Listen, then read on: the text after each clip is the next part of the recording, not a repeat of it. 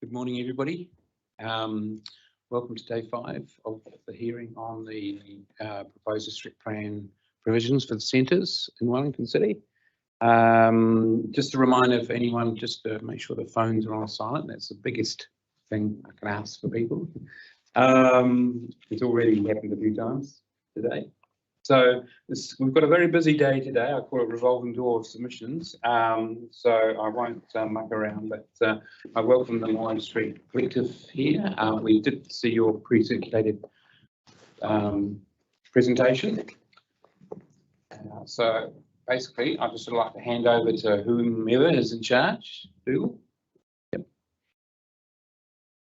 Thank you, Commissioner Schofield and panel.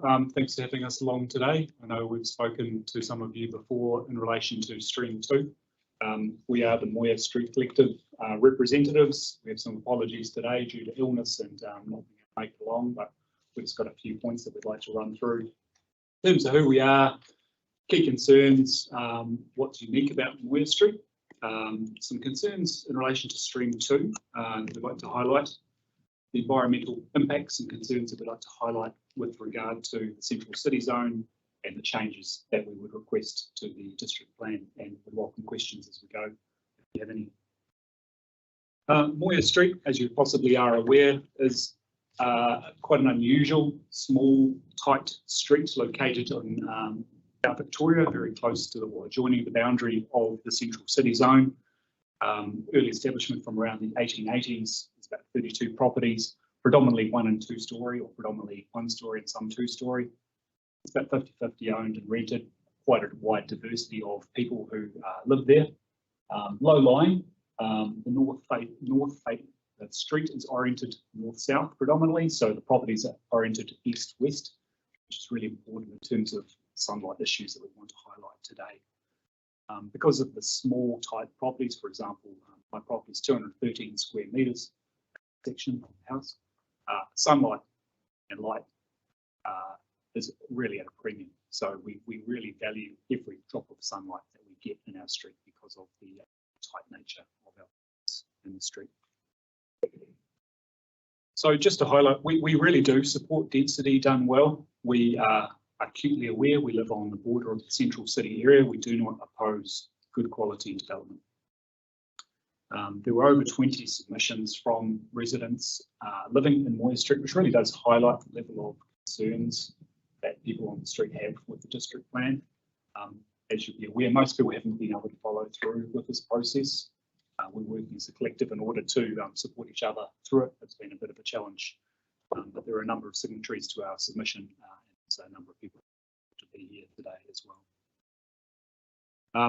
The typology of houses is mentioned, generally character homes, low-lying, single-storey, oriented generally east-west, skinny, narrow houses, so windows at the front, windows at the rear. Most houses have no windows on the south side. So the design of the houses is very much oriented in the afternoon. In terms of the unique circumstances of Moir Street, it is a bit unusual. So it's in the medium density residential zone. It's adjacent to the central city zone. It's a character area under the proposed district plan. It's also a heritage area. There's only 4 of these in the whole of Mount Victoria. And as far as we're aware, there's no other area, the whole of the medium density residential zone that has all these 4 characteristics. So it's quite unusual. And we were asking basically that unique character is taken into account in the district plan. So we've submitted on a number of cross-stream issues, and our submissions kind of cut across streams 1, 2, 3 and 4. We're advised to appear and speak to streams 2 and 4. We did not speak to stream 1. We did not speak to stream 3. But we recognise that there are some issues that we are raising which have qualifying matter issues under stream 1 and have issues under stream 3 heritage. So I'll leave that up to you as the commissioners, who I know are grappling with those complexities as well to figure out all that applies. Just to highlight on stream 2, so we did appear back in March on stream 2. And we raised a number of issues, and they were picked up particularly by Commissioner McMahon, who noted that our concerns that our submissions just weren't dealt with at all in the Section 42A report, and our concerns weren't dealt with at all. We're not mentioned at all in the officer's right of reply. So we queried this with the council and said, what's going on? We don't seem to have been dealt with at all under Stream 2, despite being advised to appear under this. And the advice that we got was that the submission was picked up only in part, not at all actually, in Stream 2, because it relates to character precincts in the central city zone. So we're just kind of highlighting that because of the cross-stream issues. When we came to the preliminary session with commissioners and the issues around cross-stream issues were raised, they were advised to appear across different submissions and that you'd work out how to address those issues. We're just really asking that, given that our concerns don't seem to have been picked up at all in Stream 2, can you please make sure that that feeds back into that section of the... So our main concern is this, and reflecting on this today, we're walking into the building. When you stand on the pavement on Bulcott Street and look up at the building, please do this at morning tea, look up the building, that's basically what we're going to see in our backyards. It's really high, it's really big, 28 metres high is really high in your backyard. When you're on a low-lying property in a 1 to 2 story building and you've got 28 metres behind you, it's huge. And you know, buildings, even with the proposed setback, you know, only 11 metres from our boundaries could be 28 metres high, 28.5 metres high. So you know, it's really big. We're not talking about a little kind of building over the back of us, and this is kind of a change from the current district plan standards, which are 10.2 metres high with a 45-degree angle, to a 28-metre high building with a 60-degree angle from 8 metres. So it's substantially different kind of impact from what is currently envisaged in the current district plan. And again, you know, we really do support good quality development. There's been some developments happening along Harnia Street, and we'd welcome that kind of thing happening behind us as well. But really are concerned with this level of. So we have commissioned some indicative shading diagrams just to kind of give you a bit of an indication of the level of impacts. So even at the equinox, afternoon sun's gone, forget about it by 5 p.m. Winter solstice, no sunlight whatsoever. And as I say, our properties are oriented east-west, so they do really rely upon this afternoon sun to get any light into our property, any daylight, which is really important in terms of warmth, comfort, and all that kind of. You know, by 5 p.m. in winter, not only is the entirety of Moir Street shaded, most of Mount Victoria is shaded by these buildings. So it's a wider impact that I suspect most people in Mount Victoria have no idea about. And had they seen this kind of shading impact, you would have seen a lot of submissions from people living on Roland Street up through to Warradad. So we've undertaken our own assessment of effects, and our understanding from the shading impacts and from living on the street for a number of years is we are concerned about a number of effects around heritage, sunlight, shading, character. And so therefore we contend that this is contrary to the objectives and policies of the plan, which seek to kind of balance increasing development in the central city area with impacts on adjoining areas. We don't believe that you can mitigate this level of development through design controls. It's just not possible. And there will be a range of adverse effects on Moir Street and beyond. I think the other concern is, you know, we've raised a number of issues, but we can't see that these issues or effects have been addressed in the evidence to support the proposed district plan.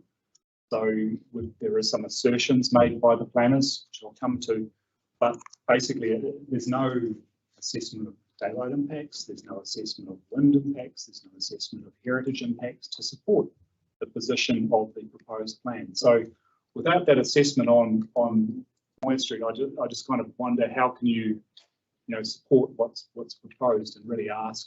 And this was again the issue that we effectively raised in Stream 2, that there'd be no assessment of the impacts, but there was no response, as I say, at all. You know, word search Stream 2, writer replies, Moir Street is not in there. So, as I say, remain concerned about those impacts on the street, and particularly when you compare that with the current district plan provisions of a 10.2 metre limit building from a 2.5 metre 45-degree angle. So we also therefore disagree with the assessment of effects in the section, in the officer's section 42A report, and this does deal quite a lot with Moir Street, so thank you for that. Doesn't seem that, say, there's been a site visit to Moir Street by the assessing planner, or any modelling of wind or sun or shading to support that assessment or position of the planner, or an assessment of character or heritage impacts. If it's going to be a heritage area, where's the assessment to say that there is no adverse impact on the heritage of Moir Street as a result of having these very tall buildings? So we think this is clear grounds for a qualifying matter. There's a couple of errors in the section 42A report, just want to highlight. So the report states there is now a maximum height of 27 metres. The height's still 28.5, and that's not a maximum, as you'll be aware, because the intent is to remove the maximum. And the primary basis for the planner's report is that the direction from the NPSUD is to maximise density in the central city area. Well, if you applied that logic, you just put no limit on Harney Street, just let kind of development go up to our boundaries and just as high as you want. But it's not a kind of a good principle for good urban design or good city planning to balance all the different aspects across our city of densification and maintaining the qualities that make Wellington a good place to live. So that's the section 42A report. Changes we want. We just really request a reasonable transition zone. We recognise we're probably not going to be supported to keep the existing transition zone, which would be ideal, but the district plan does indicate buffer zones next to sensitive areas. For a heritage area, I think that means for a sensitive area. So we ask for a reasonable buffer zone, and we just don't think that 60-degree recession plane from 8 metres is going to give any kind of mitigation in terms of those buildings. They could be 28 metres high within metres of our boundary. So we therefore ask that this is considered as a qualifying matter. And the changes that we're asking for really don't impact on that overall intent of the plan to maximise density in the central city zone, and that we're only asking for a small piece about 100 metres long of Harney Street, which adjoins our properties. It's a very, very small part of the central city zone. We're asking for a reasonable height limit, 15 metre height limit of buildings on that section. We're asking for a reasonable setback and a reasonable recession plane that area. We don't think that's an unreasonable request in order to balance the different kind of issues that you need to consider as part of the plan. So in summary, we support reasonable development. The proposed district plan as it stands will have significant adverse effects which haven't been adequately assessed or contemplated, we feel, in the section 42A report. Those impacts will go beyond Moir Street, but beyond.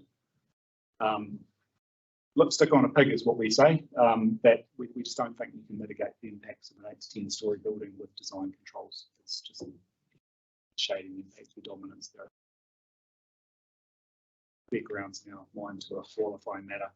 So therefore we ask for reasonable height controls and suggest that this is clear grounds for a Thank you for your time and welcome questions. Thank you for that. I'll ask a few to start off. It does seem to me that there's some acceptance by the council that height is a qualifying matter, because if you look at the height limits for that part of the CCZ, they're a lot lower than the remainder, even other parts that are adjoining residential areas.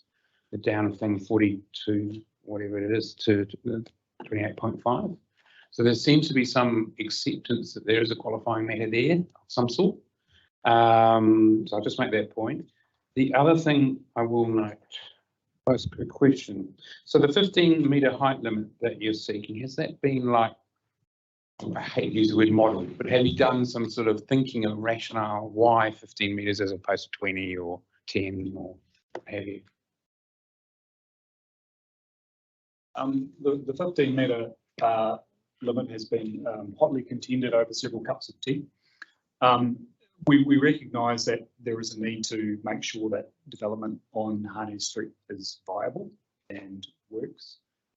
There's been a number of developments further along Hania Street which comply with that 10.2 metre limit, and they kind of get 3 stories quite well, but you can see that they kind of compress. So with the concept of trying to allow I think it's the 4-metre stud on the ground floor to enable commercial development, that 15-metre allows for 3 to 4 stories with a decent ground floor stud, because what's happening in some of the other properties along Hania Street is they've basically squashed in residential on the ground floor as well on a street which really should have a commercial kind of a frontage, and as a result those ground floor apartments, they've always got the windows closed, they've always got the blinds drawn, they're not kind of good quality. So I was trying to balance all those kind of aspects and come up with something which we thought we could live with in terms of shading and tax, but enabled decent development. And what did you say the current height limit was for those properties at the moment? 10. It's 10.2 metres, and it has a 2.5 metre height limit on the boundary with a 45-degree recession plane. And those examples, can you give us some addresses or point to us where they are, so that if we can go and have a look at them, we know where they are? Is it possible? Is that ones with the 10.2? Well, I'm more interested in the ones you said are good developments on Hania Street, to see what they look like. Density done well, etc. So if you could provide those, that would be useful. I think we can probably top of your head. Provide several in the neighbourhood. Right. Okay. Thank you. And as you're aware, I wasn't on the hearing panel for the residential thing, so I didn't hear what was said then. Are you, the list of issues that you've got there, are you connecting, I don't know if this is relevant or not, connecting the shading issues and things, is that primarily an amenity issue, or do you think that it affects character as well, the character area and heritage qualities? Well, we definitely think it had an impact on the heritage quality of the area. You really appreciate the quality of the heritage of Moir Street from the street and also from the backyards. So the backyards of our properties are generally quite open and give you an appreciation of the kind of connectedness of the properties at the rear and also from the front. So that's when we appreciate that. The 28-metre height buildings would be very noticeable both from the street and from the backyards, and so it would have an impact on the heritage and character qualities of the street, as well as those kind of sunlight overlooking community shading issues. I mean, I'm generally familiar with Moir Street because I've been there several times over the years, but there's an elevation difference between Hania Street and Moir Street. What's the effect of that?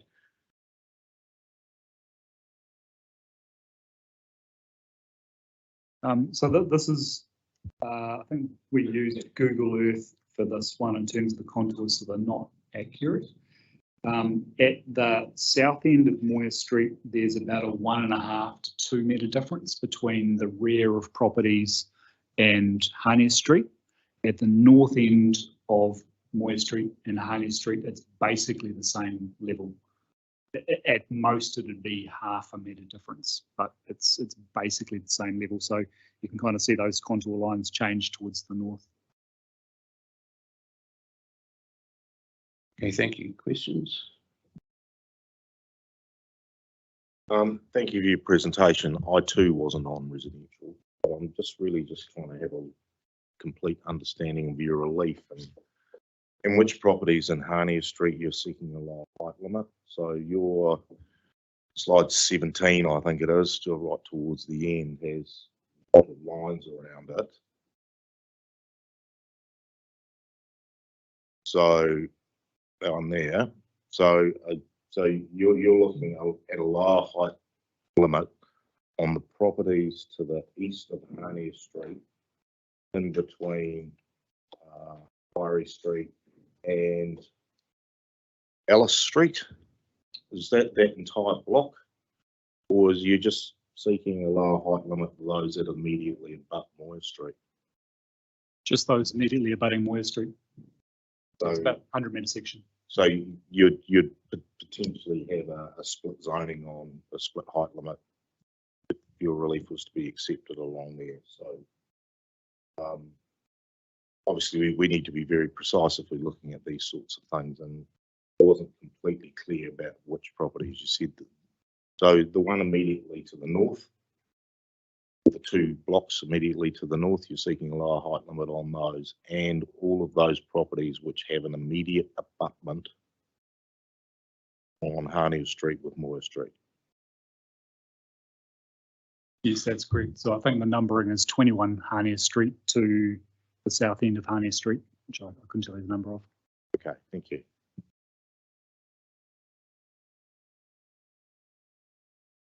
Thank you. I'm very clear on your issues. Yeah, thank you very much for your time and effort in doing the presentation. Much appreciated and very clear. Thank you. Appreciate your time.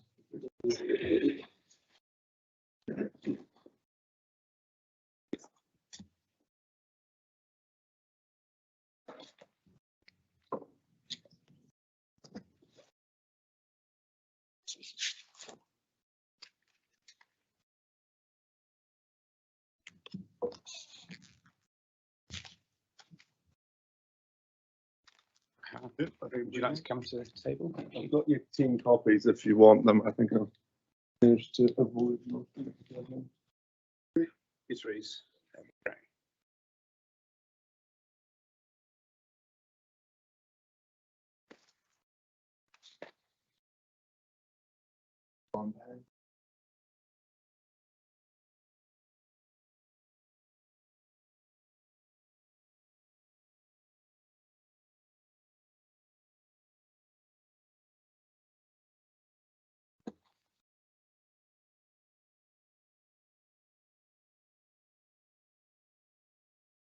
Welcome. Heather, you'd just like to talk to your speaking notes. Yep, so no presentation. Thank you for having me. So Shannon Wallace on behalf of the Environmental Reference Group. So we are a reference group to the council, but sort of have an independent mandate to provide environmental and sustainability advice to Wellington City Council. So speaking on behalf of the group, certainly not the council. So generally, in terms of this stream, and our submission covered every stream. I guess our key points are taking into account climate change and noting the Te Atakura climate reduction ambitions of the council and the need to provide alternative transport options and provide a clear pathway for people to not have to use their cars, and noting walkable cities have different benefits as well as just climate change, so health benefits, well-being benefits. I think our key point for this stream is that to provide for truly walkable neighbourhoods, we need to provide a real diverse range of options for local and neighbourhood centres. And we think that in many ways that will be a change in both planning and local perception of what local and neighbourhood centres can be. And really about moving away from the idea that local and neighbourhood centres are just a dairy and a cafe if you're lucky, to much more diverse range of amenities, shops, within a walkable distance of where people live, to give people a genuine option to not have to use their car for as many trips as possible. I think it's worth noting right up front that we think the council in general have done an amazing job of moving towards that. Like, we support the vast majority of what they're doing, particularly for neighbourhood and local centres. So really, and I'll get into the specifics, we're only trying to nudge slightly further for a few matters. So generally we support most of what the council are proposing here. So into the specifics, local centres, objective 4. So this is the activities for a local centre.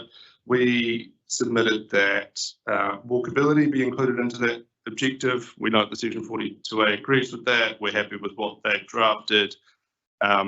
the gist there is that, you know, the activities when you're thinking about local centres should take into account walkability. And I guess the example we think about is perhaps when you're looking at a supermarket or something that's probably going to trigger consent requirements. Think about what's in the neighbourhood, think about what's nearby, and maybe a dairy could be bigger if there's no supermarkets nearby. It's that sort of thing. So we're very in favour of what the Section 42 says there. Yard-based activities, we are not quite aligned with the council or the Section 42 there. So what's proposed is a restriction on yard-based activities. I think it's activities that potentially don't comply. Can't remember the exact wording. Our thinking there is we can't quite get our heads around why yard-based activities, and particularly the definition used of yard-based activities, is quite as restricted as it is. I think it feels like when you look at and read the definition of yard-based activities, what's sought to be controlled is petrol stations generally, and then there's a few other things tacked into that definition.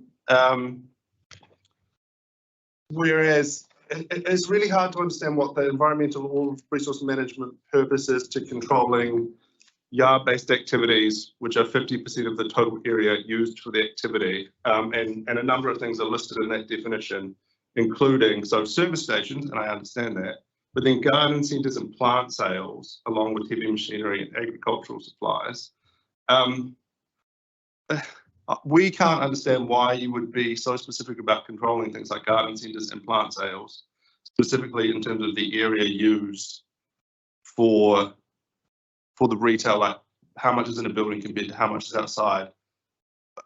Yeah, I can't get my head around the rationale for that. If it's a transport reason for cars coming and going, if it's a permeability reason, then I think that could be controlled better elsewhere in the plan, rather than just saying we're restricting garden centres and plant sales in local neighbourhoods. Doesn't make a lot of sense to us. And so again, going to that point, you know, if you can provide for more options within local and neighbourhood centres, then we should encourage that. We should make it as easy as possible in the plan. And those things really seem like a clear case for things we'd want in our local neighbourhood centres, to provide people options to not have to drive. The next, I guess, key point where just to note that the Section 42A didn't pick that up. Didn't really, we thought, consider our points on this. So we would appreciate more thinking. And I guess I couldn't find a good rationale, particularly in Section 32, for why yard-based activities were controlled in the way they were. So maybe there is a good reason, and I just couldn't find it, and that's, you know, perfectly possible. But we would be keen that if there's not a really good thought about rationale for why it's controlled in the way it is, that that be thought about. So the next kind of issue where we think the council could go a bit further for local and neighbourhood centres is around heavy industry and local neighbourhood centres policy 5. So we thought the restriction on heavy industry and the avoid policy was a little bit too strict. I know that seems somewhat counterintuitive from an environmental group, saying make it a little bit easier for heavy industry potentially in those areas. We have a rather specific thought there, where if you look at the definition of heavy industry, it includes things like disposal of waste materials, transfer of waste, potentially recycling, those sort of things. We just think there is, in the future, with more diverse local and neighbourhood centres, a real opportunity for small-scale recycling, small-scale waste, small-scale composting, which we think would get hit by that definition and potentially be unduly restricted. So we're thinking about potentially a local or neighbourhood farm or something like that, like you've got with the urban farm near the hospital. If they were to have some composting associated in a local centre, would they trigger this and then potentially be considered heavy industry and pushed out? I think we have a concern there. I've noted this as well covered in Section 42, and their report points out that those sort of activities might be covered under the definition of industrial rather than heavy industrial activities, which is sought to be provided in these areas. And that's a good thing, and maybe they're right, and maybe that's enough. But we just think that the definition of heavy industrial activities is much more into the particularly disposal of organic material and transfer of waste than the industrial activity definition. So we were worried that that won't go far enough. Those are probably the two major specific issues.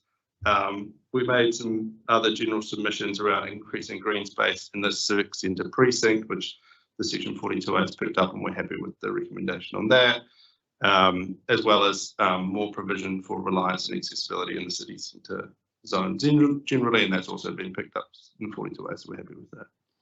So yeah, I know there's quite a lot of specifics in there, but that's kind of the gist. Otherwise, the rest is in our submission and in the other thing I gave you. Thank you. Thank you. Just before I hand over for questions to the panel, so in terms of objective 4 in the local centres, just to clarify, you support the amendment as drafted. So that amendment would address your relief sought or your concern around that. Which one, sorry? The top of the second page, you talk about objective 4. Yep. So, Yes, we so support that is drafted in the 42A. Okay, so that one's okay. And okay, well, I do have some other questions, but I might just hand over to the other panel members and come back to me. Questions?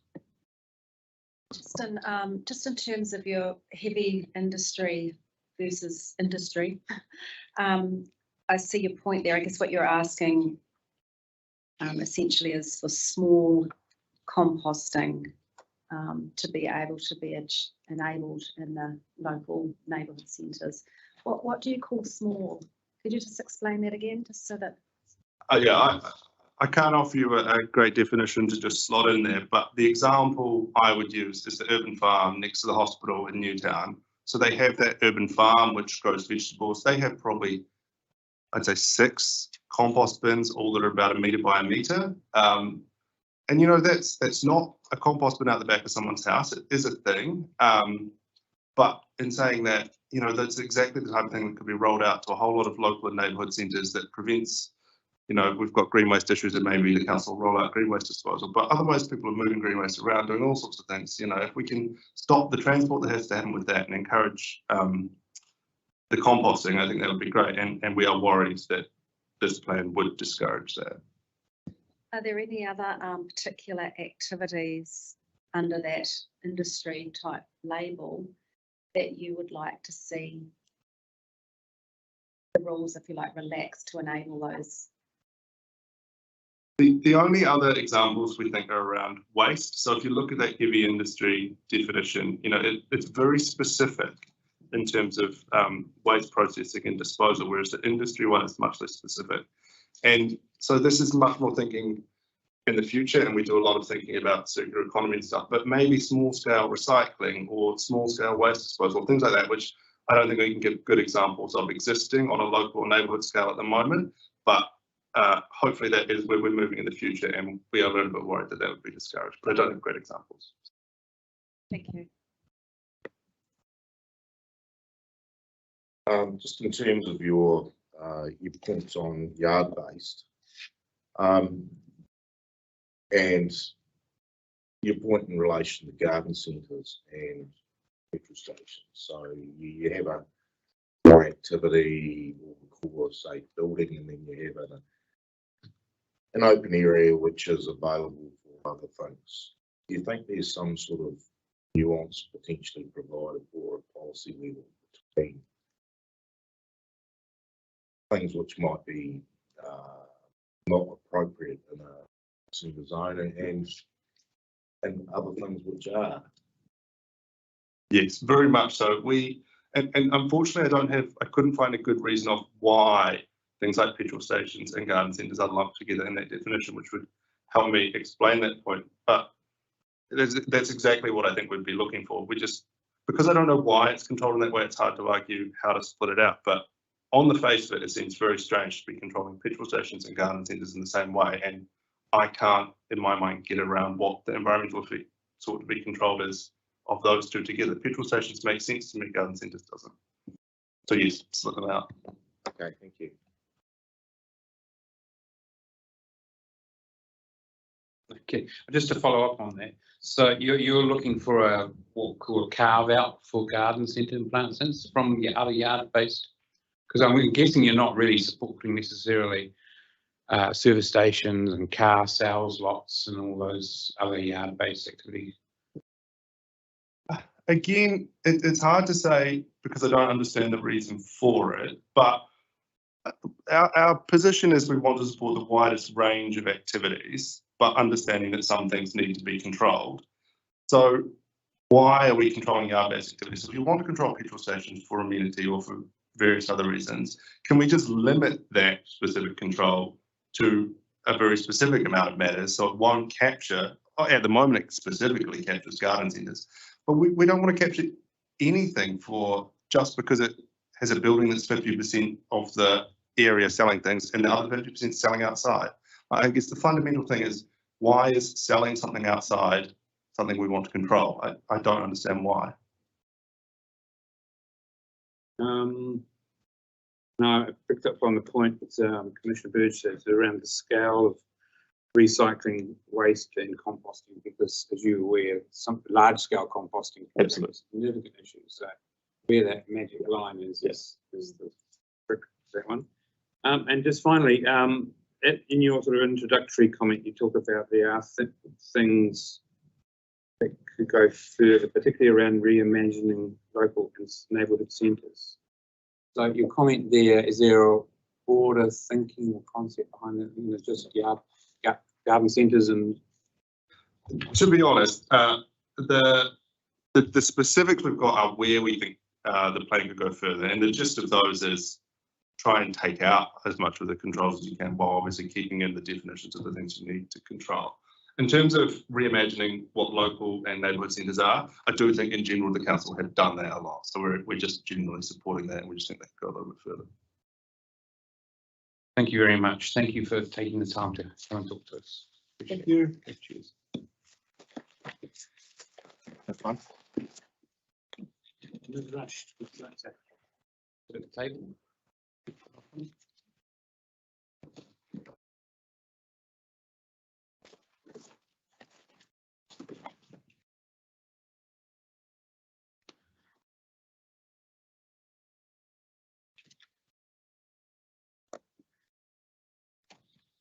So, have you got anything to circulate, or you just have some notes here to talk to us? Yeah. So good morning, everyone. I'm Michelle Rush. I'm here as an individual, and I just want to apologise in advance. This is not a flash submission, and I'm not providing any additional evidence. So if we take less than my 10 minutes, that's to your benefit for coffee purposes. The main gist of my submission, as you would have seen, which is, this is point 109.9, relating to the mixed use zone that I understand is what we're talking about today. And my submission there was to see the extent of mixed use zones widened in like neighbourhood and local centre zones, and taking in part of the medium density and high density residential zones. And the rationale for that is ensuring that people have, there's an ability for complementary things to be located side by side. I suppose I'm partially in reaction to the 1960s style of completely separating out anything to do with residential from anything to do with any other living, and how flawed that has been with the benefit of hindsight, and led to dead areas in cities and suburbs, and lots of inefficiency and unsustainability in the use of our infrastructure. So that's sort of where I'm coming from, but from a philosophical perspective. And to me, mixed use zones have the potential for greater vibrancy. And so that's why I'm just suggesting that they be increased. I'm not going to give you specific areas because that's outside my area of expertise. But I just wanted to put that just down as a general suggestion. And related to that, I do have a concern with the term definition, and the move there. It's a bit like the previous submitter.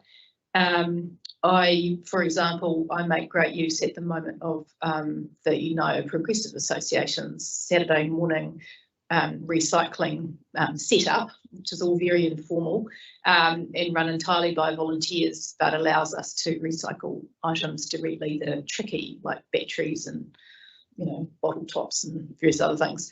And I suppose, again, my philosophy of coming from, we need to be setting our rules up for a circular economy for the future. Strongly believe that we need to make sure that there is opportunity for small scale, you know, I don't know what you call it, recycling, but is this like the previous submitter, composting, etc. And also am mindful, though, of course, particularly the things like composting, you have to be very careful because there is a fine line at which it becomes tricky.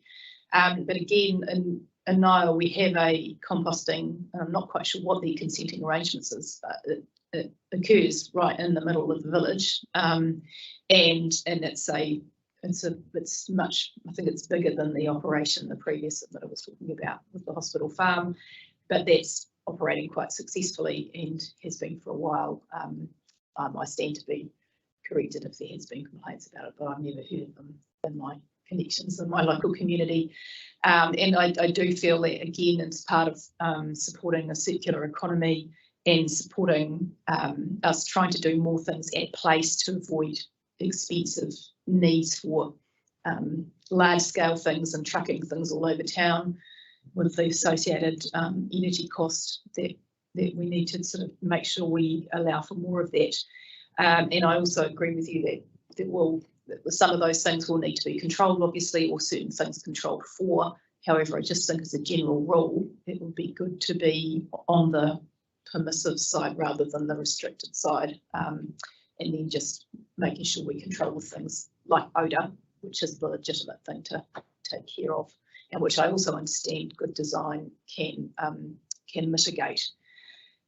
So yeah, that's so I think I also note that several of I think Ministry of Education, and I was just reading through their submission last night, saying they'd like schools to fall within a mixed use zone. I would certainly be supporting that. But again, just going on what they said, and I haven't checked whether in fact it is in there or not. So if I'm speaking out of turn, please forgive me for not having done more research. Yeah. So that's all I have to say on this matter. Is just to perhaps be allowing more room to move for things that will support a circular economy, and also so as much as possible, and perhaps extending the zone areas so that we can get that genuine vibrancy that comes from when you have a mix of things in place. So that's all I've got to say. If you have any questions. Well, before I hand over to questions, the NIO composting site, whereabouts is it, out of curiosity?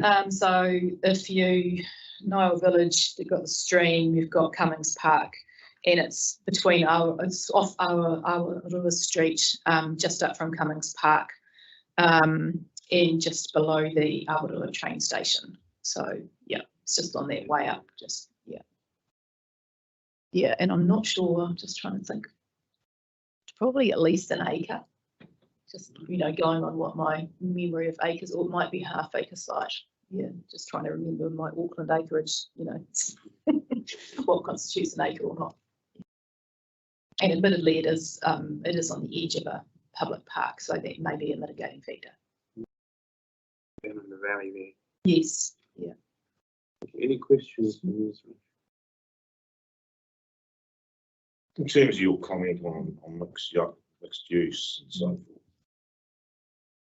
obviously we've got an operative plan and we've gone into a proposed plan, and there's been various different things about zoning and so forth. So to actually achieve the transformation that you're talking, current council thinking, do you think this is a much longer term thing, or is it something immediate that we can do? You mean Because like yeah, zone?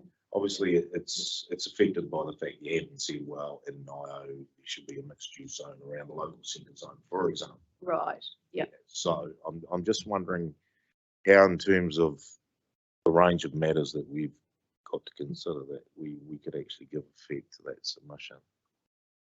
Right. I suppose I'm not quite clear how you could, and that's where I'm speaking here as an individual rather than as a planner with intimate knowledge of the areas. I mean, it may be, And it is a really hard one, because I suppose I am thinking for the long term, and thinking about that circular economy and things that we don't know yet what will be needed by way of activities and businesses if we are to try and allow more things to operate at place in order to minimise energy use, maximise use of infrastructure and so forth. So maybe it is something for the longer term, and in which case that's perfectly fine too, if it's not something for now. But I just sort of feel that it's something we do all need to be thinking about from that sort of looking out perspective. Thank you. Just further to that, my understanding is that the mixed use areas are basically a rollover. There doesn't appear to be any expansion anywhere. And I guess what you're saying is it's quite a specific piece of work, isn't it, to look at all those areas specifically and see how they can expand. But also, as you're saying, is looking at those local neighbourhood centres and seeing if they can have a mixed use around them. So there's no real question in that. It's just understanding your point. Yes, and I think that's what it was when I was I suppose when I was thinking about from my own experience, what areas that feel quite vibrant, often they are the mixed use areas. And then when I was looking at, the way that on the maps things that be put out, I was like, well, they're quite limited, and there's not many places where they are, and that just didn't seem to be quite, and I just felt that was a missed opportunity. So yeah, so I guess what I could suggest is that if by way of a more specific relief sort would be to investigate areas where it could make sense to broaden what is currently the mixed use zones, or put them in where they currently don't exist, so that we've there are places, again, thinking about the concept of walkable communities and 15-minute neighbourhoods, and again from that energy use reduction sort of local livability perspective, where they could be extended or put in for those, because I know from recollection I think there were some areas that didn't have them at all. So that would be, I think, a good relief sort from my perspective. Yeah, and apologies for not coming with a map with pretty pictures. No, that's fine. No, yeah, that's very clear. Thank you. Certain officers are here listening, so thank you. Thank you. Only one question. Yeah. You were saying that at the moment you have a collection of recycling on a Saturday. That is a local group that is doing that? Yes, that's a local group doing that. Yeah. And how does it work? They take that then to a bigger transfer station? They do, yeah. Okay. So they provide a local collection point, which then goes, but of course it's just that economy of meaning that instead of all of us having to go a very long way to do the same thing, we can all come here. There's a collection set up, and then I think the Tetra Pak go off to, is it Upper Hutt, where they have their plant with their recycling Tetra Pak, and other things go to the scrap metal dealer, Macaulay's, although he does live in Niall, so we could theoretically put them in his letterbox. So and those sorts of things. So, but I'm just aware that those are the sorts of initiatives that I would love us to be able to continue to support, including at perhaps slightly larger scale, and just want to make sure that we don't inadvertently stop them. So, thank you. Thank you, Ms. Rush. Yeah, and thanks very much, and apologies again for a relatively rudimentary submission. No, it was very clear and articulate. Thank you. Okay, thank you.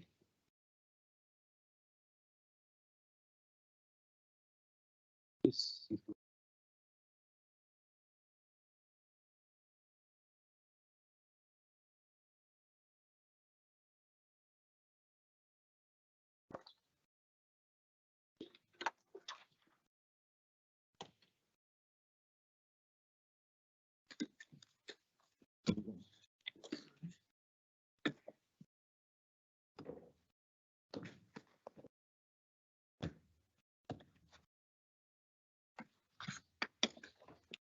Welcome. Good morning. Gentlemen. Good morning. We have read your pre-circulated statements, so thank you very much for that. But we would first just like to provide you with the opportunity to talk to your submission, to key points, as a sort of basis to kickstart our discussion. So welcome, and who's going to lead the charge? I think I might just open things up, Commissioner, and I'll hand over to Mr. Stewart in the first instance, and then I'll wrap things up. Thank you. I think maybe just to set the scene and reflecting on evidence in the lead up to this, I think there are probably maybe three themes to what we're talking about. The first being certainty of outcome, and I appreciate that can never achieve 100% in resource management matters, but it's how close can we get to that certainty of outcome. Related to that is certainty of process, and I think we can get closer to that 100% in that aspect. And what I mean by certainty of process is, how does that plan operate? Is it internally coherent, etc.? And then the third sort of theme is around cost and position. And that cost and position theme probably relates to also the certainty of outcome aspect. And then there's probably a fourth one of sort of miscellaneous matters, which is some of the minor tweaks that we have suggested that have been approved. But it's really those three key themes that we want to stress today. Before I hand over to Mr. Stewart, just to say that Mr. Stewart will, I think, as part of his speaking notes, offer you an opportunity to visit a site recently completed. Now that is particular to our point around studio apartments, and I only mention that just not to steal his thunder, but to say that thinking about the logistics of that, we can facilitate that visit. Just thinking about the propriety of such a thing without Mr. Stewart's and my involvement, so we can have a third party and facilitate that for you. So I'll just park that one there. Okay, thank you. We did just to clarify, we did undertake quite a comprehensive site visit to all the centre zones yesterday. Yes. But that doesn't stop us from doing further visits. Yes, and what we're saying here is go into a building and see a studio unit, particular to the point around the minimum unit size. So if that is useful to you, then that opportunity will be extended. I want to note that. Thank you. And the other thing that I would just say is, I think it's in Mr. Stewart's evidence, and you might have picked up on it that Mr. Stewart was part of the Minister's Technical Advisory Group. So if you have any questions around NPS development, then certainly I'm sure Mr. Stewart will be happy to take those. So with that, I will hand over. Glad there was a note here telling me to turn the green light on. Right, good morning. And look, thanks for making the time to listen to me. I'm just going to run through my main points in our final parts of evidence. But look, my overall message is, as a large developer, we need certainty within the planning process, and we need the ability to respond to what currently is an affordable housing crisis, and that's frankly is growing in this city by the day. So I'm just going to run through really some further thoughts on the four main points that we've made in my last evidence. So really the first one is in relation to the city centre zone maximum heights. The whole point of those revised heights is to free up development space, and it's to provide additional housing, and I'm going to harp on about this, but that's affordable. We need certainty. Let's wait till Mitch is out of the way. There you go. We need certainty, and that certainty starts, in real terms, it's the first day that I go and look at a site. And often I look at things and there'll be a range of issues that I can see, or lack of certainty, where I'm then going, no, I'm not even going to come back, I'm not even going to give it any consideration. I made comments that going forward, 12 to 14 story buildings are how we view things at the moment. And that's correct for now, and it's largely because we are constantly having to evaluate or reevaluate earthquake-related structural changes, and it's a real issue in Wellington. It costs us a lot more to build a building here than it does in Auckland. But the issue is, this plan is going to be in place for many years, and that may change. In the last few years, we've completed 15-storey buildings, we've completed 16-storey buildings, we've completed 17-storey buildings. We're well down the track to commencing an 18-storey building next year on the corner of Dixon and Victoria Street. So whilst I've made that comment in terms of 12 to 14, I think my point is we need the flexibility to respond to market conditions, because they're going to continue to evolve, and they'll be evolving when I'm hopefully lying on the beach somewhere. It's going to keep evolving over the next few years. And in Wellington, as you all know, we are very geographically constrained. We've got the harbour and we've got the town belt. Our growth has got to come out of the central city. As Mitch mentioned, you will have seen my involvement in the NPS urban design. During this process, we debated at length, and at the end of the day, I can confidently say there was a unanimous decision in terms of what the outcome was within that document for our main cities. In Wellington, we seem to be kind of turning our back on. Our next point was minimum ground floor heights. Look, increasingly we're developing sites on the fringe of the city. We're close to completing an 11-storey building at 212 Willis Street. That's in the southern end of Willis Street. We own another site further south in Willis Street, probably closer to Arrow Street.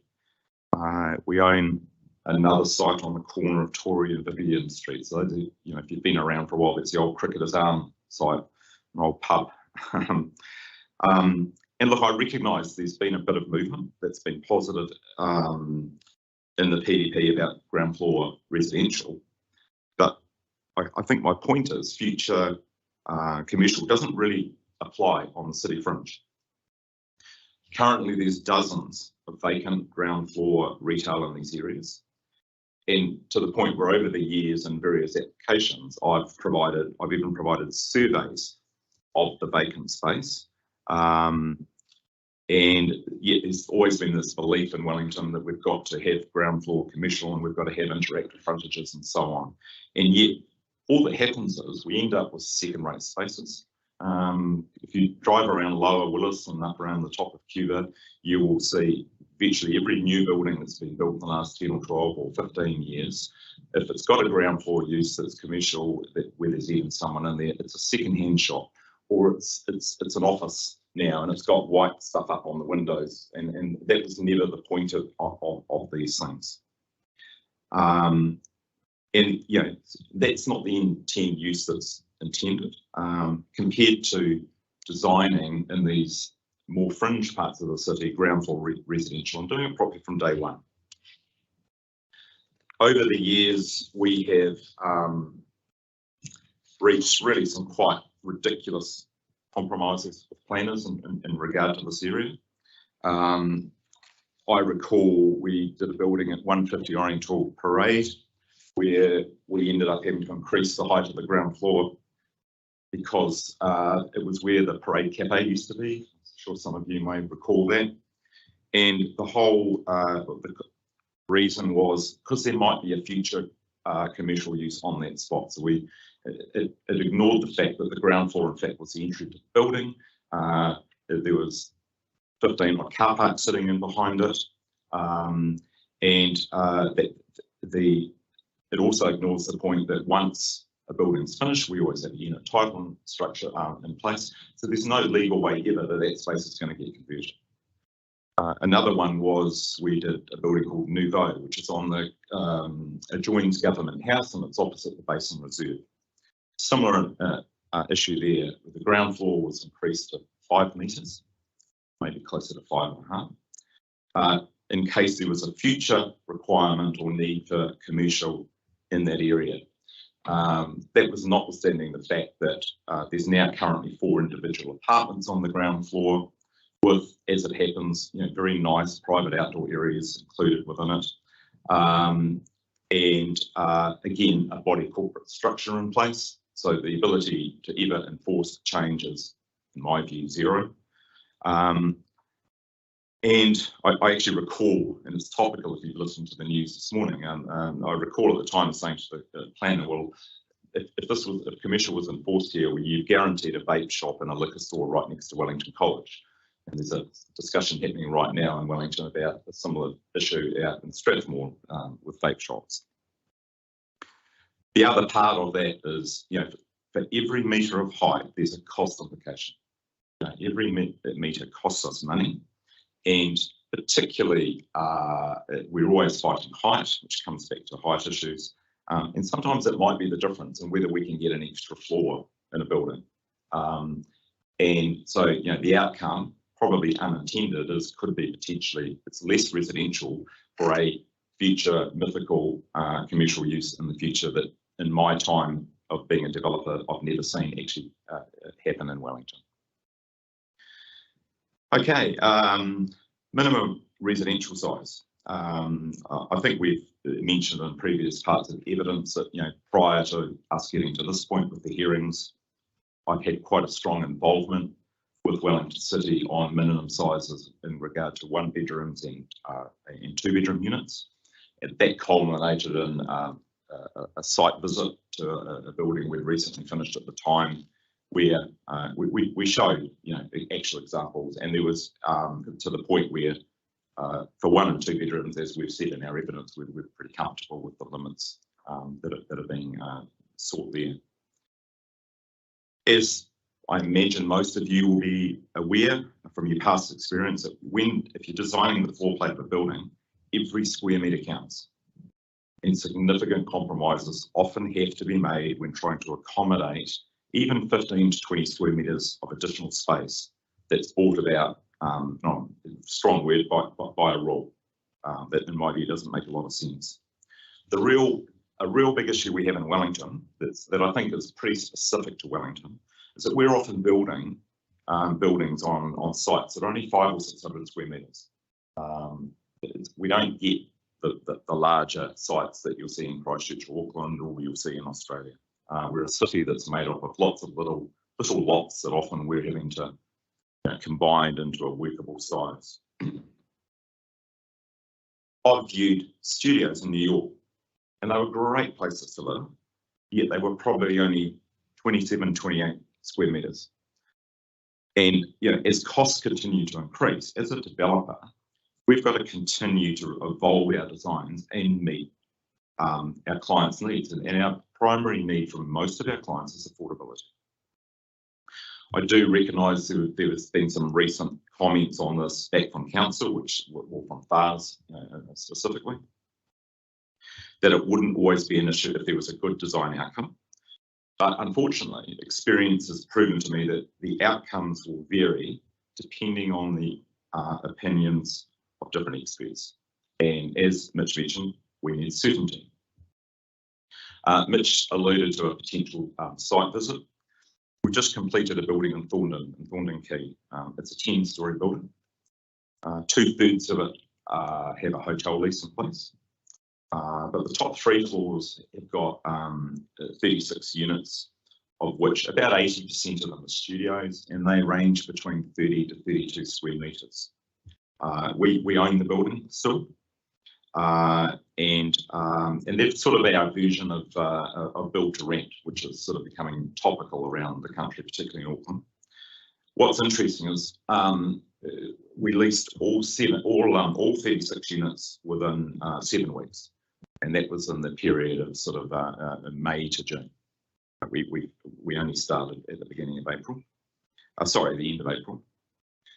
So from where I sit, you know, there's a pretty strong evidence there that there's a demand, and that the design and the quality and the size meets the requirements of what the market is. Because at the same time, there's a number of studios around Wellington that might be 34 and 35 metres, and they're still sitting vacant. They've been vacant for a long time. And there's reasons, and it's not size, it's the quality and the design of the actual product. So kind of this one shoe fits all, I just don't agree with.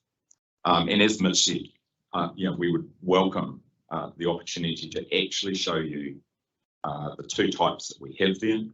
And it's a similar exercise of what I did with a number of people from Wellington City when we were debating one-bedroom units in particular. Earlier iterations of this process sort of had a minimum requirement of 50 square metres, and as you know, that's now come down. And that was a direct result of us showing 40, 42, 43 square metre apartments, and that they can work. Okay, outdoor living space. Look, my evidence, I think, clearly points out that all this requirement does is add cost in a city apartments. You know, we've got a huge lack of affordable housing in the city, and the reality at the moment and for some time is that now is that most first home buyers can now only afford a one-bedroom apartment. That's entry level now in Wellington. Like in the past few years, we've responded to this, and we're now creating 40 to 45 square metre one bedrooms, and that reduced the entry level to sort of $480,000 to $520,000. But if we were to add, let's say, a 6 metre deck to that unit, that's going to take the price up to $550,000 to $590,000. For 50 square metre apartments, which is still a lot of what we do, the current price range is sort of $680,000 to $650,000. I'm excluding the recent Victoria Lane apartments, because they're a different model. So to add a 6 metre deck to that, that's going to take them up to $650,000 to $720,000. And really, you know, all of the proposed change, regardless of the underlying measures of the apartment, is just going to make it unaffordable for one bedroom purchases. An example, we're close to completing a building at 212 Wakefield Street. I think it's 11 stories. We pre-sold that down about 2 years ago. However, we held back 4 one-bedroom units on the first floor because we thought we might have had to make some fire egress changes. 2 to 3 months ago, we finally released those to the market, and they were priced around about $550,000 each. They all sold within 4 weeks. They all sold to first home buyers. 2 of the 4 purchasers were able to take advantage of the Kāinga Ora shared equity scheme. I'm sure you're aware of that. And that's been in an environment nationally where you generally, as a developer, we haven't been able to pre-sell anything now for 18 months. So, you know, price really matters. It really matters. Another point that you need to remember is that when we're in the pre-sale stage of a building, we rely really heavily on investors. You know, investors are often half the initial sell down.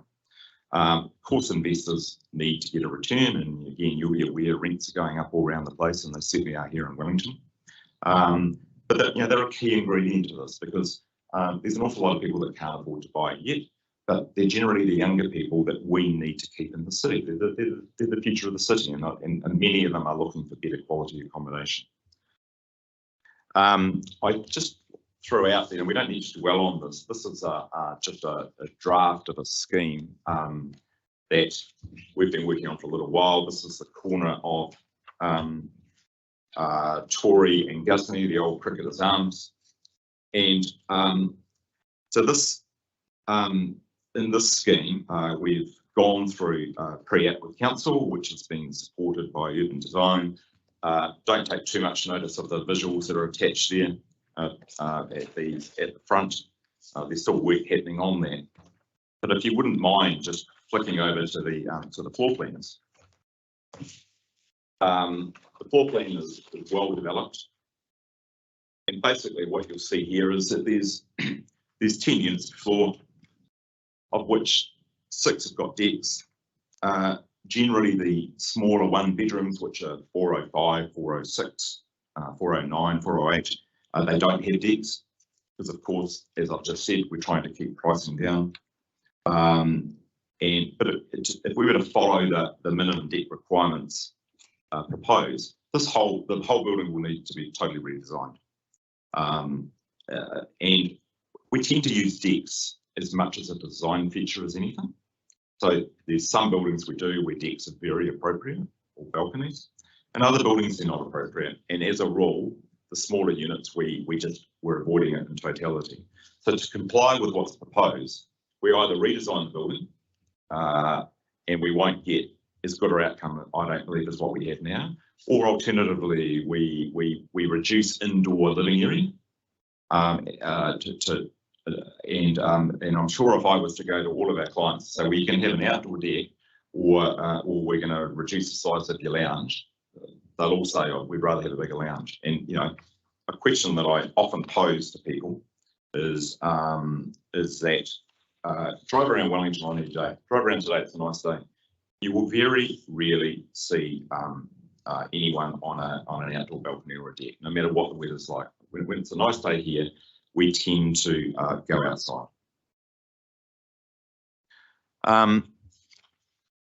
Really, in closing, look, we've completed hundreds of apartment units without decks, and yet they are still very sought after in all the various buildings that have now been completed for a few years. We've provided other amenities such as pools, gyms, squash courts, theatres. In just about in all cases, ultimately the body corporates have usually closed these spaces down. And the reason they close them down is that they always come with a cost, and they often incur quite a bit of vandalism. You know, unfortunately, there'll always be some tenants in every building that decide to have parties and all this sort of stuff. And in my view, that will be the outcome if, you know, the alternate option of providing community spaces within a building was relied upon. But we're a small, walkable city. We've got many opportunities for high quality indoor and outdoor community spaces without cramming them into an apartment building. So really, you know, my final message is, you know, allow us to provide good design outcomes that provide the flexibility that our clients are asking for, and that includes affordability without sort of prescriptive rules of sort of one shoe fits everything. Thank you. Any questions for Mr. Stewart? Thank you, Mr. Stewart. You know, you and I have been in Wellington and it's going for quite a while now. But in terms of your evidence, and we'll perhaps look at the ground floor areas first of all. Do you feel there needs to be a distinction between different parts of the central area about where these things should be provided? Yes, I do. Yeah. And isn't that indication already there to some extent in terms of the active frontage controls? It is to some extent, but I don't believe, and maybe jump in, Mitch, I don't believe, so take Willis Street, for example. You know, a lot of that's still within those controlled areas, but that's what I would be calling fringe. So you know, the council's objective for those ground floor areas is to provide street activation and you know, get all those good funds.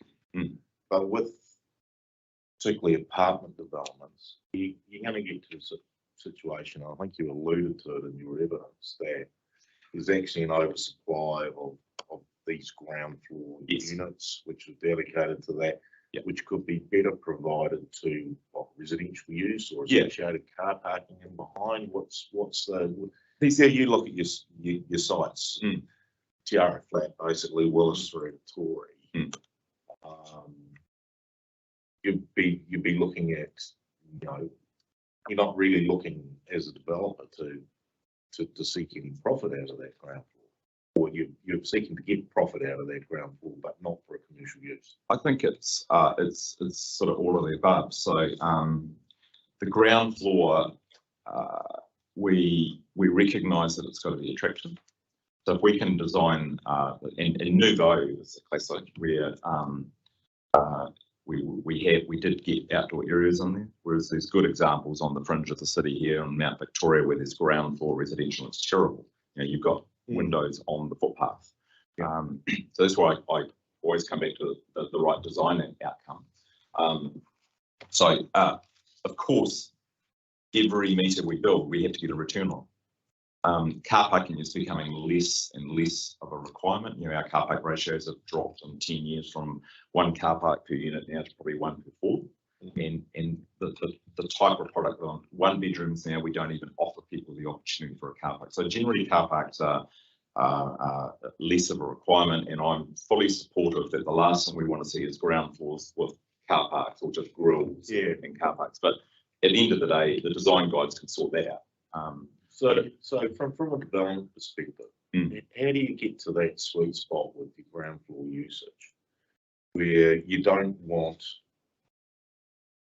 say, residential, because everybody knows, and so automatically there is some form of glazing gone up to actually get that privacy. How do you get that sweet spot in between not achieving that sort of undesirable outcome, but also getting the right street eggs activation and so forth?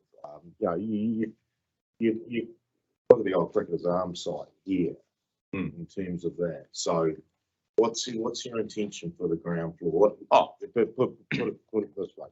What would be your desirable outcome for the ground floor? I think in that case, our desirable outcome is what we've shown, because if you look at Tory Street, there is good activation leading right up to our site. Hence why the commercial is wrapping around that corner. But take an extreme example, and we've shown it, and I didn't actually put the ground floor scheme in here. We've shown, if you go around the corner into Vivian, where we set that from the adjoining sites, we have shown some 3 or 4 ground floor units opening out onto an outdoor living space. But under what's proposed, I've still got to be at least 4 metres for those residential units. So is it a height issue? That's what my argument is that height. But I guess Dr. Zamani, he was seeking to provide that differentiation in height. So you just think that the current approach is too blunt? It's too blunt. Yes. Okay, and there should be greater street definition about where these things are required. Over and above the existing active frontage controls which are proposed plan. Correct. Correct. And let us provide the information to help someone, planner, for example, make that decision. I said it earlier, I've done full surveys sometimes to prove this is not an area for this to happen. Sometimes, and I'd call Willow Street the perfect crossover. Like, it's right on the cusp of providing activated ground floor, commercial, retail, whatever it is. But I'm not convinced that residential there is the right solution either. So let us come up with another outcome. Not be so blunt and prescriptive of either interactive and a higher limit if we don't need, like, generally, again, our 212 site, we've got a very small retail frontage there. Eventually we'll find someone for it. We've got car parking in behind it. A car park's 5 metres high. It doesn't need to be. We could have brought the whole building down. So if you're looking at a scenario, and I don't think there's anything in yours or Mr. Lewandowski's evidence that you're not trying to avoid getting a resource consent for design and appearance and all those good things which contribute to the city centre out. If you look at the example of ground floor and ground floor activation, do you feel that there's, in the package of things which are going to require consideration from design, that there needs to be more specificity in the assessment criteria about the circumstances where it's a good thing to have commercial activation on the ground floor, in other areas because of the location, because of the design parameters, it may not be appropriate. Yes. Is that? Yeah, no, I think you see that tension should be I think you summed it up very, very well. In terms of the outdoor living space, we've had quite a lot over the last few days. We're only at day 5 of 8, but it seems like we've been going for ages. But never mind. But there has been quite a lot of discussion about open space and the provisions for that, minimum dimensions, and whether or not it should be required. To me, when I look at an apartment or thinking hotel room and so forth, not only internal space, is it also potentially an aspect to actually being able to get out of your, I'll use the term, your box, where you are. Is it from a not necessarily development perspective, but from a tenant perspective, is that a desirable outcome in Wellington to be able to get outside, but not have to go down to ground floor and go around the corner to some piece of public open space, which may or may not be there to actually get a bit of fresh air? Yes and no. And Mitch alluded to it in some of our past evidence. So there's a phrase that I use often, is when you live in an apartment in Wellington, on a day like today, it's really nice to bring the outside in. Okay, and so our design solution for that, for quite a few years now, if you drive past all the buildings we've done in Victoria Street, you'll see that every single unit, if it doesn't have a deck, it has a sliding door into the living area with like a Juliet balcony type arrangement. And you can open up the whole front of that apartment and you bring the outside in. But in a best case scenario here, you'll have like today, you'll have 2 or 3 hours, and then by this afternoon it's too cold and you're going to close the door. So my point is there's much better design solutions that allow us to keep these apartments affordable, achieve what you're saying. And I said it just a few minutes ago. I would challenge you, every time you drive around Wellington, how often do you see, there's thousands of decks and balconies on apartments here. We've done many buildings with them. The classic is Piedmont, which is a building we did on the corner of Tory and Tory and Cable Street, where the old warehouse used to be. The corner building there's got really big decks, and it's got waterfront views and park views. On a weekend, you might see a couple of people out of the 80 odd apartments out there. So why are they not sitting out on the decks in a location where there's a really good view? Most of what we're building now is in Tiaro. There's not a fantastic outdoor view. So therefore, it comes back to bring the outside in, and that's what people generally do. And I regularly drive down from my home in Kelvin down into Gusney Street, and I see the back of all of the buildings we've done in Victoria. And on any nice day, more than half of those doors are open, because the Juliet balcony type arrangement works really well, and it works for Wellington. If I was on the Gold Coast, different scenario. Yeah. So just going back to the height limits or the height thresholds that there are, and I know Lewandowski is going to be talking just a little bit about that as well. And what you've got in your evidence about, the sweet spot, and presumably you think about Tiara or the southern part of the CBD as opposed to further north. So you feel that 11 to 12 stories is the sweet spot. I think I said you could go far on. Yeah. Look, I think I said 12 to 14, and 12 to 14, yeah, and that's our thinking at the moment. But again, as I've said, we've gone a lot higher in the past. We're about to start one that's a lot higher. The higher we go, we absolutely pay a cost penalty. It costs us more on a metre rate to build 18 stories versus 12. We also here deal with wind issues and so on. But like technology, design, engineering is changing all the time.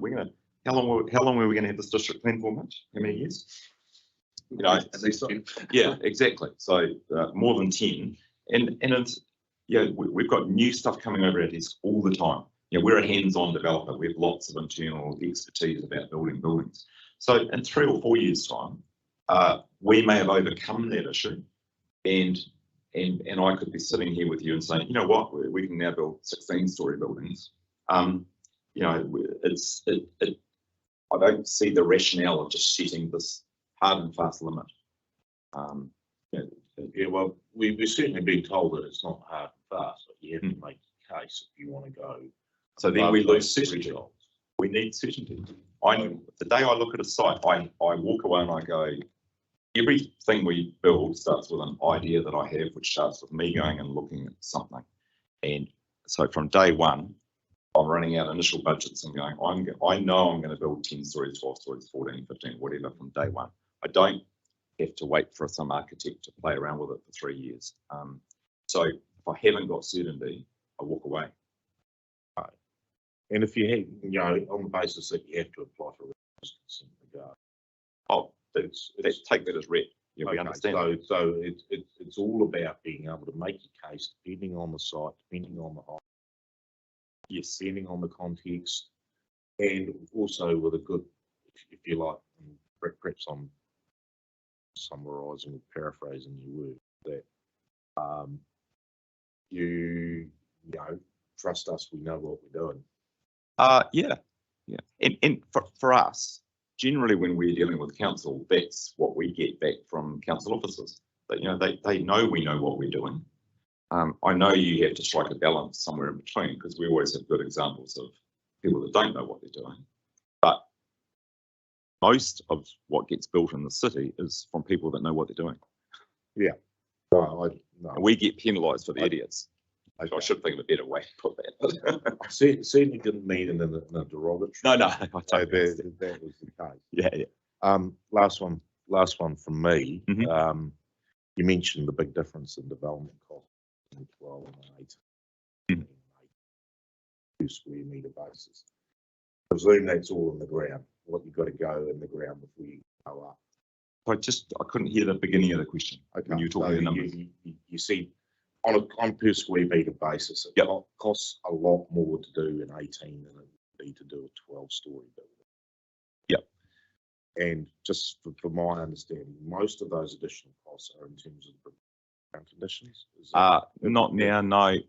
Yes, partially, but Loading above as yeah, well? it's all the loading above. So, you know, now what's happening now, and if you look at Willis Bonds building on Victoria Lane, the one that we're starting opposite it, we're having to go to perimeter frames. And so then the weight in the structure just goes up so much. So the same building, for, I'll put it in a very simple analogy, you know, going back 15 years ago, we would have had 6 shear walls in the building. What I've got in front of you now, if you have a quick count up, there's 1, 2, 3, 4, 5, 6, 7, 8, 9, there's 10 or 11 shear walls in there. The minute we start going much higher, we're forced to go to a perimeter frame system. Cost goes up massively because of the weight, basically. Okay. Yeah.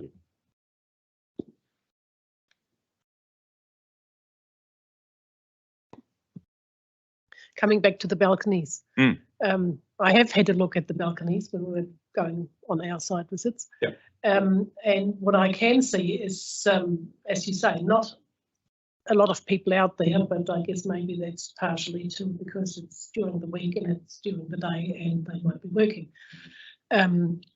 But what I do see that people use is they use it as a green space.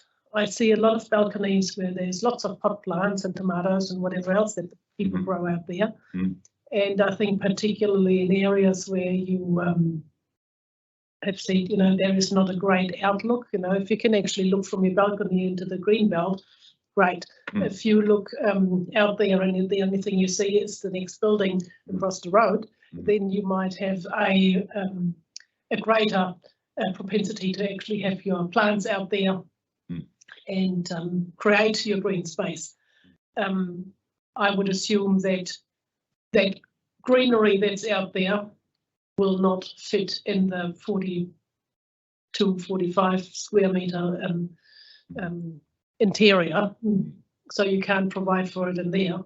The other thing I see is that people have their closed airing out there or dry. And I have to say, for a person who has lived for quite a big portion of my life in an apartment with a balcony, that I couldn't sit on because it was far too loud and far too dirty out there, and it was not in New Zealand. That balcony was an excellent space to have to extend the living within the apartment. So I think there is more use to a balcony than just being seen at midday sitting there in the sunset. Yeah. So look, I can think my response to that is twofold. In the perfect world, I'd put a balcony on everything. I'd put all sorts of things into buildings. I'd have high studs and all that, but it all adds cost. And so I don't know how to be stronger about that. We have tens of thousands of people that can barely enter the market now. And if I have to put the price up by $50,000 or $60,000, because every metre we build, we sell space. Okay, at the end of the day, we just sell meterage. That's what we do. When I model a project in the beginning, if it's 8,000 metres GFA, I know that my common areas can be no more than about 50%, because otherwise it won't stack up. And then I just apply an average metre rate, which needs to be at the moment 13,000 a metre. So on a lower floor, we're selling them at 12.5, and on a higher floor, it's 13.5. So if I have to build another 6 square metres, I'm going to put the price up by 6 times $13,000 a metre, because it costs me that to build it. Alternatively, as I said earlier, I just take it out of, I've got a 50 square metre apartment, I'm going to take that down to 44 square metres to get the 6 in there. But I'm then, and I'm talking about Wellington, we don't have a great climate. Our purchasers spend 99% of their time inside. But as I said before, you've got the inside coming in. The sites that you're talking about, I would suggest that they're older buildings, and they tend to be lower rise buildings, because everybody corporate in a building that's been built in the last 10 to 15 years has rules about what, and basically they say you are not allowed anything on your balcony unless it's a table and chairs. It's not pot plants. It's, occasionally you'll see bikes on balconies, and then eventually the body corporate will clamp down on it. So if you, again, if you drive around and look at the new buildings, body corporate rules don't allow a garden out there, don't allow other things, and you'll find that they're pretty devoid of much apart from a table and chairs. I don't believe it. And then of course, the higher you go, Europe, it's predominantly 3, 4, 5, 6 story buildings. So you're lower down in the city. Here, when we are getting up to 12 to 14 or 15 or 16, they're pretty windy spaces. They're not great, and hence why you don't see people on them. But you'll see the doors open. My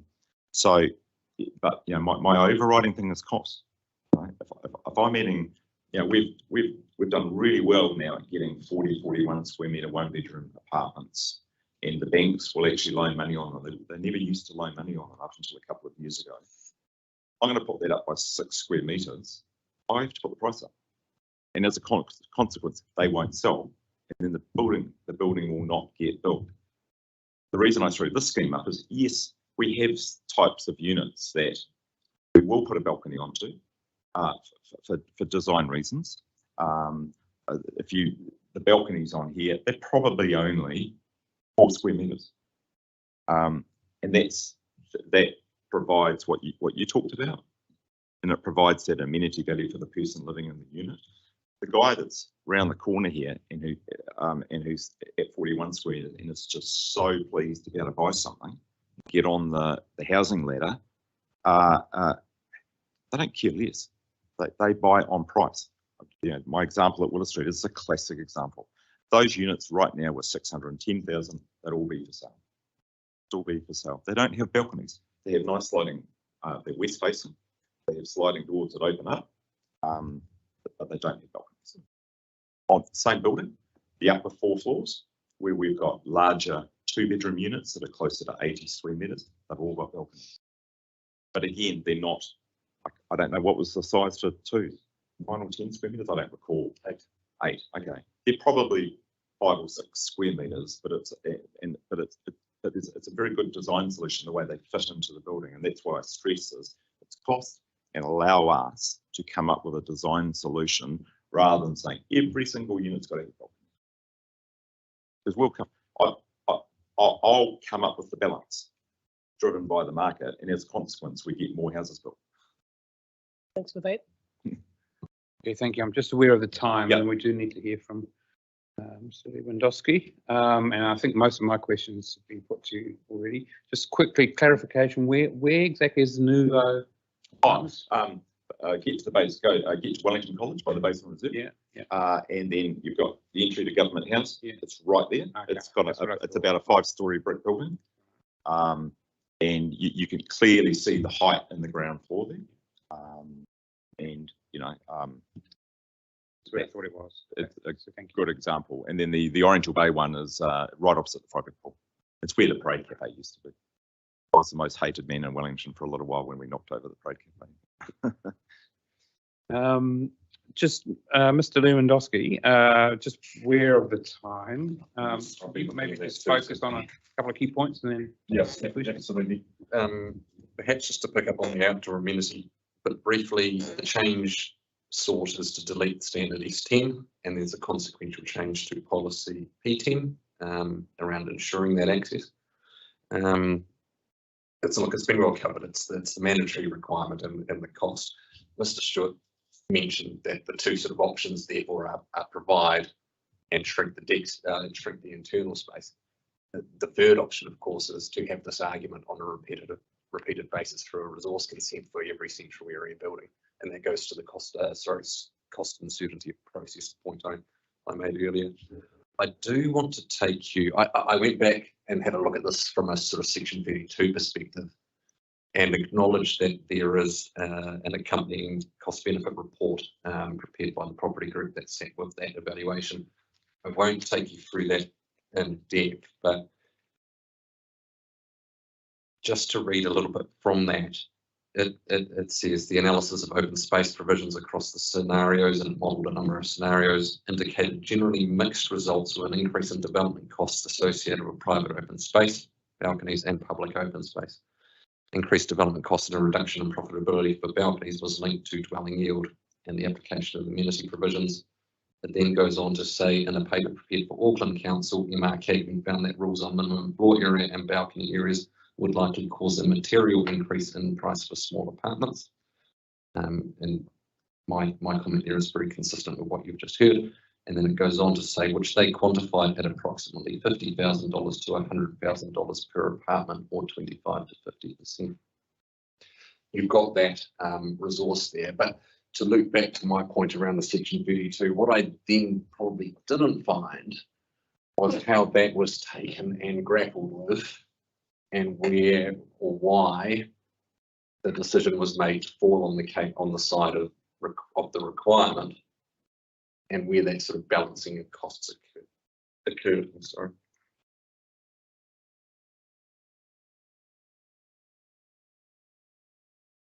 We have made the point that the city centre is generally very well served with open space sort of in and around it.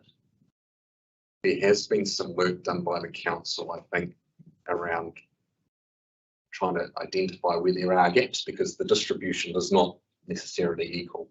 I'll leave that perhaps the council staff to come back to you on, but I raised the point because I think it was Commissioner Lutz over the previous few days raised a question with, I don't remember who, around what are the mechanisms that could be achieved around some of those public open spaces. And I'm not sure that some of those things have been fully explored, development contributions, etc. What the council's strategy is around land acquisition, I can't answer, but I am aware that there has been some work done. So I'll park that issue there. And just in regards to policy P10, which is the one related to open space provision, the policy is now put to you through the rebuttal evidence has added two additional matters. One is meeting the requirements of the residential design guide as relevant, and the other is providing residents with adequate internal living space. I'm broadly comfortable with that additional around internal living space. In terms of my certainty of process point, I would hate to think that that becomes a debating point on internal design going forward. But more importantly, the new point around meeting the requirements of the residential design guide, Commissioners Burge and Lutz would certainly be familiar in hearing stream 2. There was a lot of talk around art design guide standards, how they treated. The council's position very firmly was no, they're not standards, they are guidelines. When I read meeting the requirements of the residential design guide, that gives me pause for thought around that very issue. I'm aware that these design guide matters will be coming back to at a future hearing we will be revisiting this point and how that's consistently addressed through the plan. But I just want to flag that for you now. Unit sizes, I won't dwell on. I think we've covered them pretty well, but it's the same issue as the outdoor spaces. It's the requirement there. Broadly speaking, I think we're happier with the fact that there's a requirement there, but it's how do we pitch it? Happier at the 1 and 2 bedroom end. There's a question around studios. We've sort of, I guess, made our point. The only thing we can really add to that is to show you our product and leave that one in your hands. Actually, one more point on that. And Mr. Zamani, Dr. Zamani, I apologise, in his rebuttal evidence talked about, I don't have the paragraph number, but I do have the quote. He says that important to recognise that these standards are not intended to hinder developers and architects who deliver high quality work. He then goes on to say, considering our experience for ODP, where standards are often exceeded, reducing the size of units could lead to further reductions through the resource consent process. Or in other words, if we move the floor of the standard down, we're in effect moving the resultant product down, as product size down, because there seems to be an assumption here that we need to approve lower levels of resource consent. That puts us back in a certainty process issue. Whereas if we can set the standard to provide for an appropriate level, then it's on the council to resist, I guess, applications that are delivering an appropriate level of product. So there's a slight distinction there in how Dr. Zamani, I guess, is responding to our point and what our point there is. I want to pause briefly on policy CCZ P12. And that relates to managing adverse effects. You've had some discussion I've heard around how that ODP sort of has a pseudo permitted baseline policy involved in it, and a movement away from that in terms of the use of anticipated in that policy. And the submission made in my evidence sought to tweak matters 1 and 2 of policy P12 by adding the words where a building does not meet a relevant standard. And what I was trying to address there was that certainty of process. In other words, if and the landscape's changed somewhat, hasn't it, from the height standard to now a height threshold, and that was made in the context of the height standard. But the point here being is that if a building is to the height standard or to the height threshold, we would not want to be seeing situations where through pre-app we are dealing with issues of shading dominance, where a building is, within what I think is a more accepted height level. So I tried to reflect that in that policy. Ms. Stevens hasn't accepted that relief, and I make the point in my evidence that because we now have a non-notification statement that provides that certainty of process to a degree outcome, this isn't as big an issue, but I haven't sort of quite given up on it, because I think there is still something in here about not trying to relitigate, except for matters of, I guess, design. We need to accept that there is a level of effect that's coming from an increased scale of building in this, and that's what that issue was addressing. The, I guess, fundamental point there is I still would like to see that change. Which brings us probably to the meat of the matter, and that is around height. Rule 20, the height standard, and an associated issue of the city outcomes contribution. I think we acknowledge the design excellence subjectivity now. It's not perfect. We've learned to deal with it, and we've generally got reasonable outcomes or successful outcomes. But do note the subjectivity that is trying to.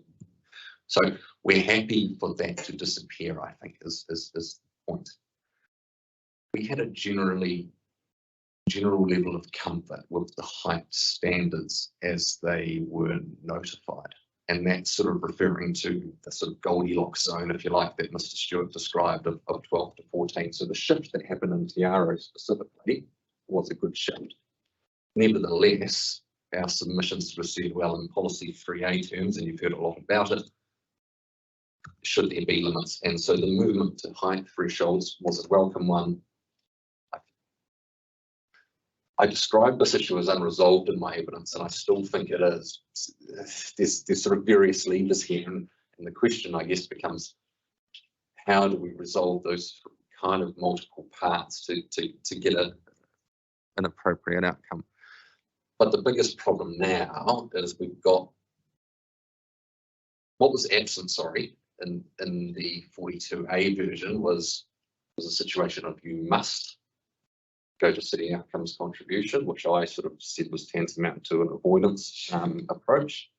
And then the policy was a require. So if you didn't go, if you sought to go above the threshold, but weren't proposing a city outcomes contribution approach, then you seemingly to me was stuck. And Ms. Stevens has recognised that, I think, rightly, and said, okay, here is a new rule, but we'll tag to that a public notification statement.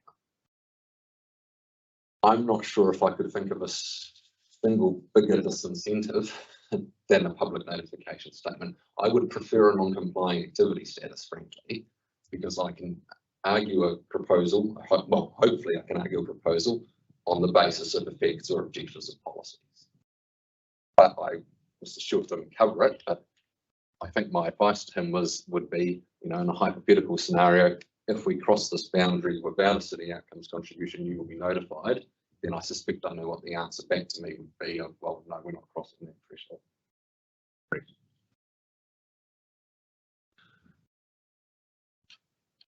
I'll get on to city outcomes in a moment. But that is, I think, a significant limitation. I think that's at odds with NPS3D 3A, because we're creating a situation where we're removing the standard, but we're kind of putting a standard back in.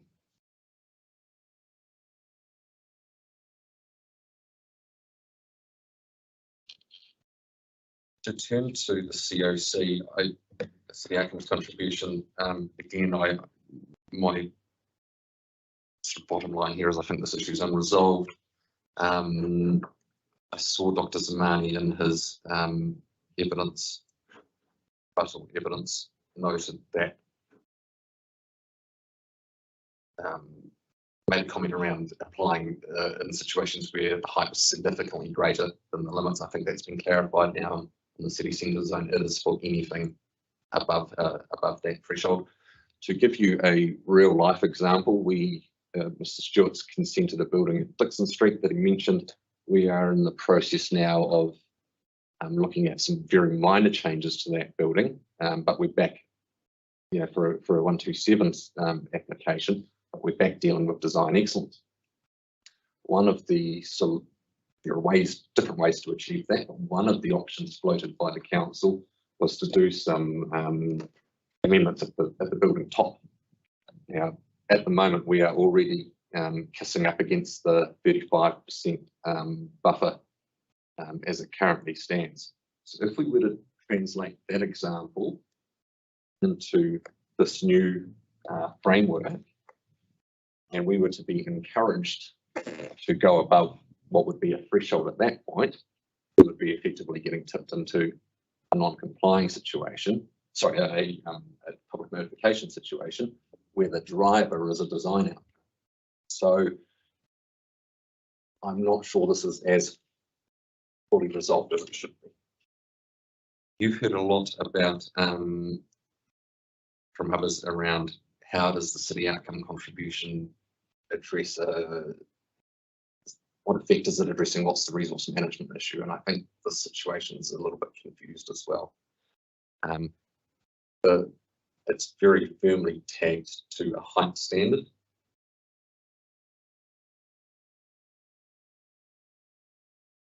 And variously, again, quoting Dr. Zamani, he says the COC policy aims to address these issues.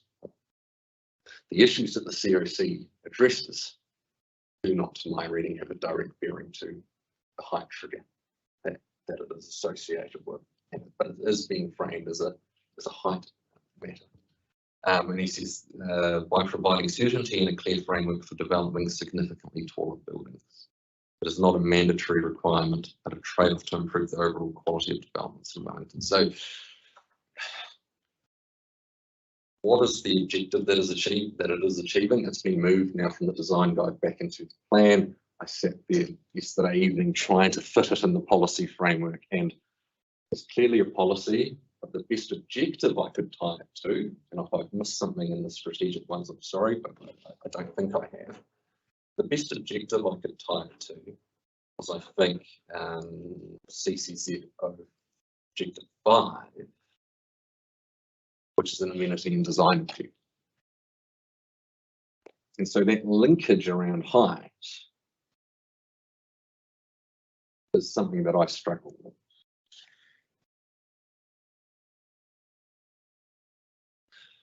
So what I've suggested is, and whether or not the threshold is ultimately required, I don't know, perhaps it is, but I'm suggesting that this be framed on an encouraged type footing.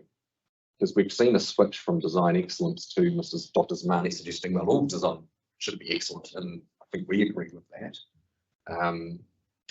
The irony around the design excellence was, well, you know, when you cross the current standard was well, is design below that standard, you know, is it mediocre? Is that okay? So absolutely great that the design excellence, if you like, is becoming inherent in everything.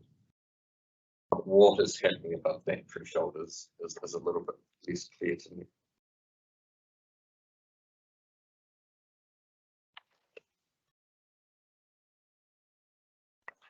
I think you've heard a lot about this, and I'm not sure I'm going to add much more to it, frankly, so I might stop there. We've talked about ground floor height. Our suggestion there is that if a building is plainly residential, a 3 metre ground floor height will be sufficient. Building depth, again, I'm conscious of time. This is a smaller issue, I think, in the scale of things. My suggestion simply is that standard required, or can that building depth issue be appropriately addressed through a design assessment process, frankly? And again, Dr. Zamani has made some comments in his rebuttal there, which I think largely lines up with what I'm saying in terms of the assessment matters that are there for that standard. Could simply be in the design guide. He simply falls off on a different side of the fence to me and considers that the standard has some merit. I will leave it there, sir. I'm conscious we've overrun. Thank you. Questions? I am just conscious of time as well, but I've only just got one point, which I'm from your evidence. In terms of your recommendation of your para 334, and about the you know, it's obviously a CCZ standard, but your viewpoint too has got encouragement to achieve the city outcomes contribution. Well, the standards need to be precise. And so I'm just wondering how an encourage word in there should be as precise as needed for a standard. I very much take your point, Commissioner. I think that you could simply remove that and just change the policy, as I've suggested, to put it on an encourage footing and leave it at that. Alternatively, that could be framed as a note, but I acknowledge your point. Absolutely. That's my question. I was trying to grapple with the changing sort of structure, and Yeah. it's bad. I acknowledge that's not perfect drafting there. Yeah, I see where you're heading, and I see your changes. That was just my issue too, was having standard with a encouragement. No, I absolutely not. I think I don't have anything further. Everything's quite clear.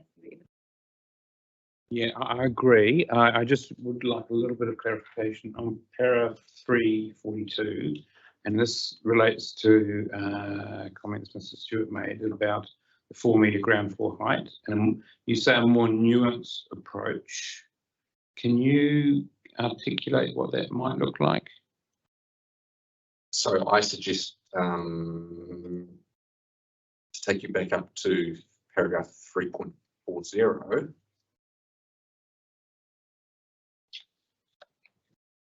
And that's the more nuanced approach. So at the moment, it's universal. You shall have a 4 metre ground floor height.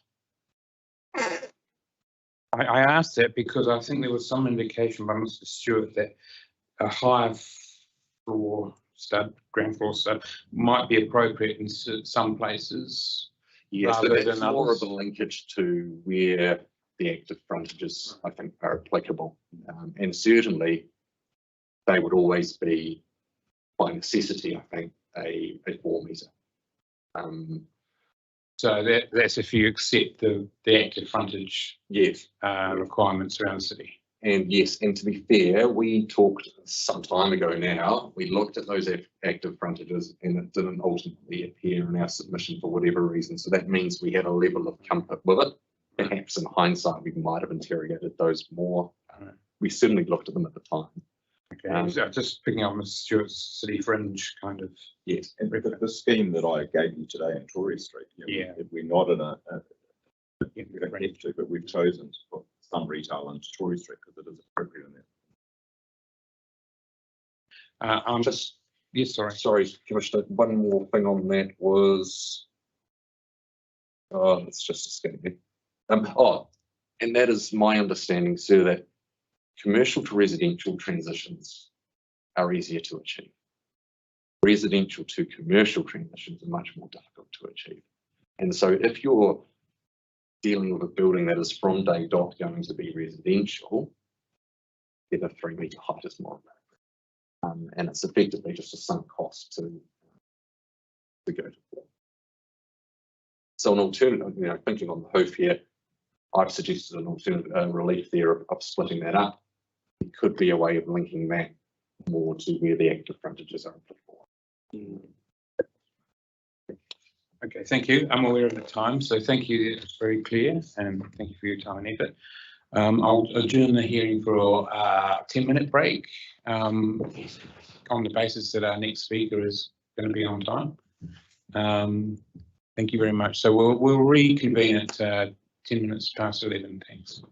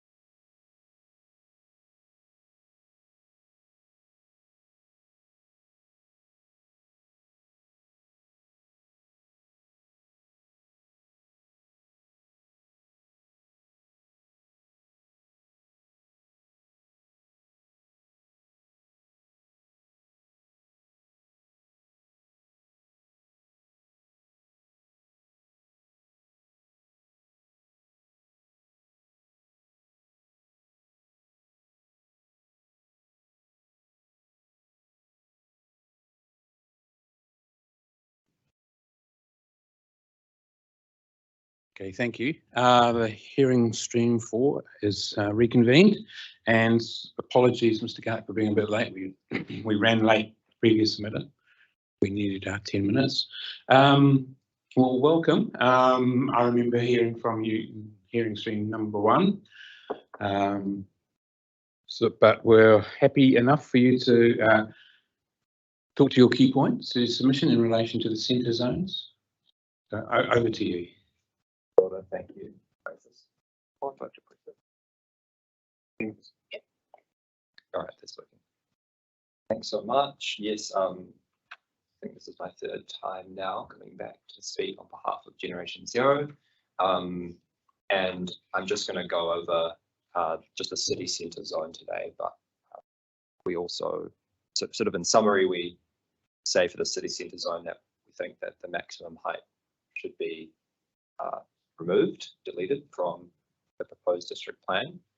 And for metropolitan centres, we say that there should be more mixed-use development allowed in those areas and generally higher intensification. But today I'm just going to focus on the city centre.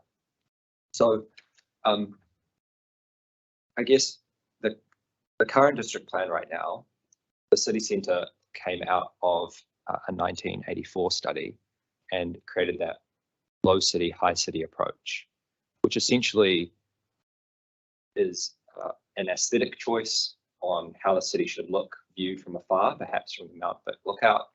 And you have high buildings centered around, say, Lambton Quay, and then low city on either side, including Te Aro. And while that may have been an appropriate choice in 1984, given the intervening time and what we understand about, what happens to greenhouse gas emissions, house prices, rents, the vibrancy of the city, when you have restrictive planning rules that bind, that we don't think that that's an appropriate planning rule to have in 2023. And so to take you through the MPSUD direction, having a maximum height control in the Wellington City Centre zone is inconsistent with the MPSUD. So policy 3A says in city centres, building heights and density of urban form to realise as much development capacity as possible to maximise the benefits of intensification. So as much as possible. And to my mind, that says that there should be a presumption that there shouldn't really be height limits in city centres unless there is a really, really good reason why. The MFE guidance says it may be appropriate for Tier 1 local authorities to have no maximum limits in city centre zones or large parts of city centre zones.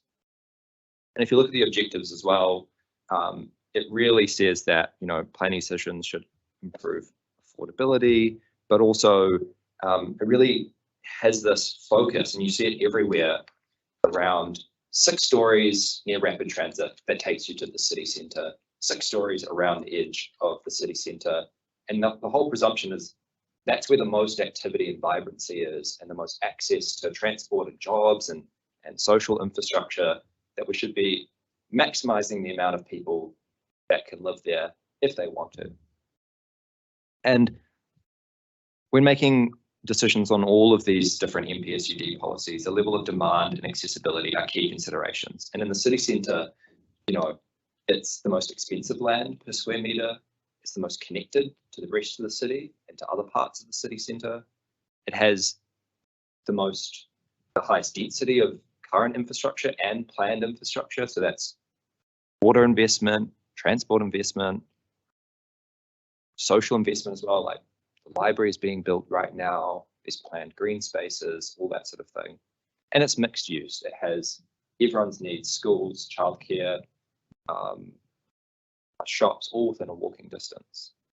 And really, our submission is that a lot of people's concerns about these height limits are about different effects on wind, effects on shading. Sometimes it's just the vibe on the street.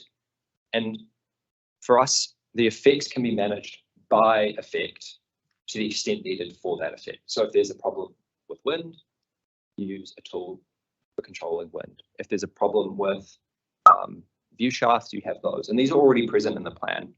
And it's the same with heritage precincts and heritage buildings. Cuba Street, you know, that's protected and that makes sense. And so there's no reason to have a blank limit on the height in the city centre. And I think that high city, low city approach really doesn't cut it for the NPSUD and this day and age, because the benefits of a high city, low city are not actually for people within the city, but it's for people looking at the city from afar. And the benefits accrue to people perhaps in the Mount Vic lookout or around the city, but for people within, they don't really get to see any benefit to that aesthetic choice, and actually they see a lot of cost to it. It delivers higher prices and rents. It's harder to redevelop underused sites. We now know that elevators and especially bulk earthquake infrastructure like base isolation are really high fixed costs that need to be spread either over very large sites, which there aren't many of in the city centre, or very tall buildings.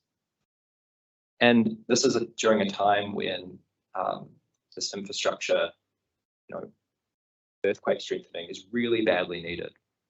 And also for greenhouse gases, research shows that, and it is counterintuitive to some, inner city dwellers have some of the lowest greenhouse gases, even accounting for their building construction. And one of the reasons for that high city, low city approach was to contain the city centre and make it compact. But there's some research, and it's referred to in the 2020 Sense Partners assessment, which was in the 42A analysis, that actually it pushes people further out. And the total sum of your city is more sprawling, and is a greater extent, because people who want to live in the city centre instead go to the inner suburbs, that maybe pushes people out to the outer suburbs, and then people into the exurbs. And in net, that means you have people driving more, having larger buildings than they would want, that are harder to heat and are further away from things that make their lives rich and fulfilling. Also, having a maximum height limit in the city centre is out of step with other councils. Auckland says unlimited heights in the core of the city centre, and then 72.5 elsewhere.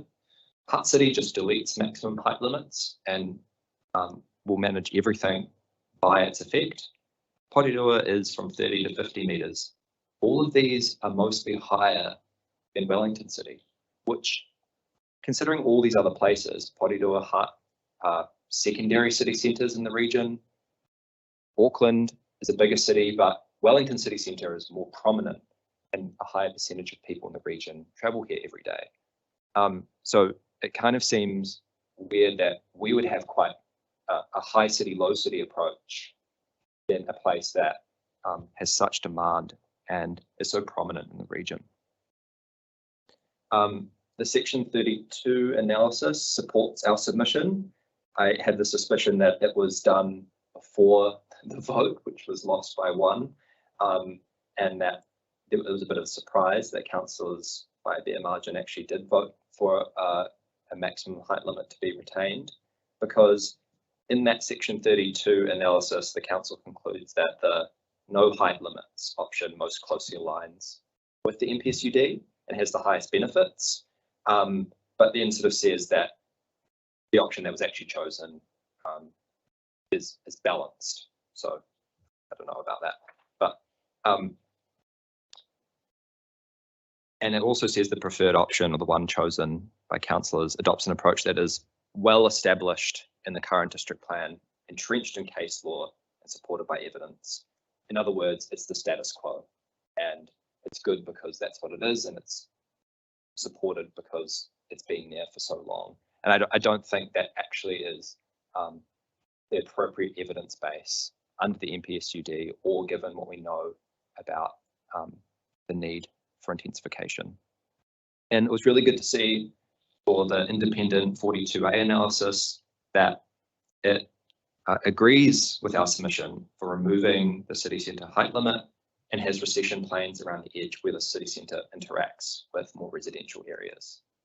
And I think that's a better approach of how to do things. There's no reason to stop tall buildings if they can be done according to best seismic tests available nowadays into the highest building code.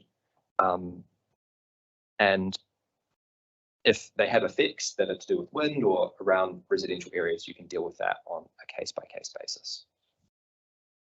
And I think the net sum of that is that the city centre is just such a prominent part of the region. It's having so much planned investment over the next 30 years, and it would be a real shame if it would be hamstrung by some rules that were thought up in 1984 for the benefit of people looking at the city centre rather than actually living and interacting with it. You take questions.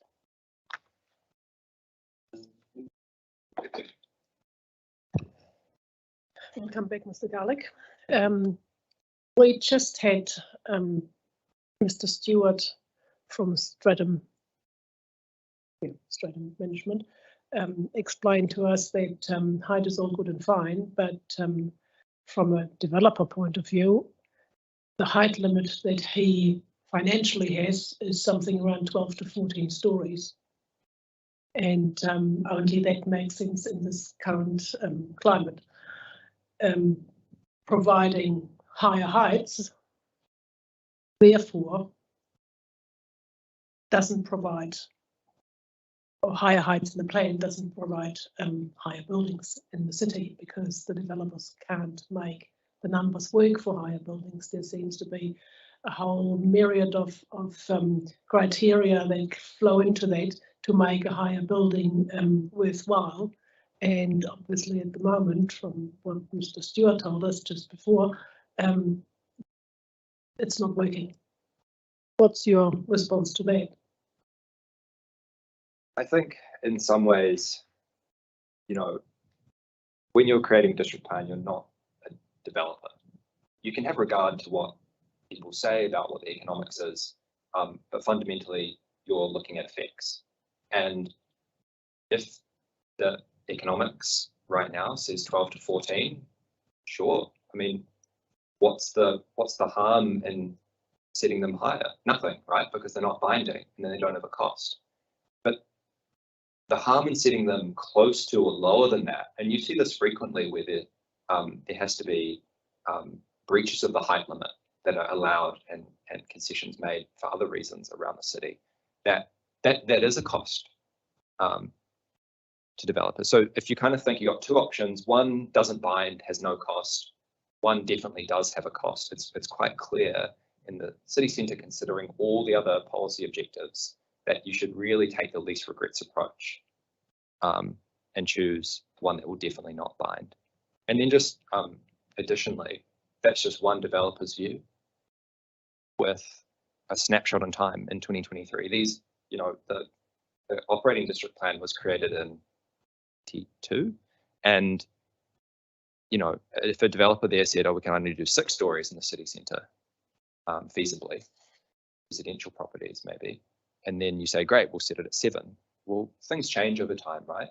I can't help but think that there will be improvements in seismic technology, that in 30 or 50 years time, the cost for those will drop drastically as we get better research and better technology to make people safer in buildings. And so I guess from that perspective, I think there's clearly harm to having low height limits, and there's in the city centre not that much harm to removing them and managing effects by effect to the extent that you need to.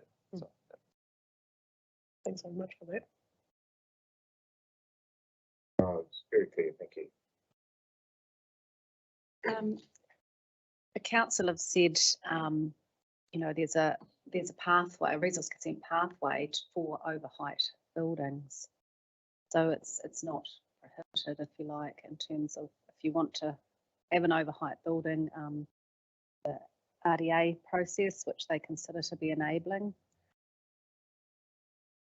Is your view that there should just not be a height limit, full stop, and as you said before, you know, your effects like wind or humidity, those sorts of things would be managed by other chapters of the plan?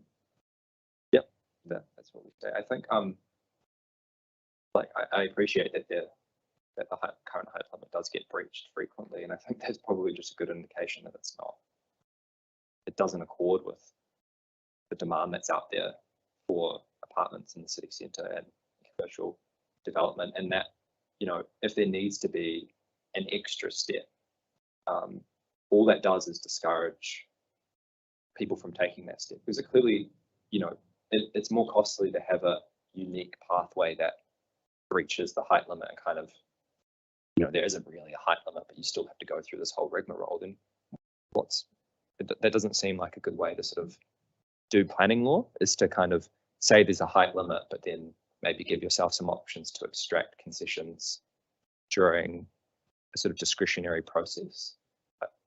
I think it would be better to say, you know, it's the city centre. We don't.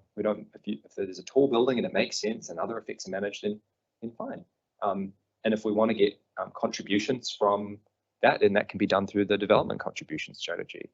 And if we think that we want residents to, you know, give money to new parks and cycleways and stuff like that are just for the city centre, then there's a targeted levy or there's rates, or, you know, I don't think it's a good mechanism for getting some of the things that people think.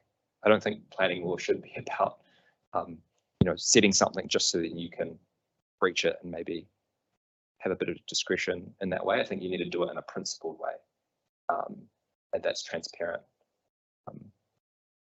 And, you know, every complication, I mean, it's already 10,000 pages. Every complication that you add on is just another barrier. And I think if we can remove the things that are unnecessary, then that leaves time and energy and focus on the stuff that really matters, which is, you know, quality design and affordable places for people to live and work and play. And it leaves, you know, home builders in a place where they can focus more on stuff like getting the highest green building star rating, or having great amenities for the people who actually live in that building, rather than having to negotiate with planners. Yeah. Thank you. I don't have any further questions, so thank you for your time and effort again, Mr. Garlick, coming in. Thank you so much. Much appreciated. Thank you. Our next submitter is Wakefield Property Holdings. And I understand that we are to hear from Ms. Glendinning, but she does have her clients also online now, Rachel Urzilla and Paul Barry. Yeah. Oh, welcome.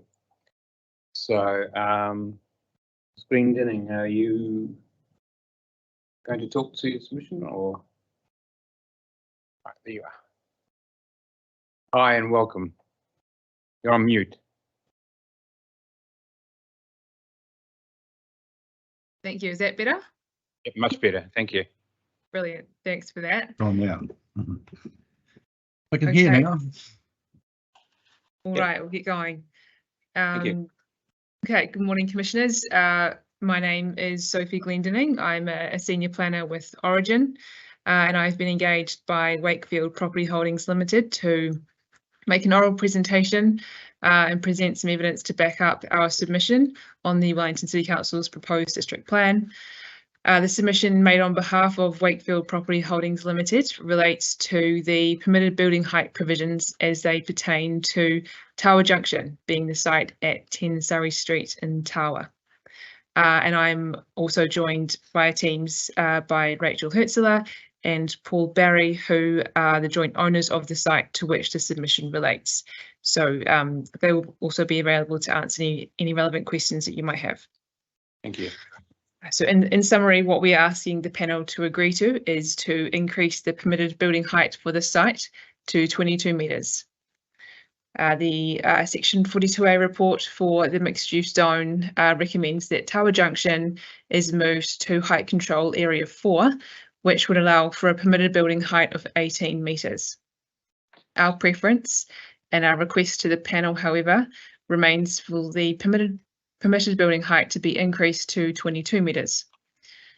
The reasons why we consider a 22 metre height limit to be appropriate at the site have been outlined in our submission, which we take as read, and in summary include: Firstly, the site adjoining a railway corridor to the east, and otherwise by a high-density residential zone, which has a 21-metre height limit. Secondly, the close proximity of the site to Tawa Station and amenities of the Tawa local centre zone. And thirdly, an opportunity to align the development potential of the site with the policies of the NPSUD, which seek to enable building heights of at least 6 stories within walking distance of rapid transit service, which this site is. For the purposes of this hearing and as a feasibility exercise, my client has invested in an architectural concept to be prepared by Toa Architects, which visually demonstrates a conceptual mixed-use development of the site with buildings reaching 22 metres, which I can speak to now, and I'm going to share my screen so that I can talk you through that.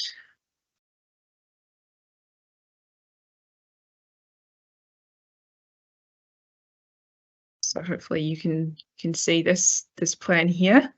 Yes, we can. Thank you.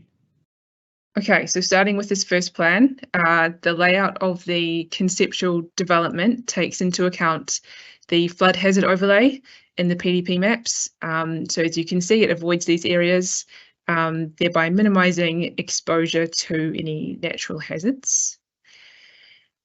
So scrolling down now to this site plan.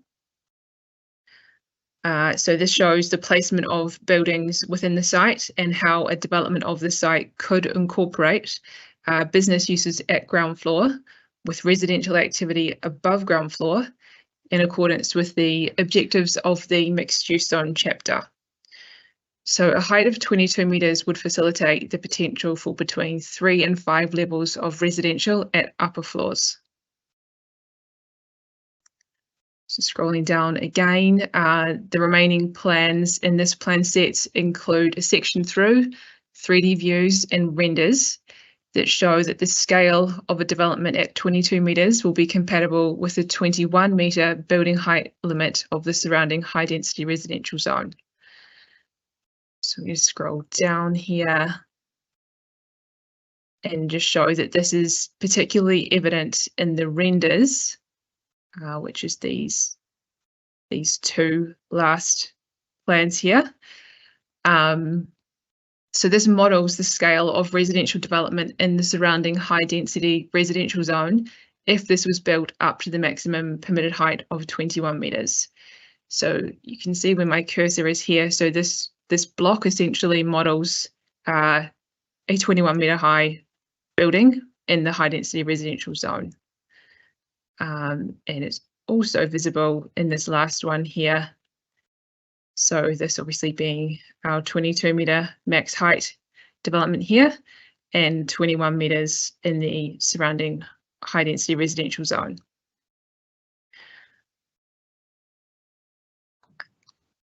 Okay, so if I put that down for a minute. So when considering the feasibility of constructing a development of this nature, factoring in construction costs, the feasibility is significantly eroded when an 18 metre permitted building height is applied, this being a further reason for seeking a permitted building height of 22 metres at the site.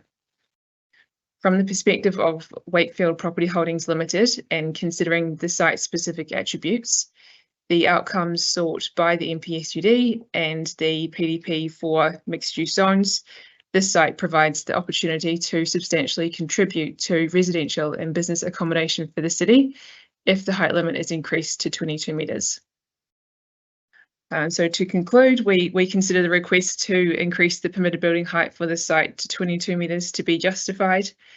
It would bring the permitted building height in line with that of the adjacent high density residential zone and would provide a more reasonable starting point for our client to consider an economically viable mixed-use development of the site in the future. And I'm happy to take any questions. Thank you. Okay, thank you. Any questions for Ms. Glendinning or clients?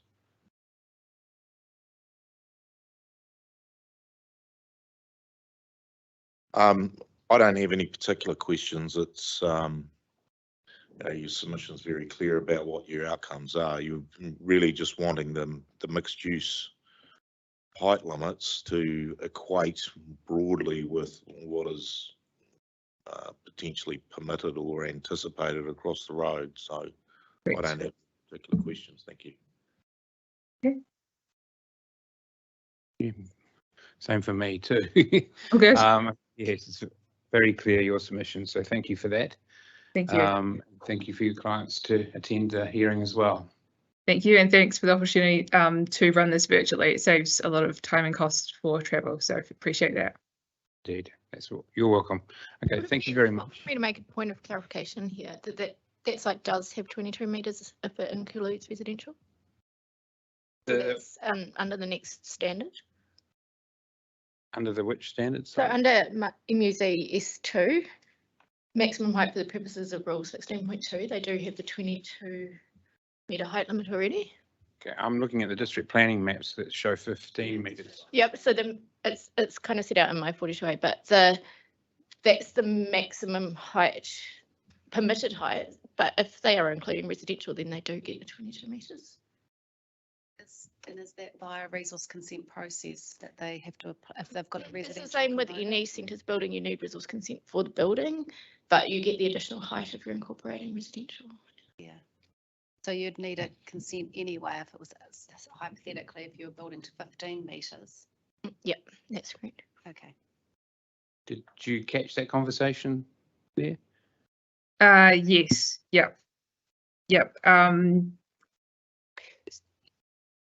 Yeah, so we'd read that as that obviously the 42A report recommends the increase to 18 metres as a permitted building height. Yep. So that's the permitted building height for a building that is fully commercial.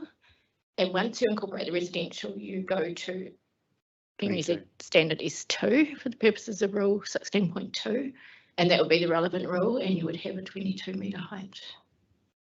I appreciate so because that the 22 isn't a permitted height in the way that I think I've clarified this in my report, it's just going back a wee way now, but that's why the maps are different, because that signifies the absolute maximum. Can't recall. Okay, thank you. Any response to that clarification? Okay, I guess so. In terms of a permitted baseline, then that might be more favourable. Contingent on being contingent on whether the development includes residential. Yeah, that's correct. Yeah, that's correct. Yep. And Okay. could I ask a question of the panel? Yeah, well, we can put it to us. Yes. Thank you. Is there a threshold or a percentage between commercial and residential to trigger that 22 metres? I'll put that question to the reporting planner. Not as far as I'm aware. I think the only real requirement is that there's no residential at the ground level. Right, okay, thank you very much. That's very helpful. Okay, thank you for that. Okay, well, unless there's any questions arising from that discussion. No, thank you. Thank you for your attendance. Thank you. Thank you very much. Helpful. Okay, see you. Thank you. Bye.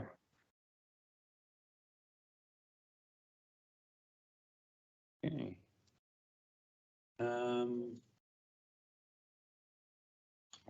Just pause. Our next submitter, time-wise, we're back on track. Is Parliamentary Services with Mr. Coop and his client. Just tracking down.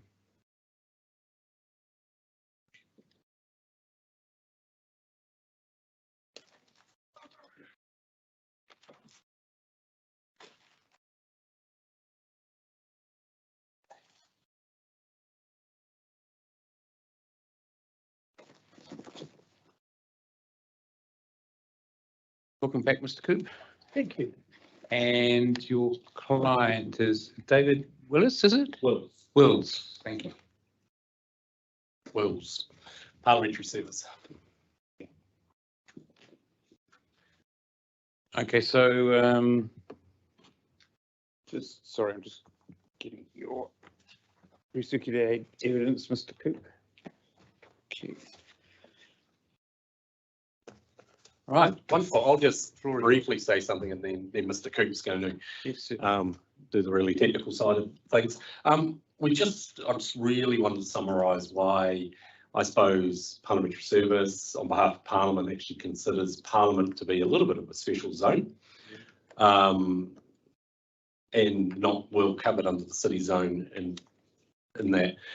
Parliament is pretty unique in the way we have to operate. There's, it's pretty hard to find something comparable in this country. You need to go to another Westminster Parliament style or a Parliament somewhere to actually see the operating challenges and issues that come up from time to time. And I suppose over the last 2 to 3 years, we've seen some interesting ones from occupations and protests through it. So, really, we do see that there is a need and a requirement for Parliament to be recognised, if you like, that it is a little bit different and doesn't necessarily sit well inside, a designated zone necessarily. That's designed to achieve other things in the district plan, and Parliament just happens to be sitting in it. And we do accept, though, that Parliament is well covered under heritage side of things in the plan, but there's a whole lot of other operational aspects that heritage never cover as well.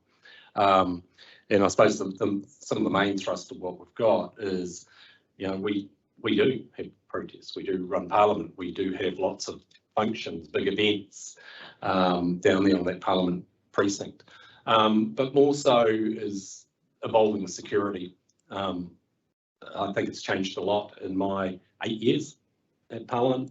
The security elevation, the heightened awareness, how prepared we need to be, and how we need to be able to respond very quickly during events, and being enabled to actually do things without necessarily contravening the district plan as such. So I suppose that's my main little bit, and I'll hand over to Mr. Coop. Okay, thanks. What Parliamentary Services submission on behalf of Parliament sought is a dedicated parliamentary precinct zone. And just a bit of background, when the draft district plan came out, I approached the district plan people and said, look, could they work collaboratively with us if they supported a parliamentary precinct zone? And the advice was, well, no, they didn't consider that parliamentary precinct was significant enough to justify that. And I did point out at the time that there was the Civic Centre precinct, and if that was important enough, then surely the parliamentary precinct would justify it, but that didn't carry the day. So that is still the Parliament's submission. This statement of evidence then just deals with a technical matter, and that revolves around the height provisions. And the height provisions for heritage areas are contained in the heritage chapter of the PDP. And I think the officer's report makes it clear that those height standards should prevail over any other standards in the central area. And so the height, there is a minimum height standard sitting in the central area provisions. That's standard 4. And no,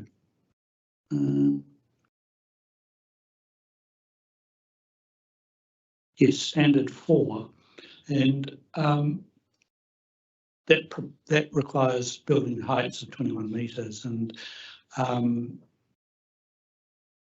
my view is that shouldn't apply certainly to the parliamentary precinct because of the special nature of Parliament.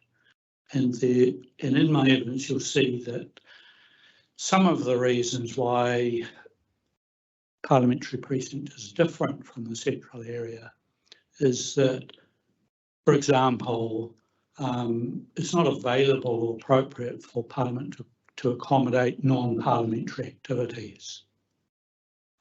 So when it proposes a low-level building, for example, and they are proposing one at the moment that contains the ability to screen all incoming goods and services for the precinct. And because of that nature, it needs to just be dedicated to that function. So that building can't and is inappropriate to comply with Standard 4, which requires a minimum building height of 21 metres for risk purposes. So that's just one example, and so that's why in my evidence and in this we're seeking an exemption for the parliamentary precinct for Standard 4. And of course, that exemption is given by the PDP to the Civic Centre precinct. So it's the sort of same principle, really, from my perspective. If it's good enough for the Civic Centre, then it's more than justified to apply to the parliamentary precinct, which is even more restrictive in terms of its ability to accommodate additional stories for activities, for example, that are unrelated to the parliamentary precinct. So that's the sort of the thrust of the detail of my evidence on the last page. And then I'd like to record that, of course, I support the officer's recommendation to you to insert parliamentary activities as a specific permitted activity. So Parliamentary Services are pleased with that. Thanks. Thank you. Just on that point, I don't know if you listened into that conversation we had with the reporting planner, but we did raise some issues around the lack of definitions of that term, plus civic, plus government services, wasn't it? And I think she had indicated she would respond to that question through her reply in terms of providing a separate definition of what parliamentary means and as an activity, as a land use. So just one question at this point. So you'd be happy with those activities, once defined, provided for, if an exemption was made for low height buildings, would that satisfy the submission's relief? Well, Parliamentary Service still holds to the position that it would prefer a dedicated zone, but failing that, then the answer is yes. Any questions? Hello again, and for the record, I was Resource Consent Commissioner on the two buildings which were proposed in the area around Parliament buildings, and I am late with getting my decision out, and there's various reasons for that, and you should get that next week. But I'm quite interested in your relief in terms of what it actually looks like. You've got the Civic precinct, which has objectives, policies, and various different matters which apply to it. You actually haven't provided us anything similar in terms of what you're trying to achieve here, and that may be helpful. And what I'm really trying to work my head around with your submission is what is so constraining in terms of the current central city provisions and also the heritage provisions for you to actually achieve what you wish to do. Now, presumably your precinct boundaries are the same as the heritage area boundaries. Okay. And whether there's any particular nuances to that, the definition of that heritage area boundary, which could be looked at. So they're primarily my questions. I just had a the one word relief question mark. What does it look like?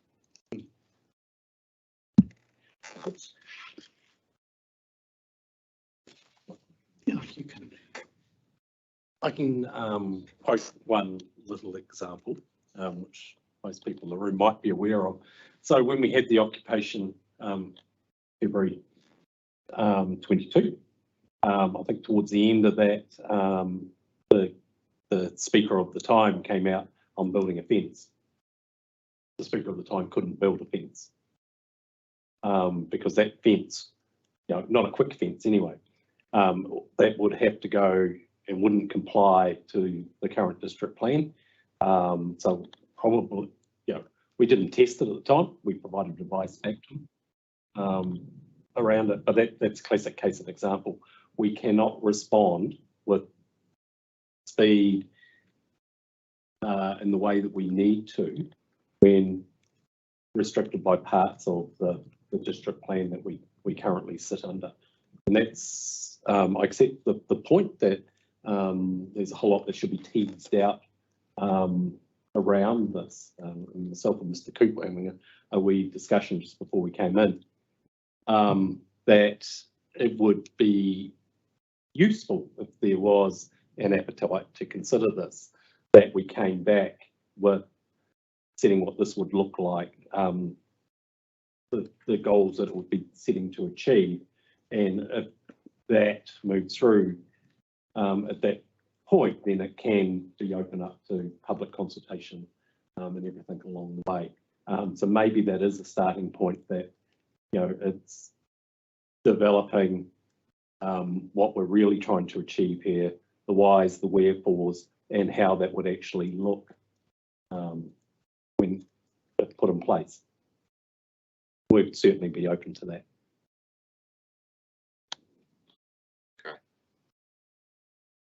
I think that's, the council have indicated that too. You know, there is a body of work that needs to happen there that perhaps is a little bit large for this process, or it doesn't give it due diligence, if you like. And you know, maybe to go through a plan change process that might be more appropriate, as it's difficult. You know, we understand what you want, well, you know. But we don't know how to get there and how to insert that at this stage. Yeah. So I have no questions, if you like, but I understand. Yeah. Thank you. Yeah. Yeah. And I'm a bit unclear too, because the question around a fence, because there's a 0 metre height limit around the open space part of the front part of Parliament. So I'm guessing, and how that relates to the heritage thing, which I didn't sit on, the heritage provisions for it, is unclear to me as well. But so I note Commissioner Burgess' comment on that. Are there any questions? Thank you very much. Thank you. Thank you.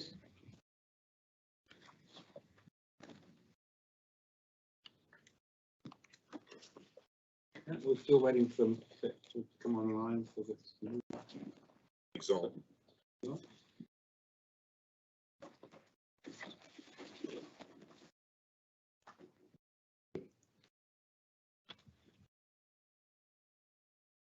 You're on mute at the moment. And now you're not. Hi. Good morning.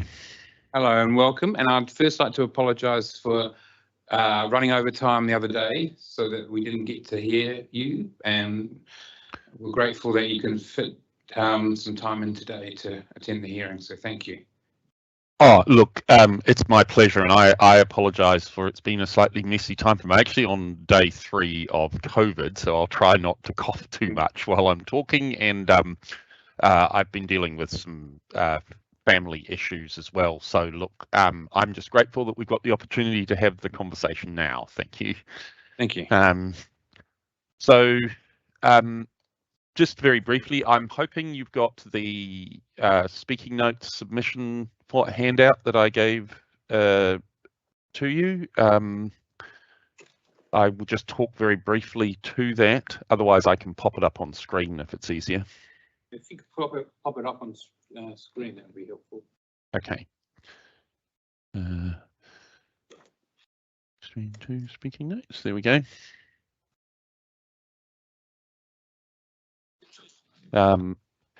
So I apologise, I don't have a presentation today, but in brief, in hearing stream 1, I spoke about the need to consider the quality of the urban environment and the ability of people and communities to provide for their needs as objective matters, and noted that the NPSUD is silent on this as opposed to those aspects of amenity which are purely a matter of opinion. And I suggested a number of ways to address this, including that shading or topography is in fact a qualifying matter.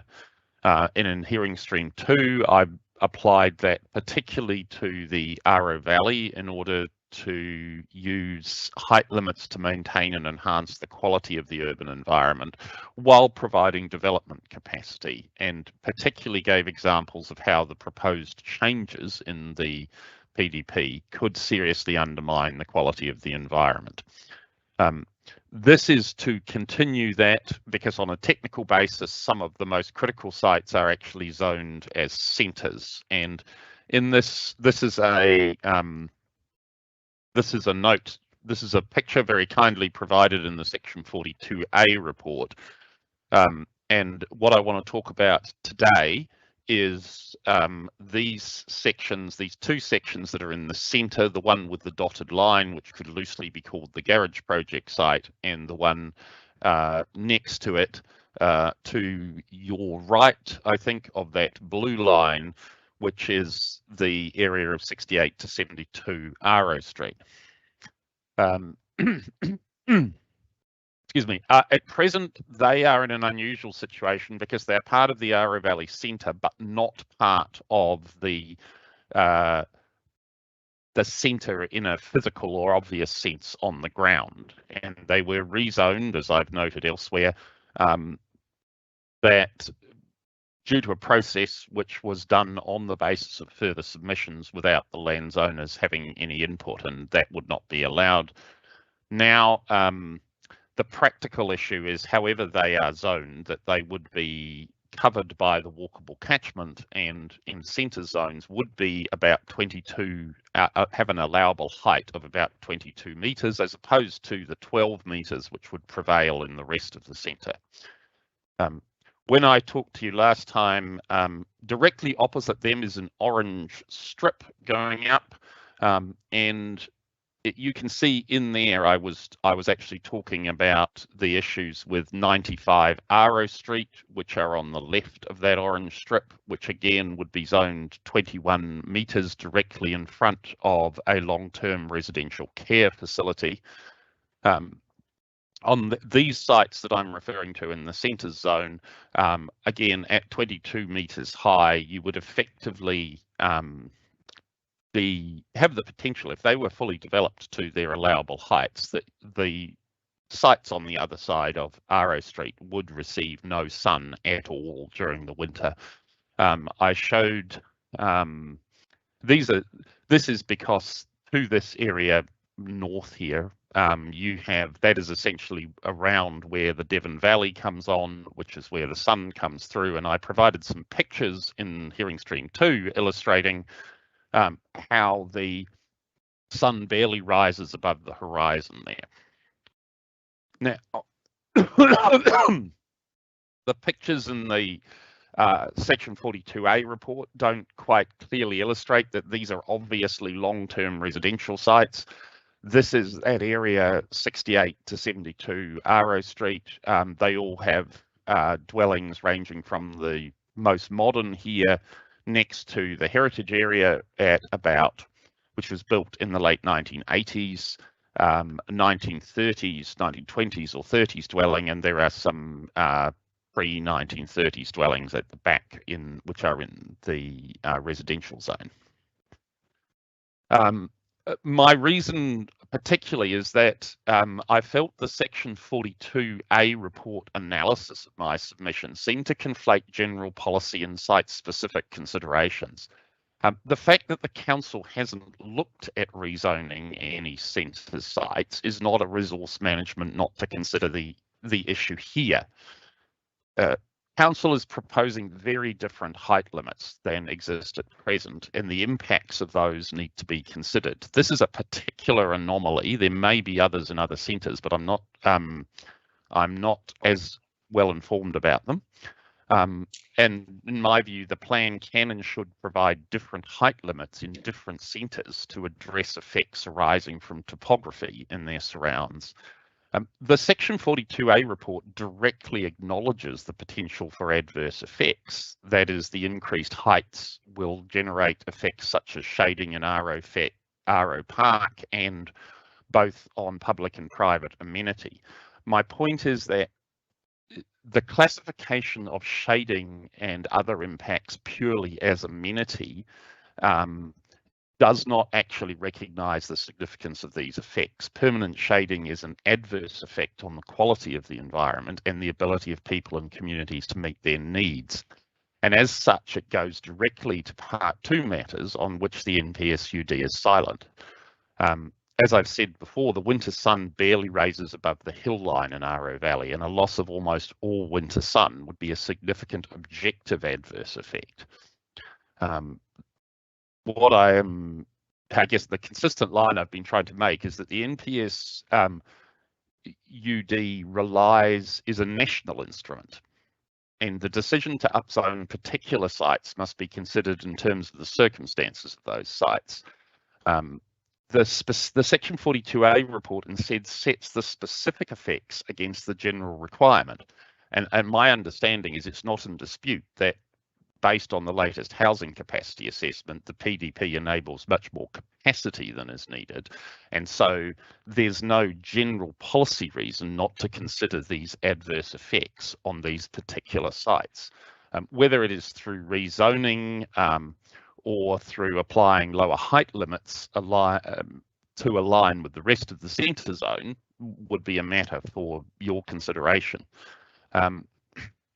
The other point I wanted to make is that there's a somewhat cryptic assessment of shading in the Section 42A report, which claims that because the council has not protected sunlight in other inner city parks, loss of sunlight from adjacent buildings in Aro Park is acceptable. To me, this is not an RM argument, and I doubt the council has formally undertaken a policy to allow its parks to be shaded, but rather this is just a consequence of other actions. I can't assess the accuracy of the shading calculations, but taking them as read, a loss of sunlight from 4 p.m. at the summer solstice would effectively mean that Aro Park is in shade during the long summer evenings when it is normally at some of its busiest. And again, the idea that a permanent loss of environmental quality is acceptable in light of a general injunction to enable housing supply seems to me both a misapplication of both the RMA and the NPSUD. More generally, the park is already shaded from the east in the early morning in winter, and currently the properties at the top of Abel Smith Street are not included in the character area, which means there's significant risks of shading from these sites as well. The potential cumulative effect of upzoning in close proximity on the north and west sides of Aro Park is significant. In essence, the point I'm asking you to consider is that the potential adverse effects from shading from the proposals to zone the sites in question are significant, and importantly, these are acknowledged by the reporting officer, and the point of contention is whether there's a resource management case not to address them. Apologies, there's a typo there. My suggestion is that providing a more reasonable height limit around 11 to 12 metres in line with the rest of the Aro Valley Centre could address these without undermining the policies and purpose of the NPSUD or the integrity of the plan. So there, and my apologies for the coughs, is the summary of what I wanted to say. Thank you. Okay, thank you. I'll turn to the panel, see if there's any questions. Not so much a question, but just to clarify your relief is that those 68 to 72 Aro Street, the height limit, or you've got two relief, either medium density residential or a height restriction. So when you say height restriction, do you mean to the 12 metres like the adjacent properties? That would be consistent with the current situation and would be based on the on an appropriate management of effects. I guess I don't know the outcome of the Hearing Stream 2 comments discussions around medium density residential. My suggestion was that the 21 metres is too high, but that's an application of the walkable catchment in that site. So yes, some relief, particularly on those properties, to see a lower height limit, which would avoid excessive shading across Aro Street and onto Aro Park. So it's 68 to 72 and 68. Sorry, yes, sorry, that's a typo. As I say, I'm a little incoherent today. So essentially those areas shown in that pink area there, it would be good to see a lower height limit because that would more effectively managing the adverse effects arising from shading. Thank you, that's very clear. Just to clarify for me, so it's the garage project site, the one on the corner there, with St John Street, and the two residential properties, up there. Yeah. So, because that doesn't show the garage project site, so. No. So that's yes, it's the garage project. Sorry to be yes, it's the garage project site and the two and the sites next to them there. Those are the way to put it is the sites that are currently zoned centre, stretching down Aro Street beyond the heritage area. Right. Okay. Thank you for that. Any questions?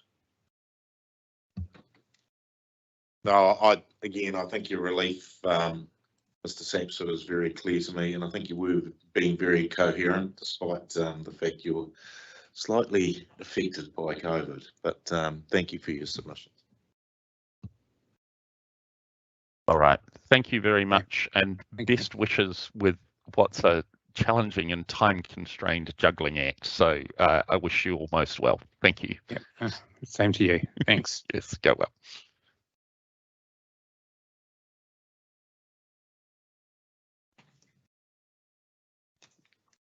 Right. Finished on time there. So I might just break for lunch because we're next due to have Civic Trust at 1:30, Sylvia Allen. So we just might break till 1:30 for lunch. So the hearings are due until that time.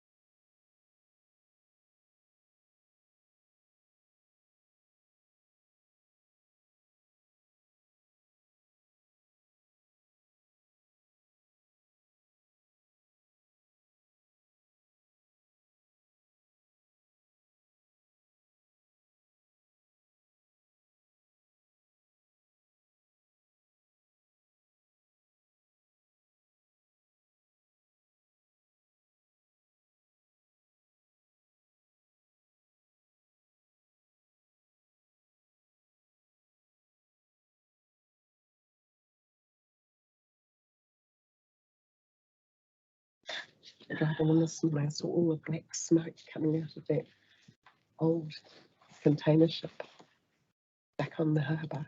Oh, It was firing up with all those really dirty oil.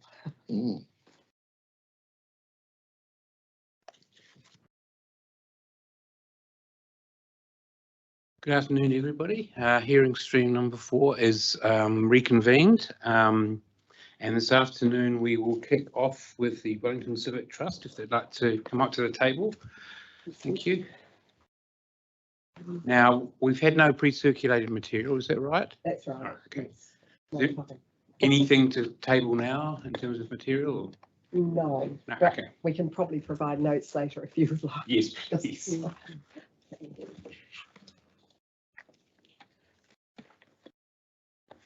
Okay, the floor is all yours, as I say. Kia ora koutou katoa. Yes, does red mean on? No, green means on.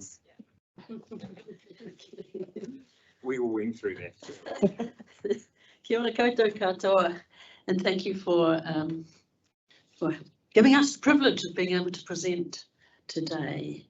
My name is Helen Ritchie. I chair the Civic Trust, which was founded in 1981, and I happen to be a founder member. I also happen to chair the concept plan, which is before us today in relation to the development of it, of the Civic Centre in 1989, and that project. With me, I have Sylvia Allen. Some of you will know her as a planner, board member of the Civic Trust, who will address issues on the waterfront, and Clive Anstey, who is everyone's eminent landscape architect and is also a board member, and he will, all three of us will answer questions. So I will start and address you for 10 minutes, as I understand it, on the Civic Centre. Sylvia will talk about the waterfront, and then we'll be available for questions. I want to start by saying that those of you who we sit before today have a really big responsibility. This is the last-ditch effort to ensure that Wellington City has a civic centre, an integrated public space, buildings which should be protected, all of a heritage nature, and that it remains the integrated space that it still is, although it has been emptied out of people in the buildings. It has wide public use still, despite the lack of people in the buildings, including the library, which is closed. And we hope that it will remain the integrated civic open space that it should be and was planned to be and was in 1989. Just a little bit of context. First of all, it is and was highly utilised, contrary to perhaps the information you might have before you. The City to Sea Bridge, which is planned to be demolished, apparently, has Te Ao Māori sculptures from Paramacha, which are unique, as is the City to Sea Bridge. The council, Wellington City Council, made significant efforts to ensure that land was purchased and amalgamated, and that buildings, land particularly, was integrated so that eventually there was space to develop a civic centre. Without going into the history of the library, apparently Wellington had the first library in New Zealand way back in the 1840s. In 1940, the new library, which is now the City Art Gallery, was built. In 1951, the municipal, the MOB, which exists today.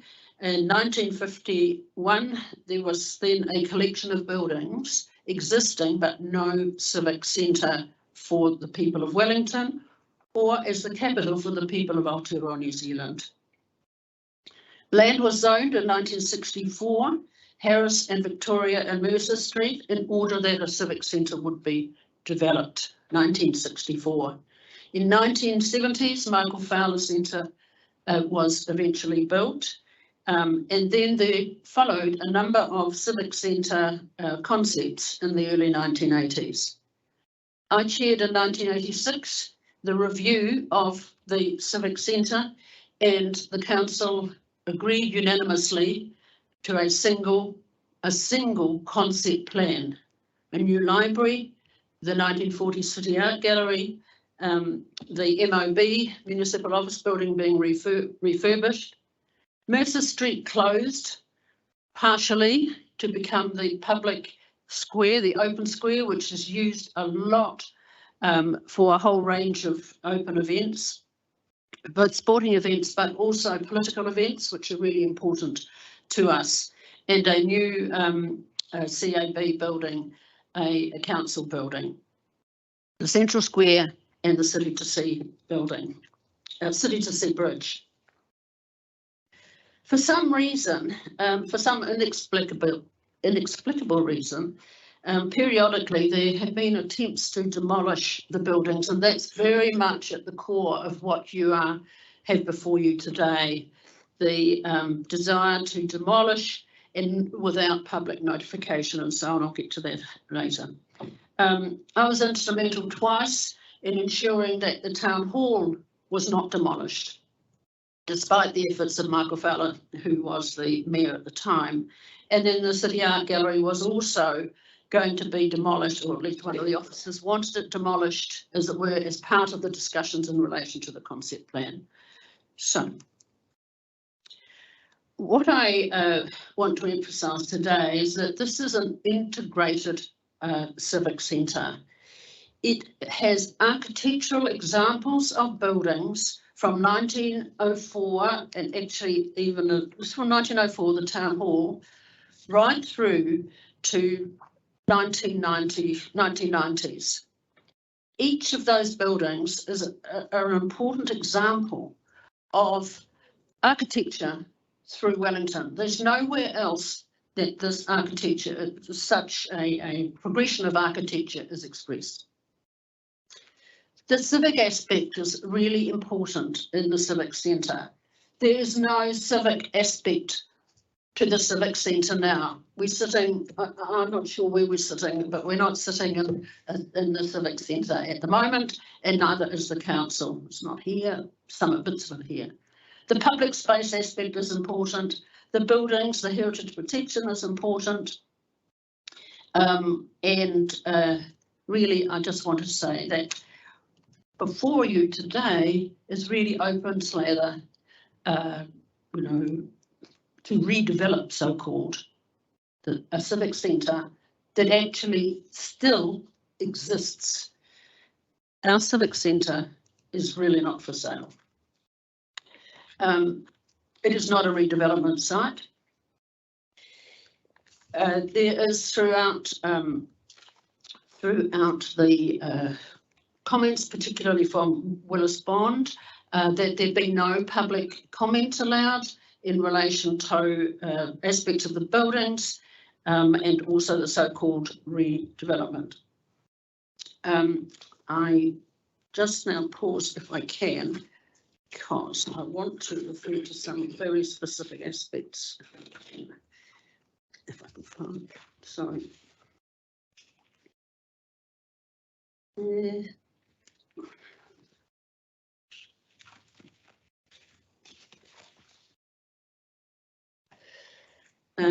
I go through in some order, although I could reference, if it's helpful, I don't know whether it's helpful or not. I'll just go through the order. So there is a proposal that there be no public notification, that there be allowed, Willis Bond have requested that additions, meaning including the floor, the footprint, the mass, the height of buildings, that they be allowed, and that the public have no right to make comment. That's really serious, because that indicates a whole new buildings, really.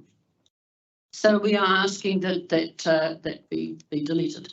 There is no additional public space mentioned, despite the fact that there is a real scarcity and shortfall of public space in the inner city. There is no protection of the Civic Centre precinct. Instead, it is open slather for redevelopment, and that word is used. The buildings have no heritage protection. There is a suggestion, and I find this, I just can't get my head around this really. Mercer Street was closed in order that there be a pedestrianised area. The whole Plaza Square in the middle is really important. It's free of vehicles. It's one of the few places in the whole city where people, children, older people, everybody can feel safe, can play, can demonstrate without fear of vehicles coming in their way. And ironically today there's a whole other debate downtown about pedestrianising a separate area, but destroying this one. We don't support stage development. We don't support this as a redevelopment site, but we don't support stage development either. Managed change is something we may be able to support, of course. The buildings that we requested that the buildings all have heritage values. They are not recognised in this way in the officer's report or in the documentation that you have before you. So the Michael Fowler Centre, the MOB, the CAB, the library, the City to See, all are not recognised to be protected. We ask that they be protected as a part of this whole, this integrated whole called our Civic Centre. There is suggestion that there be vehicle access through the Civic Centre, which probably means, ironically and ridiculously, that Mercer Street, which was closed by the council, would now be opened and become, instead of a pedestrianised area, an area for vehicles and cars, and we would lose not only the Civic Centre, but one of the most important pedestrianised areas in Wellington. We have a problem with demolition. We ask that there be public notification so that the public can carefully consider what will happen if a demolition is proposed. But we do not support demolition of these buildings. We are asking that there be a new rule to ensure that there is additional open space. That's kind of lacking. So finally,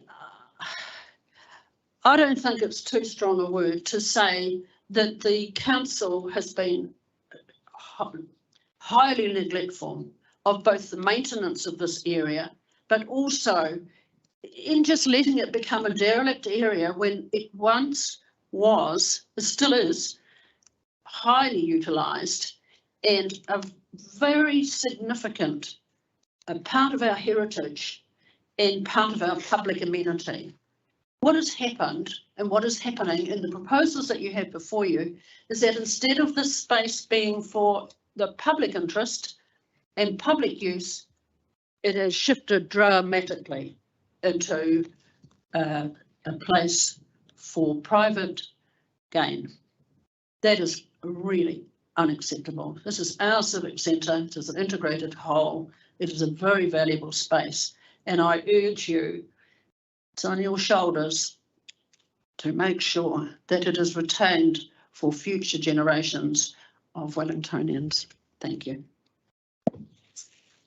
Thank you. Do you want to carry on and then maybe we can just have questions afterwards? Yes, if for that's everybody. okay. Yes, fine. Thank you. Do I turn this off now to make real? If Sylvia could please turn hers on. Yes, actually turn it Probably off. I seem to because come it just off helps with, oh, good. Okay, as long as one's green, that's the main thing.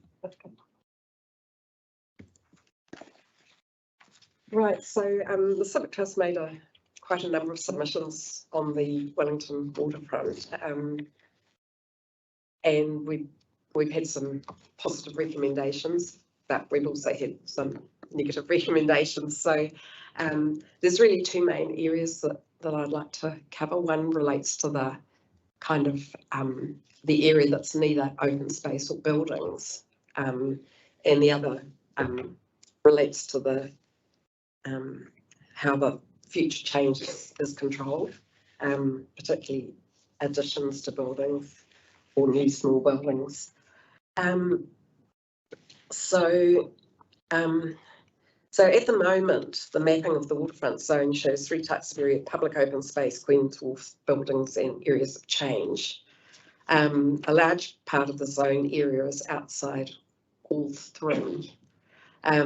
So we're really disappointed. We asked for some recognition of the future of that area, and we're really disappointed that we didn't get a positive recommendation about that. There seems to be a fundamental misunderstanding about the waterfront and what its purpose actually is. Lambton Harbour area was set up as a public area with existing and new buildings set in an open space. That was the design concept, and some of you will probably remember the combined plan that was developed for that for land and sea. The waterfront framework mentions traffic only twice in that space. It says, as a general principle, vehicle traffic is restricted or excluded from moving on and around the waterfront. Access for service and emergency vehicles will be allowed in a controlled manner but minimised, as will access for car parking. There will be no routes dedicated to different forms of access except for a pedestrian-only section of the promenade by Shed 5 because of congestion at this narrow part of the promenade. Otherwise, pedestrians, cyclists, service and emergency vehicles will all share the same space while still giving pedestrians priority. But it was still seen as public open space with people moving through it. The officer's analysis seems kind of disrespectful of our concern. We understand that roads are roads and wharves are in the coastal marine area and therefore not in the district. But the most concerning point related to item C in policy, which said service lanes and areas, vehicle parking and loading, offloading spaces. For example, Lady Elizabeth Lane, vehicle parking, vehicle loading, offloading spaces. The main activity here, and this is the other space, is transport and servicing activities in the zone, where the public open space objectives and policies are less appropriate in my view. It's directly contrary to the purpose of these public open spaces as set out in the framework and shows a complete misunderstanding of the way the waterfront is supposed to work. And we would like the plan to actually say something about those areas and how they need to be managed. So we're suggesting that there should be a further paragraph at the end of the introduction to the zone, which actually says what the unallocated space is intended for and picks up the key aspects from the framework's description along the lines of the remainder of the waterfront area, which doesn't comprise legal road and is not included in one of the three categories above, is intended to remain available to the public, primarily for pedestrian and cycle movement with limited and controlled service and parking access. It's worrying to us that this is seen as available for further building as well, building extensions, and that's one of the main areas where you could put new buildings. We're also particularly concerned in terms of the open space that's got green lines around it on the maps. The large open space between Circa and Te Papa is not shown as open space. This is one of the area's most important open spaces and should be recognised and protected as such, regardless of ownership. And this is what, Wellington City's land. It's leased some of it.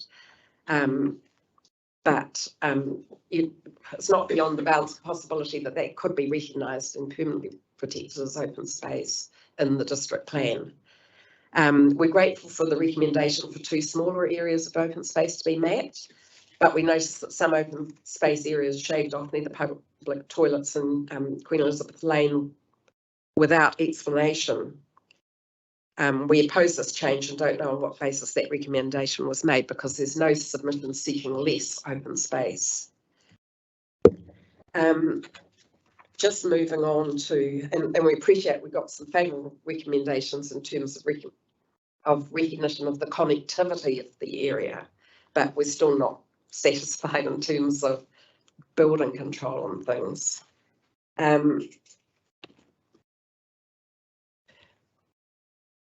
There's a policy, policy 35% building coverage requirement for the zone.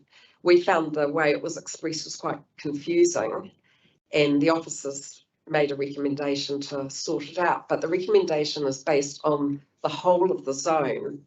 And when we made the submission, I don't think we quite grasped the fact that the whole of the zone actually includes the major waterfront arterial area.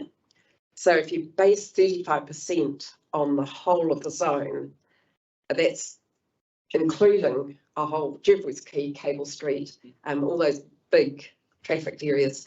It's actually probably increasing the development capability of the actual Langton Harbour area to almost 50%. We haven't worked out the figures, but that's not what we really wanted. So we are asking that that 35% coverage breakdown should apply to the whole of the zone, excluding public roads.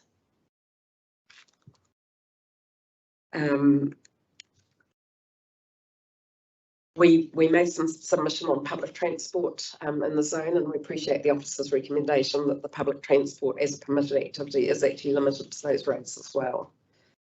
Now, moving to the building, there's a number of rules that provide favourable activity category for additional 200 square metres per hectare in the open space area and building extensions as well. So we're continuing to seek reduction in the scale of permitted building extensions and new building in the open space areas. A 200 square metre addition to a building or a new building is equivalent to one large house for every football field.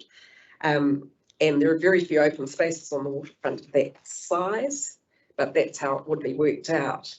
The types of reason to have such provisions suggested in the offices report, public toilets, shelters, small cafes should be provided for, and mostly already are within existing buildings. And again, that goes back to the way the whole Langton Harbour was set up.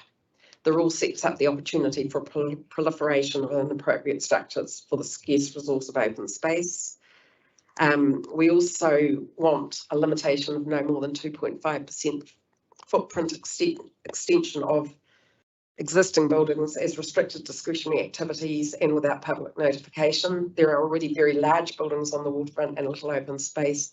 The only place that these buildings can expand into is that unallocated space, and a 5% extension is too large. 2.5% is pretty generous. So we would like you to very carefully consider those provisions. Well, Wellington Waterfront framework document, we've asked to have that included as a reference in the plan. That's been rejected, but it's the only thing we've got. It's definitely out of date. It was never completed. It was supposed to be completed with detailed design guides for each area.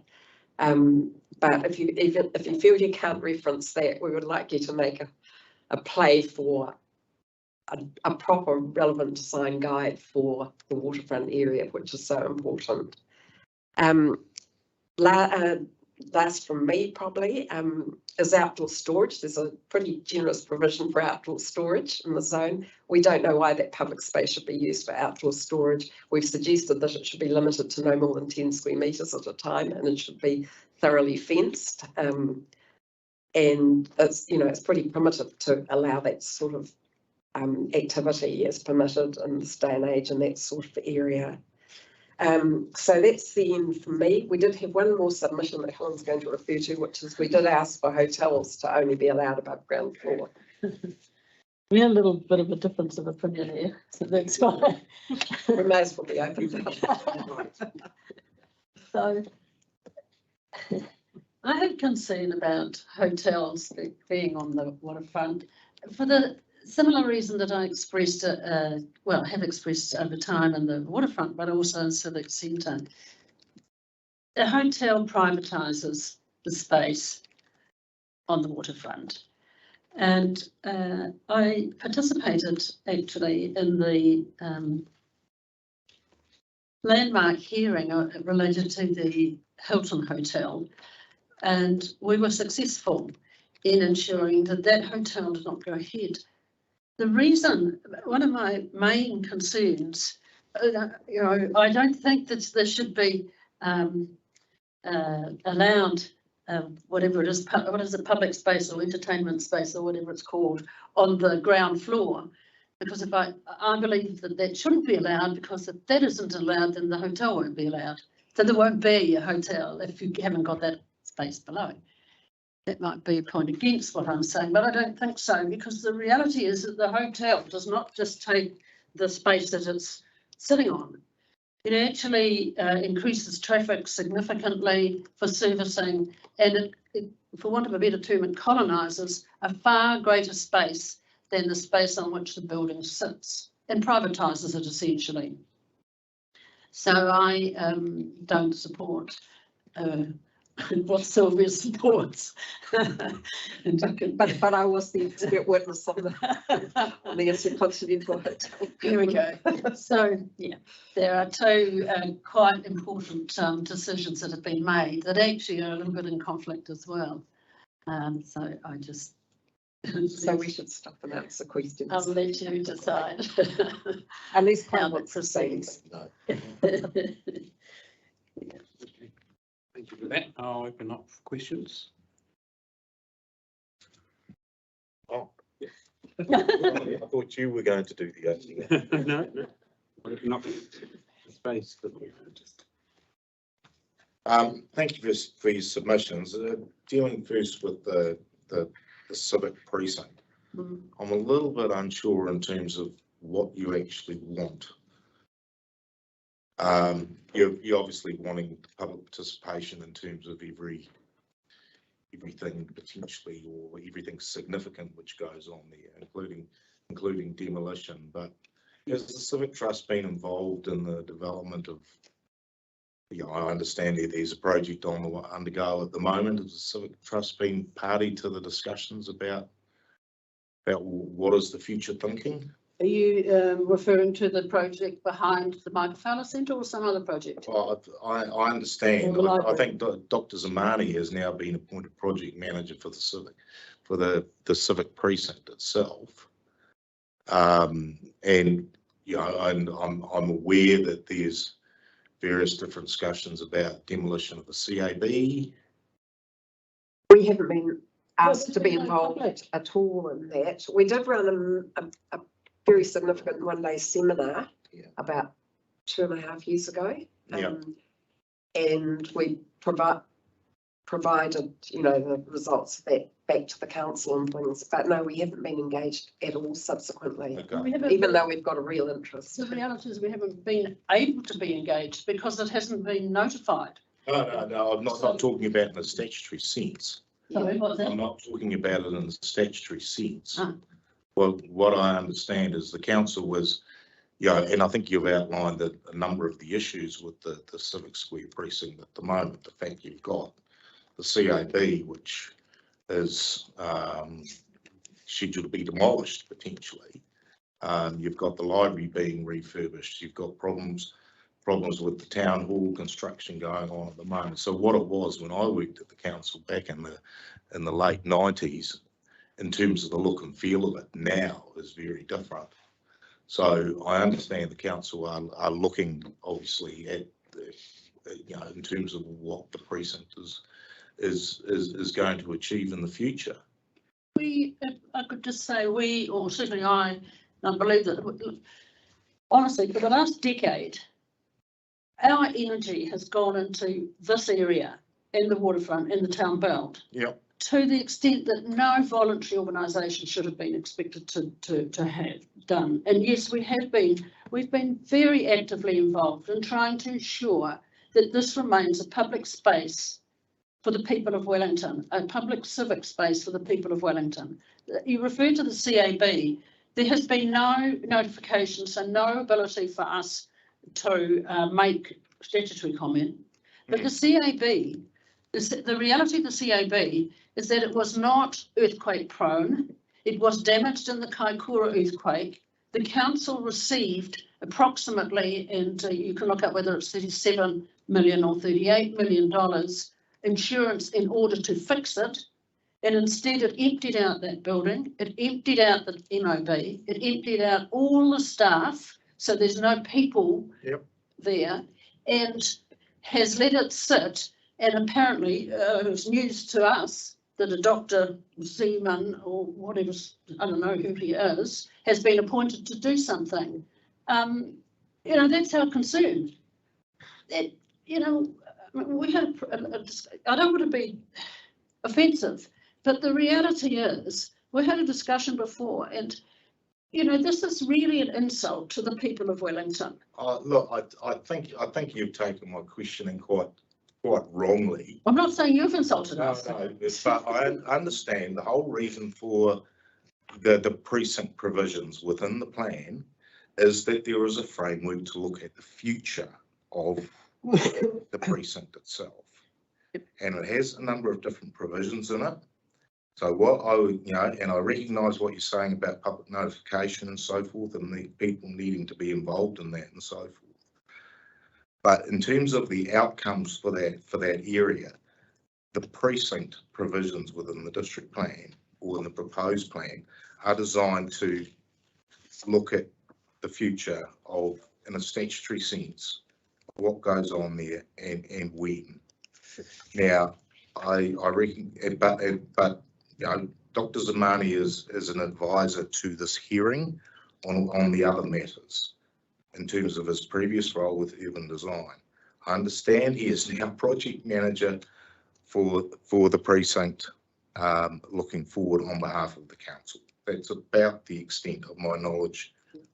Well, all I can say is there've been a number of project managers looking at so that's fine. And the other thing that I wanted to say is we certainly did make comment on the framework. We also had some informal discussions, Sylvia, well, actually three of us. With the previous project manager. Yes. And there were significant concerns about that framework, some of which is not entirely obvious. For example, the demolition, the proposed probable demolition of the City Sea Bridge, which I picked up in the framework, but it is very hard for any member of the public to pick up. And so the whole process of that development of the framework did not enable sufficient public input into it. Okay, so I recognise what you're saying, but we're at the stage above the framework where we're looking at the district plan provisions. Yes, you're at the statutory stage. And you've made a submission on those, which essentially accepts a large amount of what the wording says, but some things you don't. Yeah. So what I'm trying to get to the bottom of is, in terms of your relief, what you want the plan to say about the precinct. It's an issue of notification, and it's about the percentage of open space. It's also about, I presume you appeared at hearing stream 3 in terms of heritage issues as well. Oh, I'd like to. So, yeah, I'm really just trying to get to the nub. What's wrong with the words which are in the plan as notified, as amended by Ms. Stevens, and get to an understanding of where you sit with the. We've got a very specific submission on that with track changes, which takes it away from being a redevelopment site and makes it seen as civic heart of the city. So, you know, those little words and objectives and things become really important. Yeah, no, I've got your submission in front of you, so you support and part the overriding objective. Yep. We're subject to some wording changes. Yep. You want to retain the next objective of it's objective 03. Yep. You support with some there are some wording changes you propose to objective 4. And then you want some new rules. That's right. In there, okay. One of activities status is permitted for demolition if it's going to be an imminent threat. Sorry, was it? If a structure is of imminent threat. Yeah, that's right. So we don't particularly like the permitted activity status if there's an application for a new building, because that means that we can't talk about the building that's being demolished. Yeah. And we don't like the idea of permitted activity for demolish. We would like a rule that requires opportunity for public input into any new open space. So if you're demolishing a building for new open space, we'd like to see that. Okay, no. So that's the new rule. Yeah. In relation to development of new public yes. open space with modification of existing public open space. Yeah. As a new rule. Yes. But without those new rules, we do ask and say that the buildings should be protected. So that's all of the buildings, the CAB, MOB, or and the City to Sea Bridge. And yeah, the city's sea bridge, which is obviously included in there. It's of being as part of the whole Town Hall over the complex and the Michael Fowler Centre car park. Did you have any views on that? Because I understand it. Park is the building I asked you about. Yeah. Behind. We were so exhausted, to be frank, that we decided to focus particularly on what we're doing now. Okay, so in terms of the Michael Fowler Centre, we were told by Willis Bond, I think, that there's been a public notification process on a new building on there. So did you choose to participate in that? There were significant problems. I've actually been involved with that in a different capacity. There were significant problems with that whole process, which I can go into, but I don't know that it's entirely relevant now to talk about it. It's behind the Civic Centre, it's behind the Michael Fowler Centre, but the buildings that we're concerned about are the Michael Fowler Centre, the Town Hall. There's only 2 buildings that are protected in that area. Heritage is protected. The City Art Gallery now, and the Town Hall, such as is now rebuilt. They're the only 2 buildings that are protected. So you take away the City to Sea Bridge, which in our information is not earthquake prone, but there's goodness knows what other reasons there are. And you've got a completely different concept. You put a road through and so on. So one of the things that came strongly out of the public seminar we held was people's desire to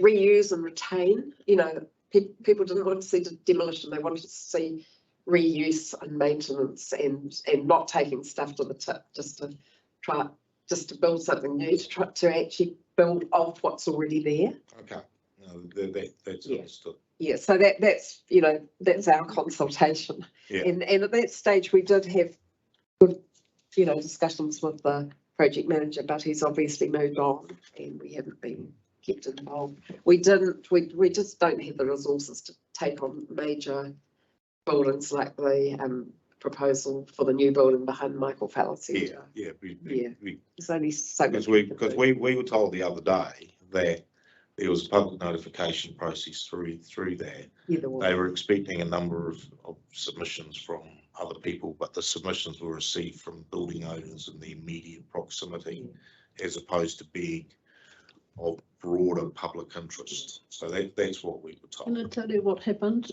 Just a little bit. I do think it's a little bit of an aside, but the public notification was a tiny notice on one of the buildings, and the people who are the building owners, one person saw that it wasn't properly the owners weren't properly notified. Yeah, well that's not before us at the moment anyway. No. So yeah, but this is what we were told. Yeah.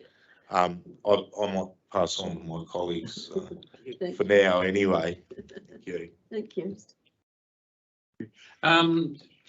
Just if we could have your notes typed up, particularly if you're recommending any differences from the submission, the original submission, any variation or things that would be useful to have. Only that 35% excludes those roads. Okay, if you could. But otherwise we kind of sticking with what we originally said. just to pick up on that discussion. Sorry, I can Is it give you right? the words that I read out, which would be a suitable Yeah. paragraph to describe how, how those How to- areas basically work here. I I'm appreciate able it. to add a little bit and just to reference the where our concerns are in the plan. Okay. That I can do that now. I can do it later. Okay. It would be helpful to have. Yes, Great. I thought that would. The Willis Bond question, they obviously got some sort of interest in with the car park, the Michael Fowler Centre car park, rather than the Civic No. precinct. So so we opposed a submission of Willis Bond, which asked for a new non-notified rule for additions and alterations to buildings within the precinct, Yeah. So additions, the definition, meaning modifications to a building or object that have the effect of increasing the gross floor area, footprint, the mass or height of buildings. And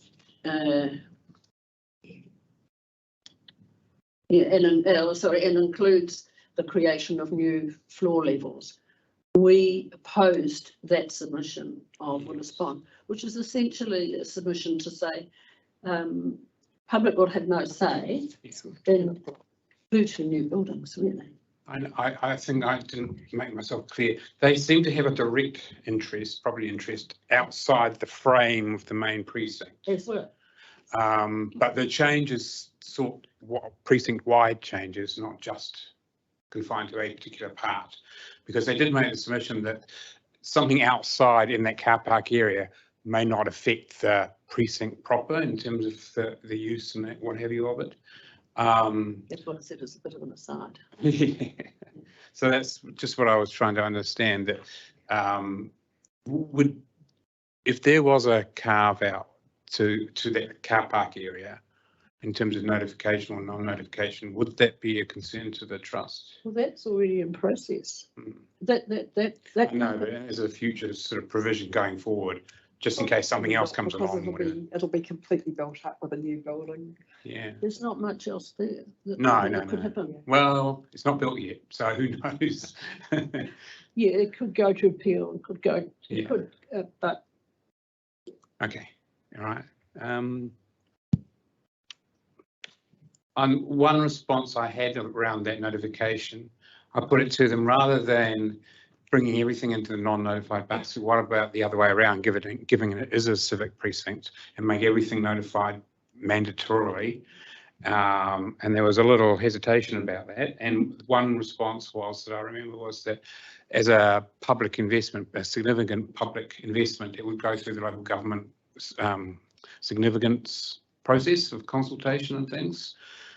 What was your response to that response? Well, I have one historic response, as it were. So that significance process and the significance list, I made sure that the buildings were on as significant buildings on the significance list. But the council has since taken them off. This council has also since lifted the heritage protection. I made sure that this whole area was a protected civic heritage protected area. And the council has already taken that off. And it is unfortunate that we couldn't find the time to make submissions in relation to the chapter on heritage, but we make the same submission here and very strong. Yeah, submission sits there, even though we didn't speak to it. Right, okay, thank you. Any other questions? Okay. All good. Thank you very much. Thank you for your time and energy.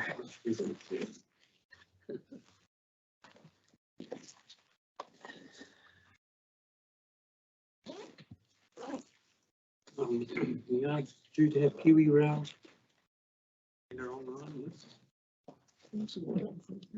Good afternoon, Commissioners.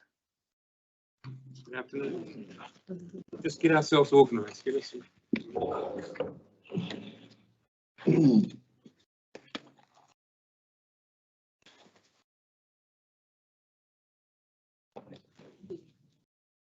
can understand this.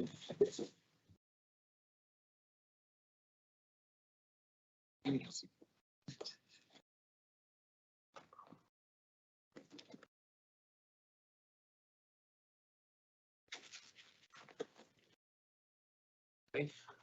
Donald, floor is yours, virtually speaking.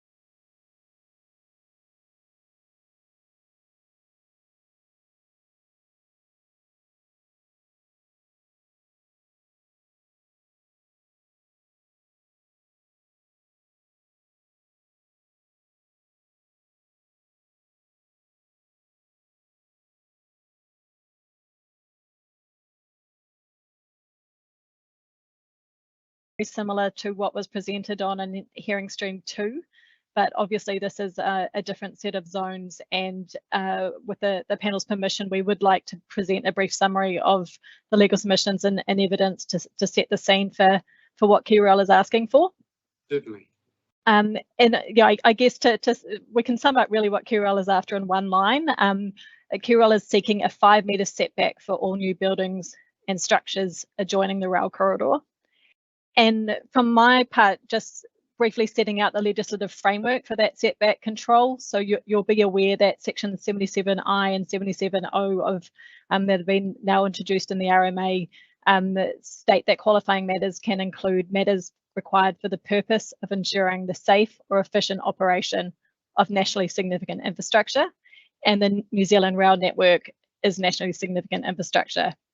So in KiwiRail's submission, the controls sought are matters to ensure the safe and efficient operation of that rail network, and therefore constitute qualifying matters as expressly contemplated by the RMA. And the evidence of Mr. Brown and Ms. Hebblethwaite for KiwiRail provides evidence for the need for these controls. So just briefly giving an overview of setbacks, which I'm sure that the commissioners will be familiar with as a planning tool. You'll be aware that they're commonly used, and in this case, KiwiRail's submission is that they are required to ensure that safe and efficient operation of the rail network. Setbacks reduce the potential conflict between the safe enjoyment and maintenance of buildings on adjoining properties and the operational rail corridor.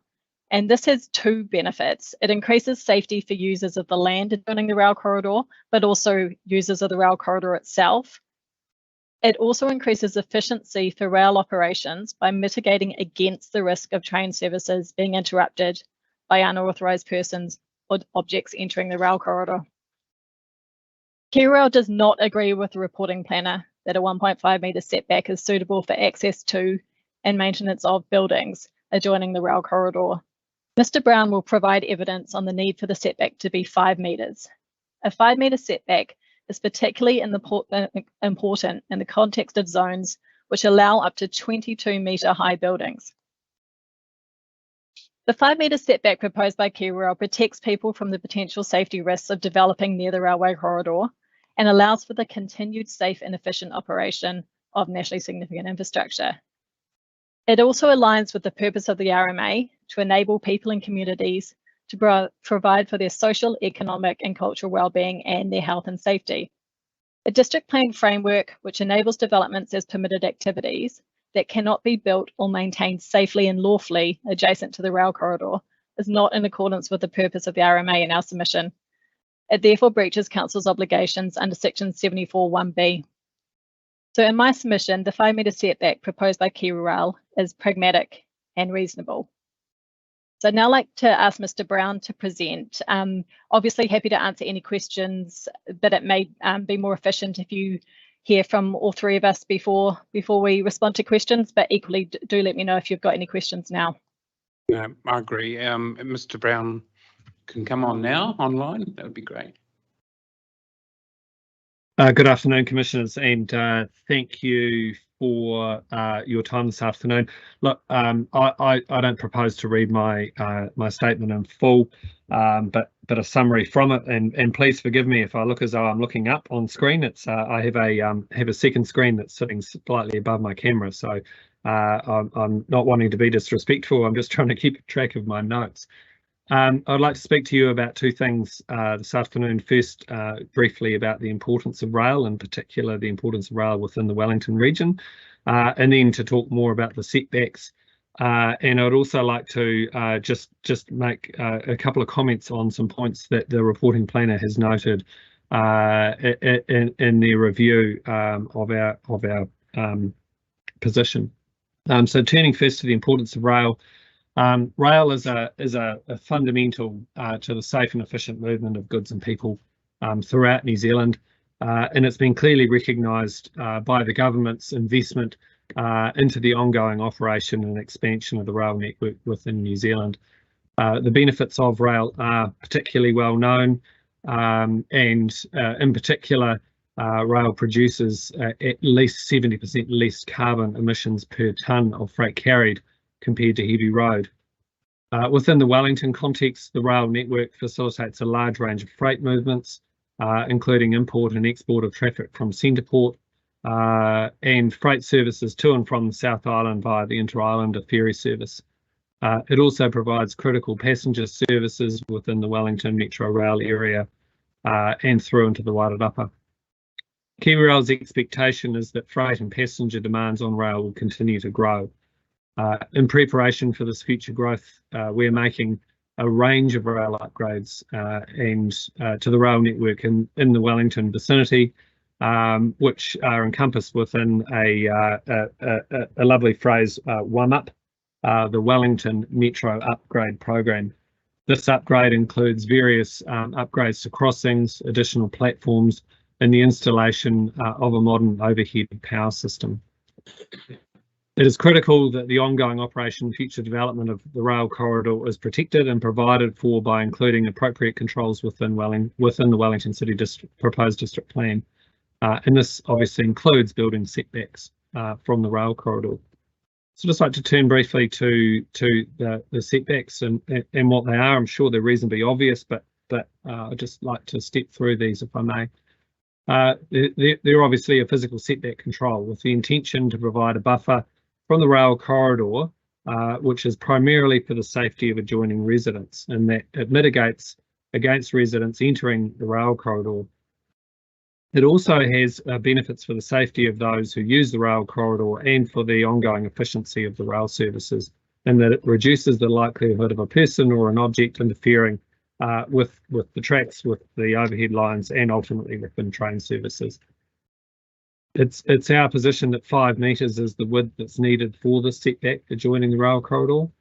And in preparing and coming to this position, I've reviewed the WorkSafe guidelines on scaffolding. These guidelines require the height of the top working platform to be no more than 3 times the minimum base dimension. I've calculated that this would require a minimum of 4 metres at the base of the scaffolding. I've also included a diagram at Appendix A of my evidence, and I'm happy to take some questions on that if required. This illustrates the appropriate support structure and necessary space required around scaffolding, equipment or machinery. The 5 metres that we've sought enables other elements to be provided for. These include the use of mechanical equipment, support structures to stabilise the scaffolding, space required for people to move around the scaffolding, and an area to provide an exclusion zone for dropped objects. A building setback is also necessary to minimise the risks of activities that may not otherwise be seen as creating safety risks from interfering with the rail corridor. This includes water blasting, which is particularly important given the majority of the line within the Wellington region, in fact, all of the line within the Wellington region is electrified. I'd just like to quickly turn to a couple of points raised by the reporting planner, Ms. Hayes. Particularly, first of all, in terms of her view that the 1.5 metre setback that's proposed in the plan is sufficient. Ms Hayes has based her acceptance of the 1.5 metres being sufficient for construction and maintenance on the conclusions of Mr Patterson, who was the reporting planner for Hearing Stream 2. However, the 1.5 metres accepted by Mr Patterson has not been backed up by evidence that it is possible to safely maintain buildings within that setback, such as what I've just put forward to you. KiwiRail's evidence is that based on the WorkSafe guidelines for a 3-storey building of around 12 metres in height, we would require a minimum of 4 metres at the base of the scaffolding. Here we're talking about 22 metres, and 1.5 metres is simply just not sufficient. The next point I'd like to turn to is a matter that was raised suggesting that a safety plan, works adjacent to the rail corridor would require a safety plan with the developer to liaise with KiwiRail to ensure the safety issues raised by the submitter are addressed. In respects, the reporting planner is correct, and that KiwiRail may require a safety plan where a permit to enter the rail corridor, that is applied for. However, in our experience, people tend to review the rail corridor as public space that they can use, and that they don't often go to the trouble of applying for these permits to enter. And similarly, the law of trespass doesn't seem to have a deterrence effect either. Critically, the rail corridor is different from the typical neighbouring property. Entry onto the rail corridor poses a very different and high consequence risk compared to entering almost all other sites. If a person or object encroaches into the rail corridor, there is a risk of electrocution, particularly in Wellington, as I mentioned, we're 100% electrified. It's my opinion it would be a poor planning outcome if options for landowners who need to access their buildings for maintenance be either the landowner needs to seek permission to encroach on the rail corridor, or they don't obtain permission and therefore trespass. The better planning outcome, in my view, is that an adequate setback within a landowner's own property for the building would be so that an encroachment is not required would be a much superior outcome. That's all I had to cover off at the moment. And look, I'm happy to take questions, but appreciate that you might want to hear Ms Heathcliff and then ask questions as a group. Yes, you're correct. It would be good for us to hear from her before we sort of turn to questions from the panel. Thank you. Certainly, sir.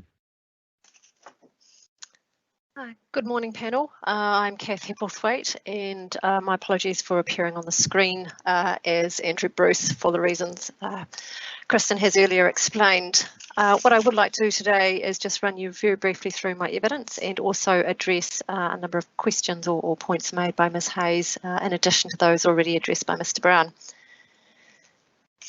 The crux of the evidence that I've provided really is covered off in section 6, and it is, as Ms Gunnell has pointed out, is a 5 metre setback is sought. It's agreed between the council planners and myself that a setback is an appropriate response.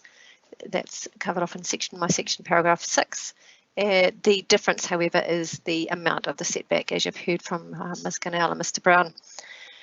I agree with Mr Brown that I can't see any reasons for Mr Patterson's arrival at 1.5 as appropriate. Ms Hayes has referred to it being used in other residential zones. I'm not sure of the relevance of that, given we're dealing with commercial buildings which are much more significant in height. The other matter which I would like to deal with regard to Ms Hayes' evidence is perhaps more of a technical point which discusses the changes between rail corridor and rail designation boundary. And I apologise, this may not have been completely clear to Ms Hayes in my primary evidence. The panel may recall that in my requested changes to the plan provisions that I recommended an alteration away from rail corridor into rail designation boundary. The reason for that was that the term rail corridor I didn't think was particularly clear, and that was also pointed out by Mr. Joseph, sorry, I'm just going for Stride Developments, who raised similar concerns about the lack of clarity for the, excuse me, Mr. Jeffries, not Mr. Joseph, about the uncertainty about using the term rail corridor versus something else. Ms. Hayes has requested that we, or invited that we consider a definition for rail designation boundary. We can provide that, of course. It's my view, however, that it's a fairly well-known and plain English term. The designation itself is included in the plan. It is clearly mapped and it clearly has a boundary. So whilst we can most definitely provide that to the panel, it's my opinion that we don't actually need one, that the plan is self-explanatory. The other broader point, which I'd just like to clarify, is that Ms. Hayes has indicated that that my evidence sought the change from rail corridor to rail designation throughout the plan. That wasn't my intent, and again I apologise if that's how it's been read. My intention was only to change the terminology in the specific rules in my attachment A, which are just the rules which relate to the setback sort. Just a couple of other items in Ms. Hayes' commentary, and I refer particularly to her paragraphs 12 to 15, which are Ms. Hayes' supplementary statement. And within there is in paragraph 15.3, Ms. Hayes has indicated that WorkSafe is the appropriate place to deal with setbacks and rail corridors and ensuring people are safe, or she's ensured safety issues are addressed, as the terminology she's used. I don't actually agree that, sorry, I'll rephrase that. WorkSafe does have, as Mr. Brown has put forward, a range of controls on construction of scaffolding, setbacks and safety from falling. So there's definitely no question about that. So I agree with Ms. Hayes that WorkSafe has a significant role to play in that regard. WorkSafe, however, isn't the primary, or the WorkSafe legislation isn't the primary place where this matter can be managed. You've heard from Ms. Gunnell regarding section 74 of the Act, which says that councils must effectively implement part 2, and you don't need me to remind you that part 2 talks about health and safety of people. And as we've heard from Mr. Brown, the health and safety of people is a critical concern to ensure that they can do what they need around their buildings without putting themselves or others in danger relative to the corridor. So whilst I agree that there is WorkSafe control on these things, it is not the primary or it's not the sole place that the effects of this can be managed.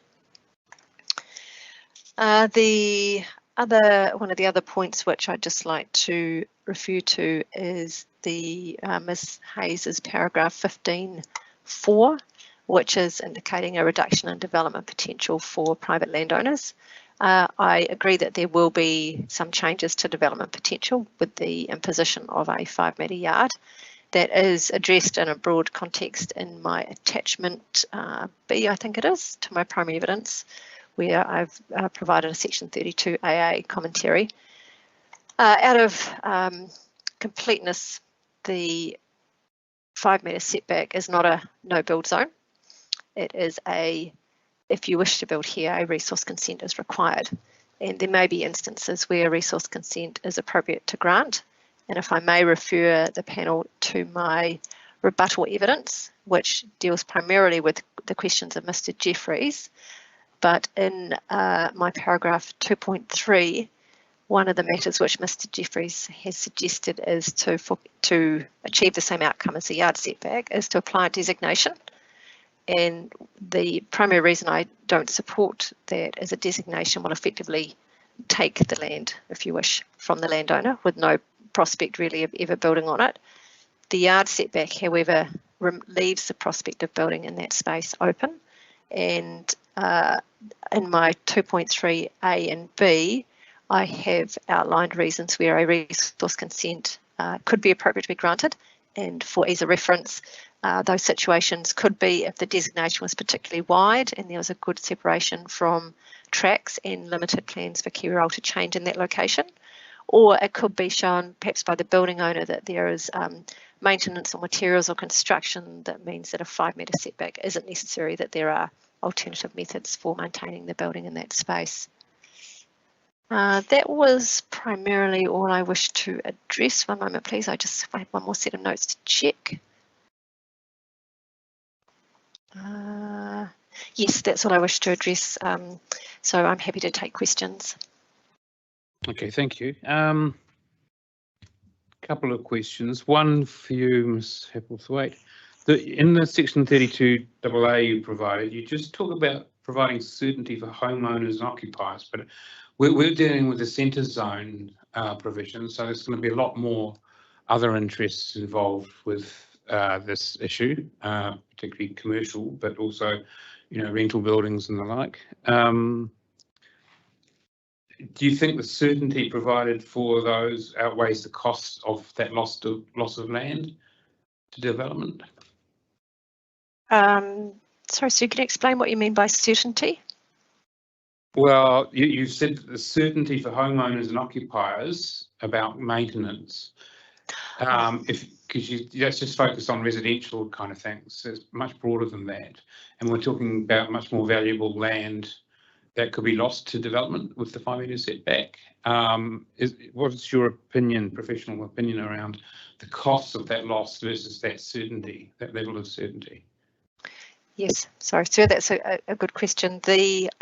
I obviously have not updated my section 32 AA report, so my apologies for that. And it should obviously refer to the commercial zones, the 4 or 5 zones we're dealing with today. The size of buildings which are provided for in this zone are quite substantially more than within the residential zone for the most part, not completely, but for the large part they are more significant.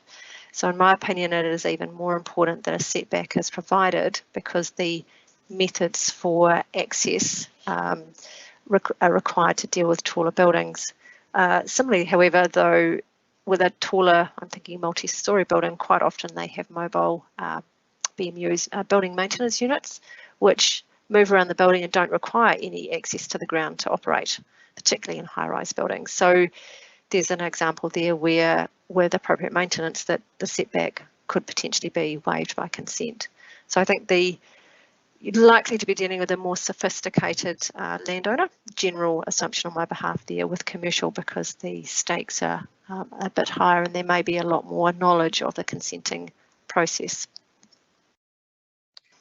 Okay, thank you. And a question for Mr. Brown, perhaps. Accepting that some people don't necessarily or ignore the requirement for getting permission to access the rail corridor, what is the process for any landowner to get access to KiwiRail land to maintain their properties?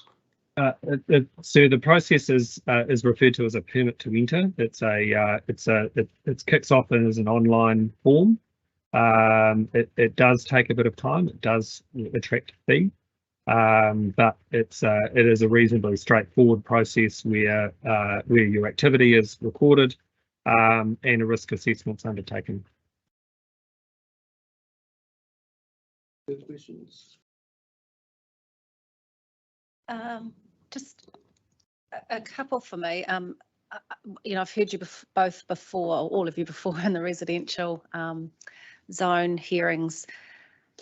So I guess I just wondered if you'd put any thought to a different setback size between residential and mixed-use commercial to reflect, you know, you're going for a standard 5 metres across all zones, but had you actually turned your mind to having a different setback for the different zones?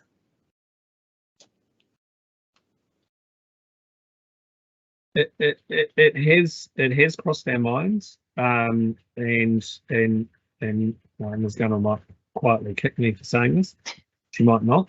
But the reality here is the additional height that's potentially to occur in these zones would actually make us want to go the other way, so a wider setback, and that's in part or actually primarily to deal with the dropped objects distribution. But the reality is we see it more prudent to maintain an element of consistency. So there is a little bit of known quantity as dealing with rail, you're dealing with 5 metres. Thanks, Mike. I endorse those remarks, and I think the only thing I'd add is, the comment about trying to be pragmatic. The WorkSafe scaffolding base looks at 4 metres, and then the extra metre is in terms of being able to manoeuvre around that scaffolding, and so that's KiwiRail has put some thought into that 5 metres. As Mr. Brown indicated, that would be higher for your 22 metres, but also acknowledging that commercial buildings do tend to be more sophisticated, and so trying to sort of, I guess, put some sort of number on this that does its best for protecting the safety of people adjoining the rail corridor, and also minimising those potential dropped objects into the rail corridor, but also not trying to have a really complicated, if you're this high, then you're this far out, or there's a number of factors in place. So second Mr. Brown's comments. Thank you. And just my other question was for Ms. Hepplethwaite, is just I just wondered what your policy basis is for your setback request for these centre zones. If I may, I would, if it's available, would like to get back to you on that. There are 5 different zones, so that's not something I can answer off the top of my head. So if that was of interest, we can provide some additional supplementary information in writing to the panel. Yes, that's fine. It's just referring to where these policies may be to support your point. So that would be good if you can. Thanks. Yeah, we'll add it to our.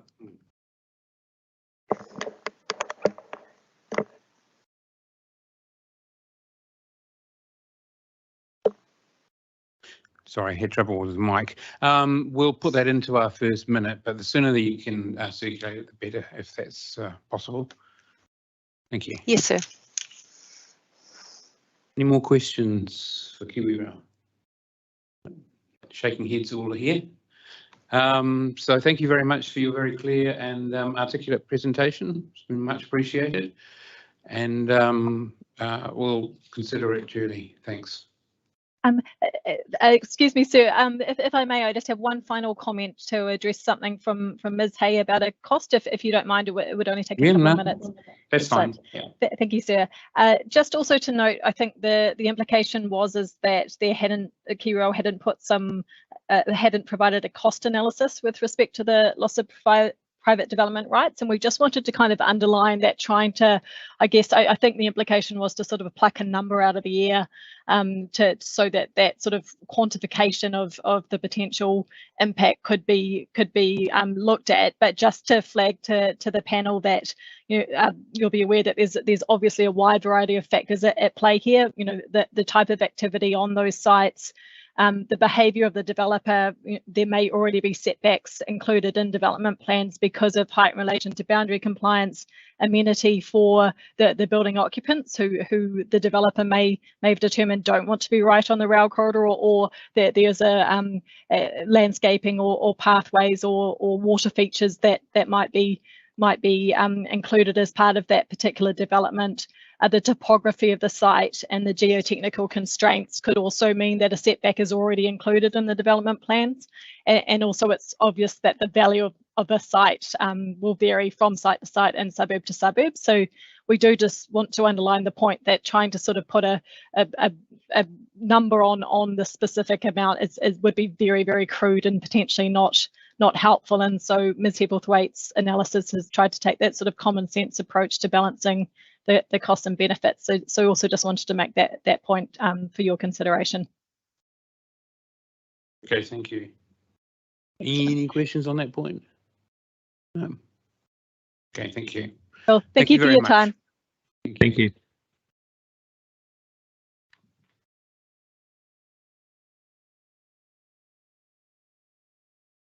Now, our next submitter, well, we have two really working together. We have the Urban Activation Lab of Red Design Architects, Mr. Martin Hanley, who is coming in virtually, but he's not online at the moment. Can't see his name, no.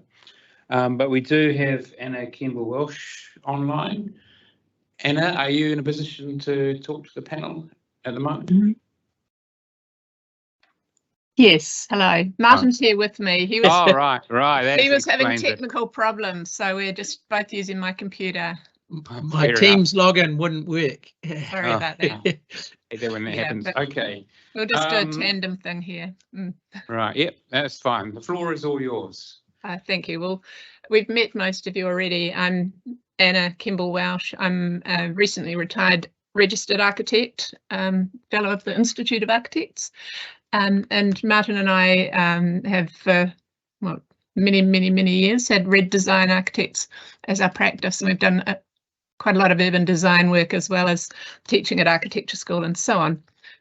And with this presentation, we have, I don't know if you've all seen our presentation about our scheme for Newtown, but we'll quickly run through it again. But I do remember you showed some things for the first hearing way back in February. Okay. But please do show it now, please.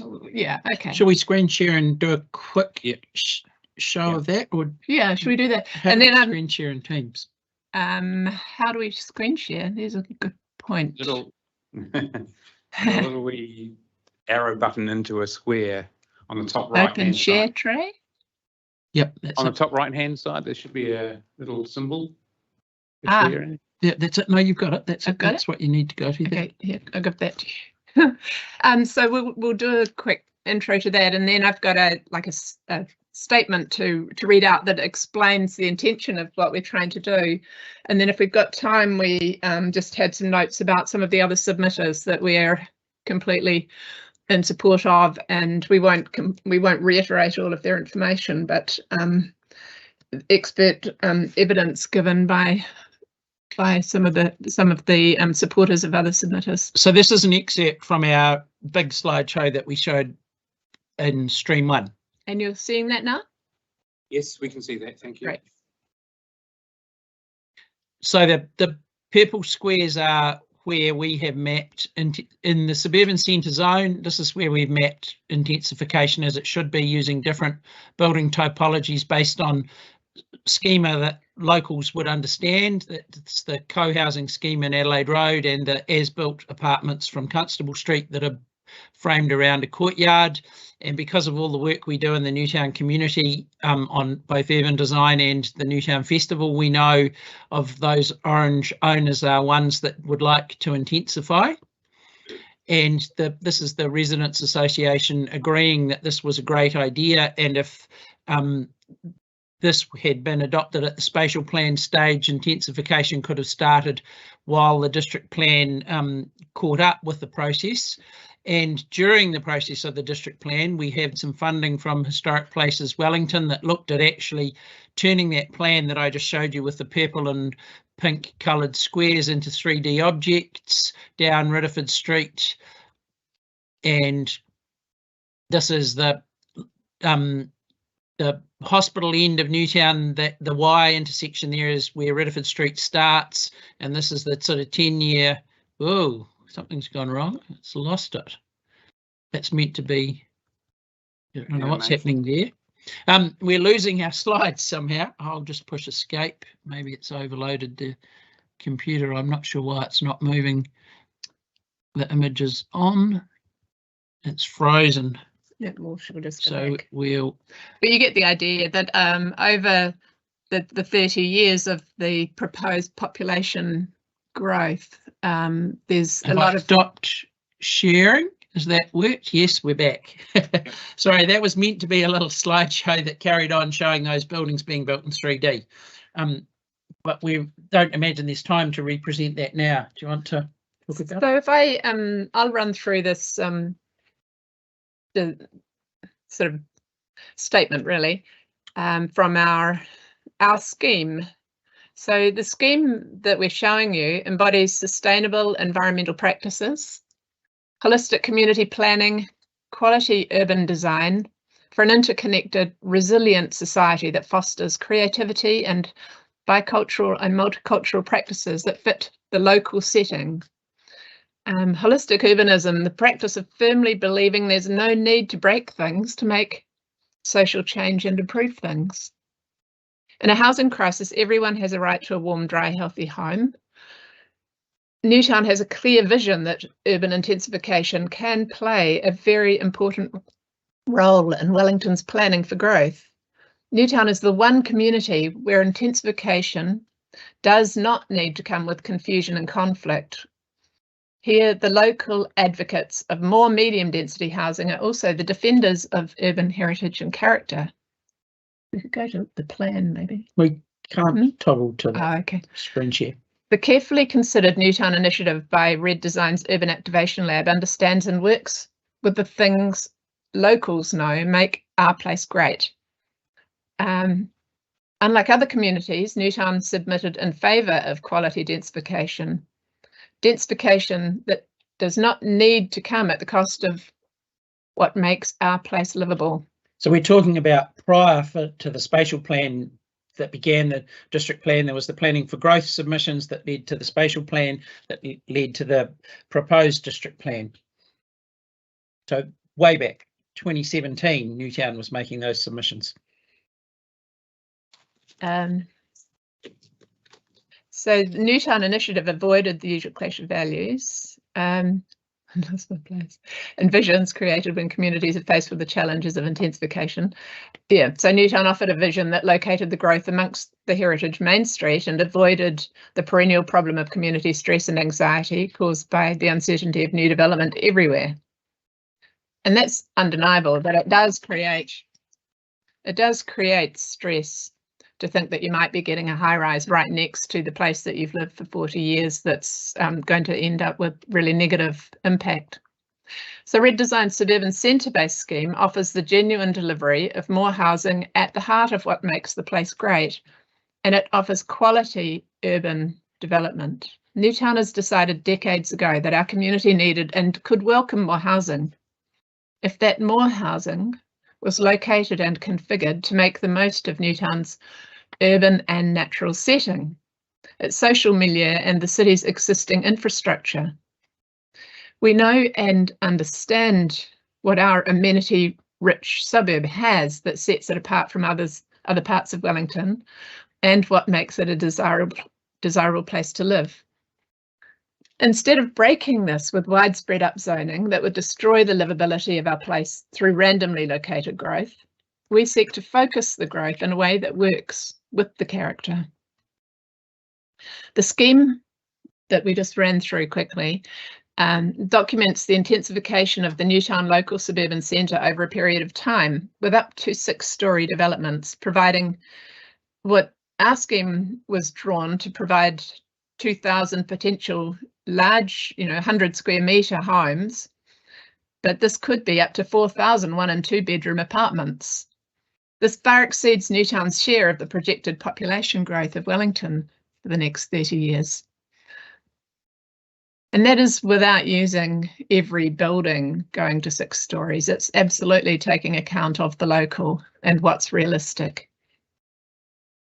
Concentrating development on housing intensification in the suburban centre provides a much easier way for council to upgrade the infrastructure to match the increased density. We all know that's essential. Placed shoulder to shoulder along the arterial main streets in the suburban centre heart mitigates the adverse wind and shading effects of intensification and locates growth along the transport corridor. New inhabitants could be living right on the bus route, sheltered by verandas, right amongst Newtown's shops, cafes, supermarkets, community services, and within close walking distance of our schools, medical centres, churches, parks, and the regional hospitals, hospice, sports fields, and the zoo. Building up to 6 stories here, with setbacks from the historic frontages and street edge, the sense of place that these new residents will look out at will still be Newtown, with its quirky close together cottages and green backyards framed by the town belt backdrop. They truly feel that they live in Newtown, and Newtowners could continue to enjoy the suburb they've called home for a very long time. A district plan that preserves the sustainable carbon sink of living backyards and native timber cottages, with new townhouses threaded in at the right scale. Twinned with intensifying the heritage framed Main Street, would be endorsed and welcomed by our community. A win-win that plays an important role in reducing car dependency and fosters social connectivity, all while helping preserve Newtown's and Wellington's identity. Not having to break things to improve them, the proposal is a case study in holistic urbanism and community empowerment, addressing and working with the strengths of the physical and natural setting, the infrastructure, our quality public transport, but also of local amenities and employment, of cultural assets and of streets for people, all built at a human scale. Globally, community engagement is an established and valued process. The Newtown Initiative should be supported as a local process that firmly achieves the nationally framed wider goals for urban intensification, particularly in a housing crisis. So that's the explanation of the point of what we're doing. You will be hearing tomorrow from the Newtown Residents Association, which will talk a little bit more about the merits of sunshine and wind shelter for the established urban setting. But while we're talking about the suburban centre, the key thing about shoulder to shoulder, when you build your buildings that way, you raise the effective ground plane and you have higher mass with sheltering verandas. So the wind effects of intensification are way less on the occupants and surrounding yards. And when you build in the zone where it's already zoned for no side yards, the shading effects of the tall buildings are way less on the rest of the community. And it was submitted both at the spatial plan stage and at the district plan preliminary stage, and again in the provisional notification of the district plan, that the actual economic rationale for upzoning everywhere isn't necessary to get new builds built. We're one side of that equation where we're showing actually there's plenty of capacity to make new builds in the dense suburban centre, but the Residents Association expert witness Timothy Helm will talk about the flawed economic logic that in fact upzoning does not mean you get more building. But that's, I will leave the Residents Association to talk to their expert witness on that front. But we totally. They will elaborate again on the effects of wind when you have isolated tall buildings as opposed to clustered together tall buildings. But yeah, the key to what Tim Helm's evidence is that zoning might change where you put the buildings, but it doesn't increase the amount that's built. And this is from his evidence as with his PhD in economics. Yeah, and a huge amount of experience in housing and research and policy. That so we're saying building in the hub of Newtown makes a heck of a lot more sense than just the potential to build absolutely anywhere, given the potential to build anywhere doesn't increase the amount of housing that will be built. So there's a few other points we were going to make just in terms of supporting other submissions, and the Live Wellington submission is a very strongly one that we're allied with, but in their overview, great cities have distinct neighbourhoods, suburbs and communities with a strong sense of place. The built form, heritage, character, streetscape and public spaces all contribute to this. And that is really essential. Kainga Ora's proposal that Newtown be upgraded to be called a town centre is really not appropriate. The idea to put, 42 metre high rises through the heart of Newtown and call it a town centre, it doesn't have the suitable sort of criteria. Our suburban centre just supports the local. If you need a suburb, Newtowners go to Kilbirnie for the big box retails, the Noel Leemings, the warehouse, the Bunnings, the farmers. The nearest bank is in Kilbirnie or the central city. There's stats, KO's stats of how many people are employed in Newtown and the range of places that people come from to work in Newtown is really about the hospital. And then they take out the one hospital, but we've got 3 hospitals in Newtown, but they're peripheral, not central to the Newtown local. They're outside of it. They don't contribute a lot to the Newtown local. They don't represent the Newtown local. They just happen to be there. So I think that's really irrelevant.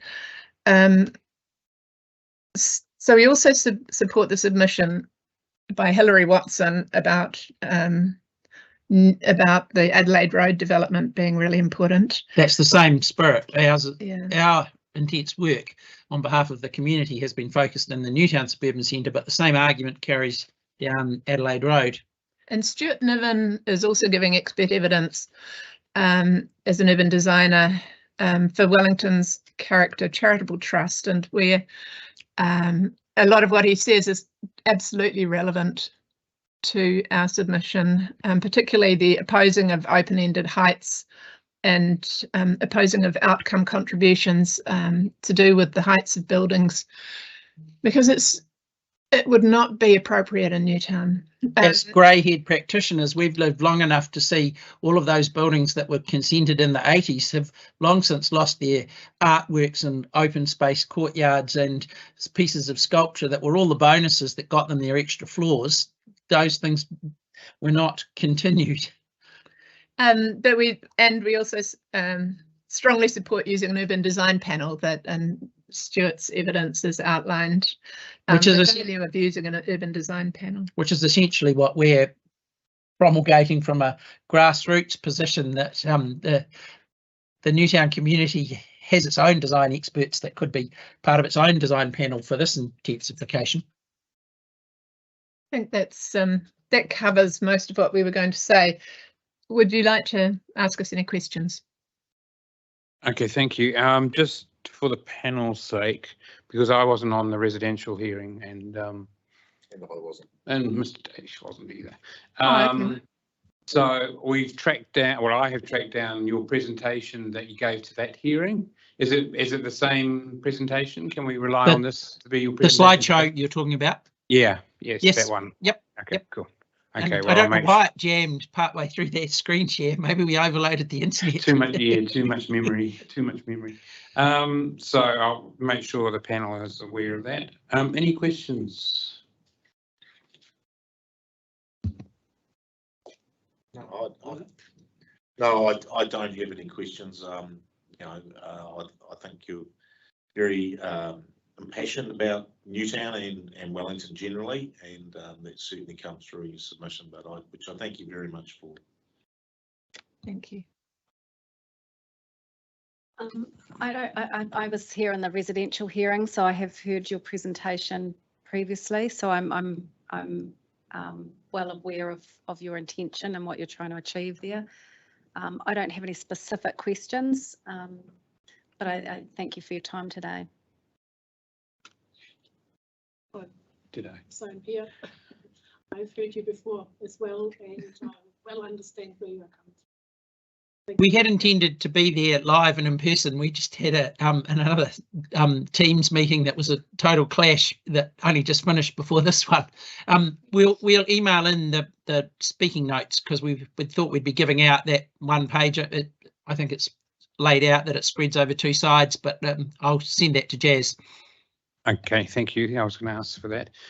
No, I don't have any questions. So thank you very much for your time. And we are post-COVID in this world of hearings where we have teams zooming in and in person and both at the same time. So we're quite used to it. So thank you. Okay, thanks a lot. Thanks. Bye-bye. Hang up. Okay, time is 3 o'clock and we'll adjourn the hearing for afternoon tea and resume at 3:20. Thank you.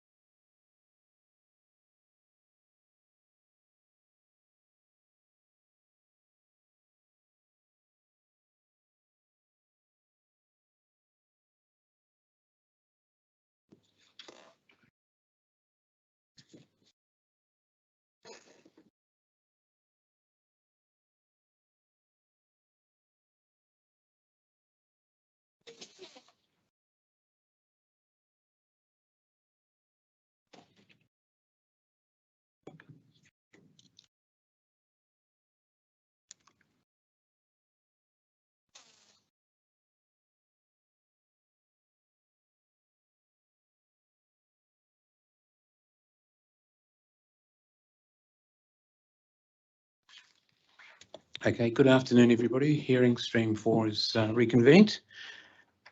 And we are handing over to Inner City Wellington to talk to their submission. So welcome. Thank you, Commissioners. The floor is yours.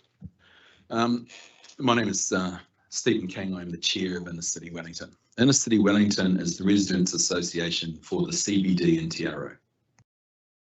Our area is now the largest suburb in Wellington in terms of population, and it exists on the smallest area of land.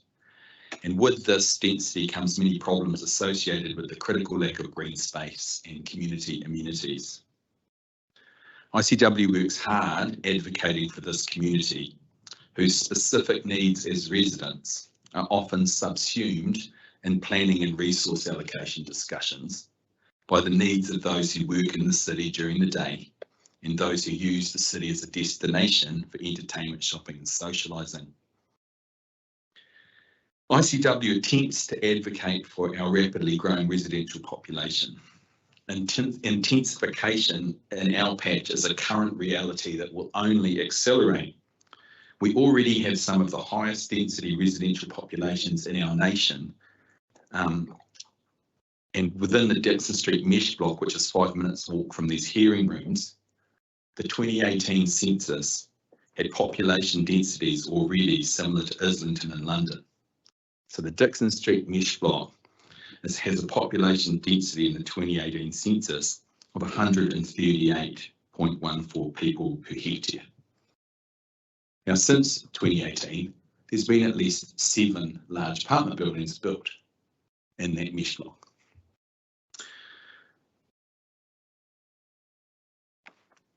ICW consistently highlights in our engagement with Council the reality that the existing level of public amenities available to what is already a large residential population falls well short of an appropriate level, and that the current level of intensification is exacerbating that existing deficit in amenities available to inner city residents living in these vertical streets.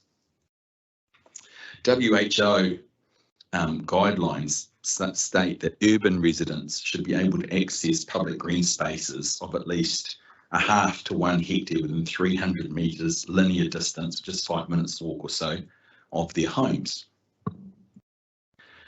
In the Central City Spatial Vision Report to Wellington City Council by Warren Money and Boffa Miskell in February 2020, that report states that the equivalent of another 10 Te Aro parks would be required to meet the needs of the proposed additional Central City population.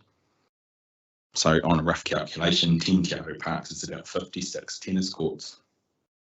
The Beale report in 2021, Public Space and Public Life Study, which was commissioned by Let's Get Wellington Moving, the Greater Wellington Regional Council and Wellington City Council, noted the lack of trees and greenery in general in Te Aro, and also noted that the green space amount per capita in the central city declines substantially, by half on average, when the projected population growth to 2043 is considered. We do not see how the provisions contained in this district plan will deliver the additional green space necessary to correct the existing deficit of green space available to inner city residents.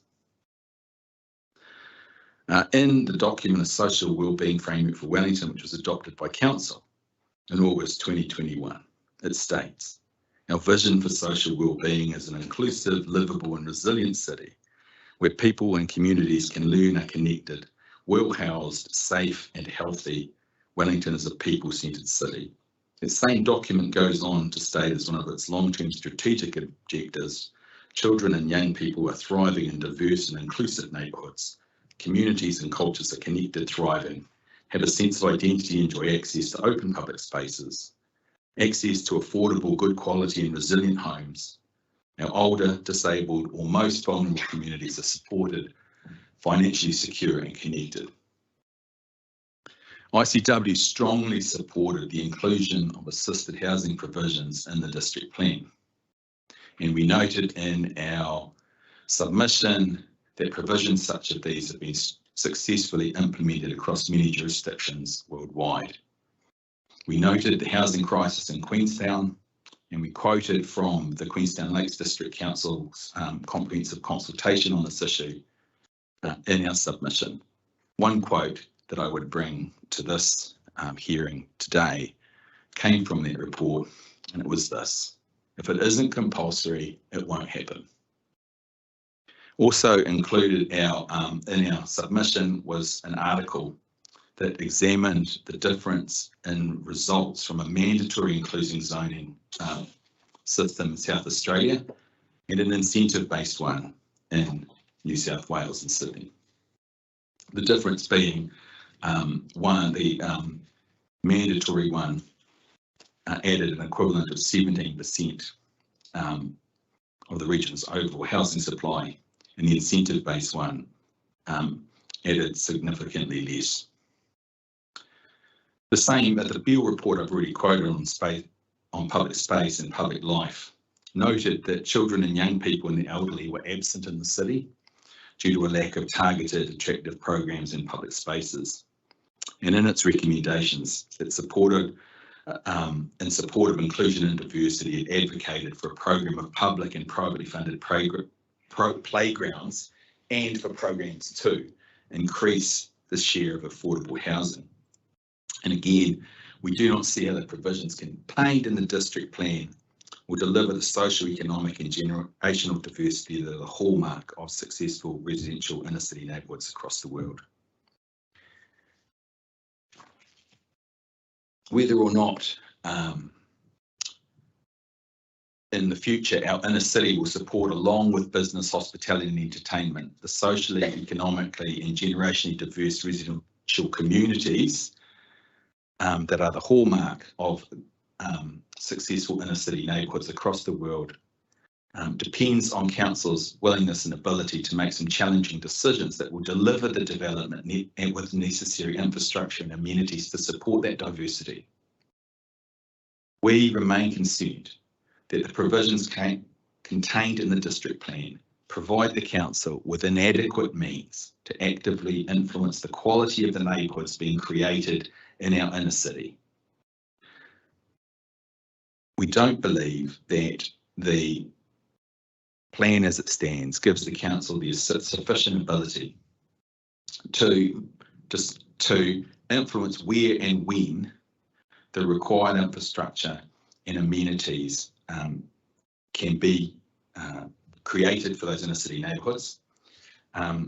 And while we recognise that there are statutory and legislative limitations as to what can be accomplished through this process, we remain convinced that unless there is a more active engagement with the planning process, an intentional engagement that delivers those amenities that we do not have, they just simply will not occur.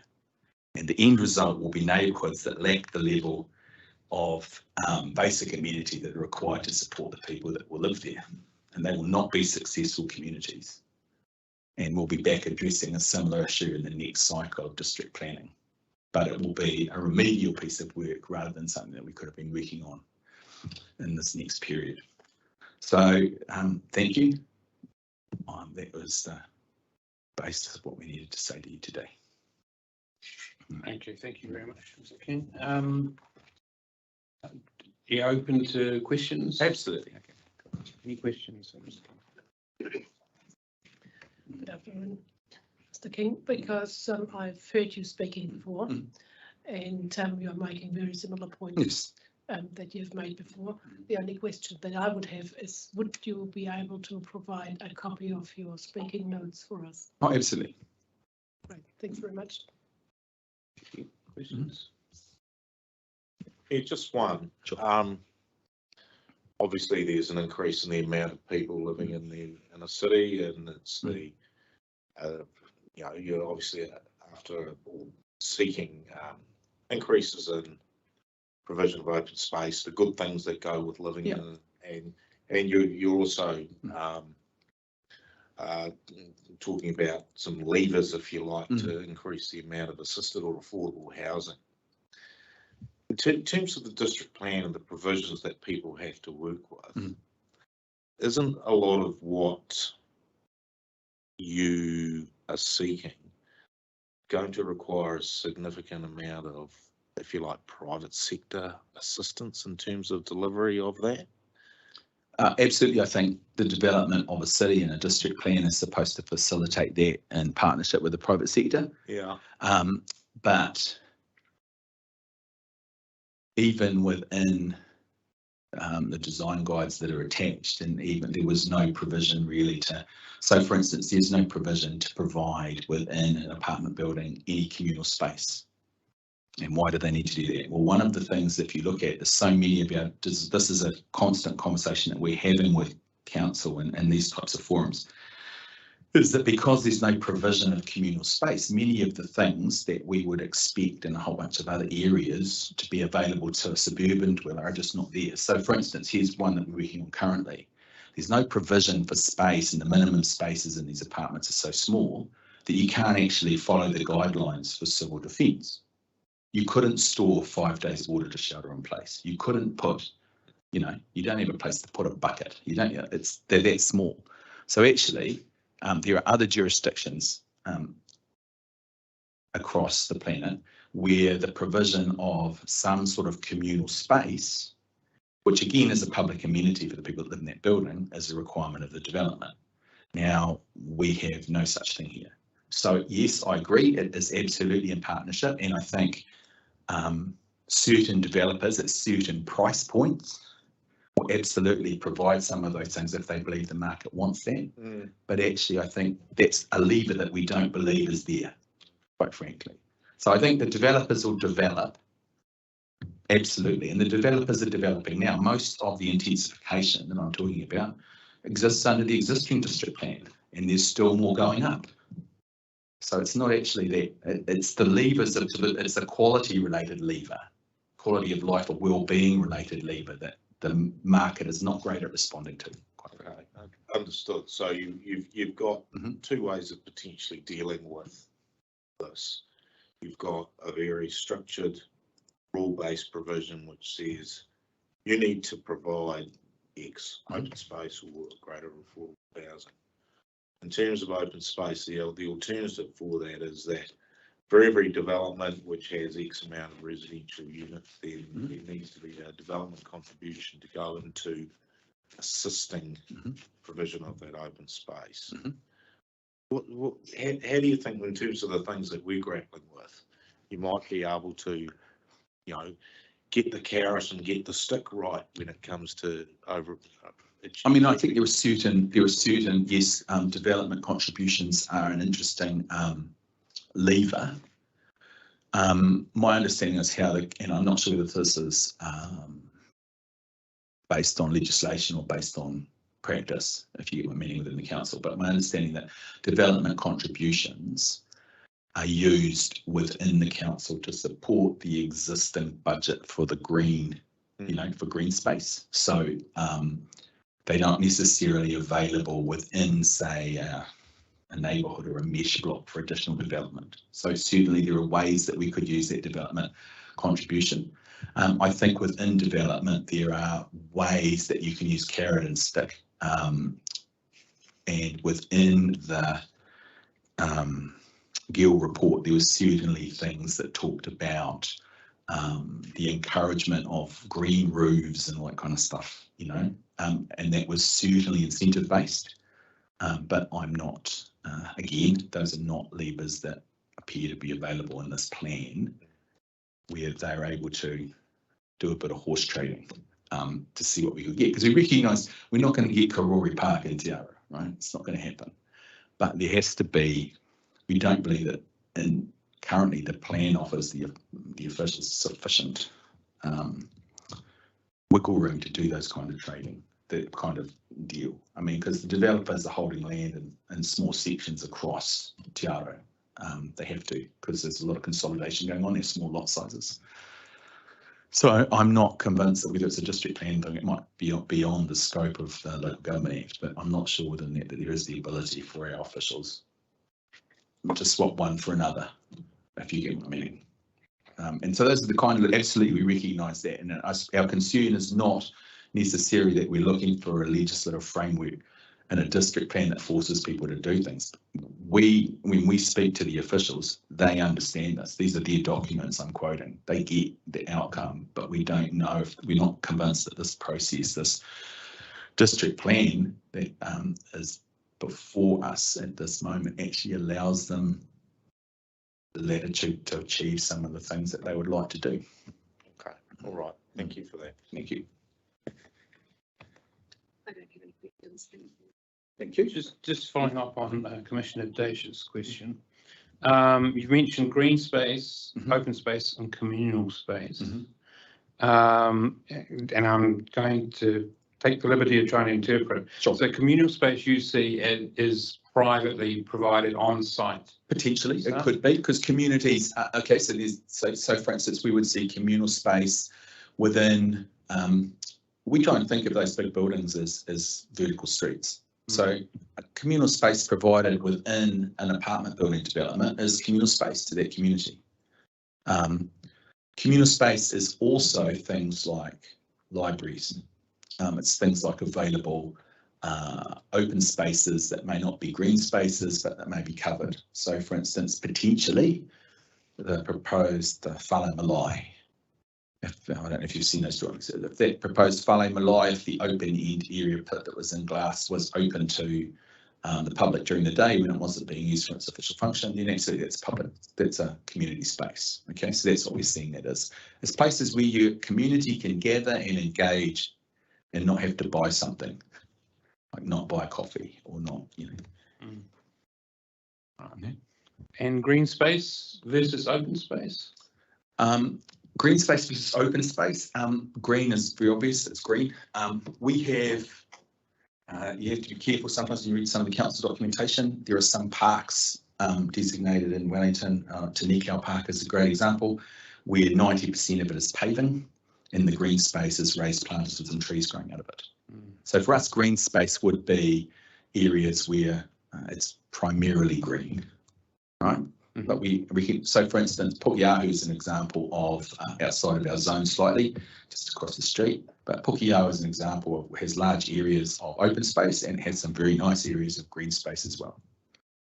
And where's the deficit greatest? Is it open space or green space? There is a complete deficit for both. Okay. You know, they're just those open spaces, the pocket park idea, or just the open spaces are just not available within Te Aro and to any great extent CBD outside of the wood.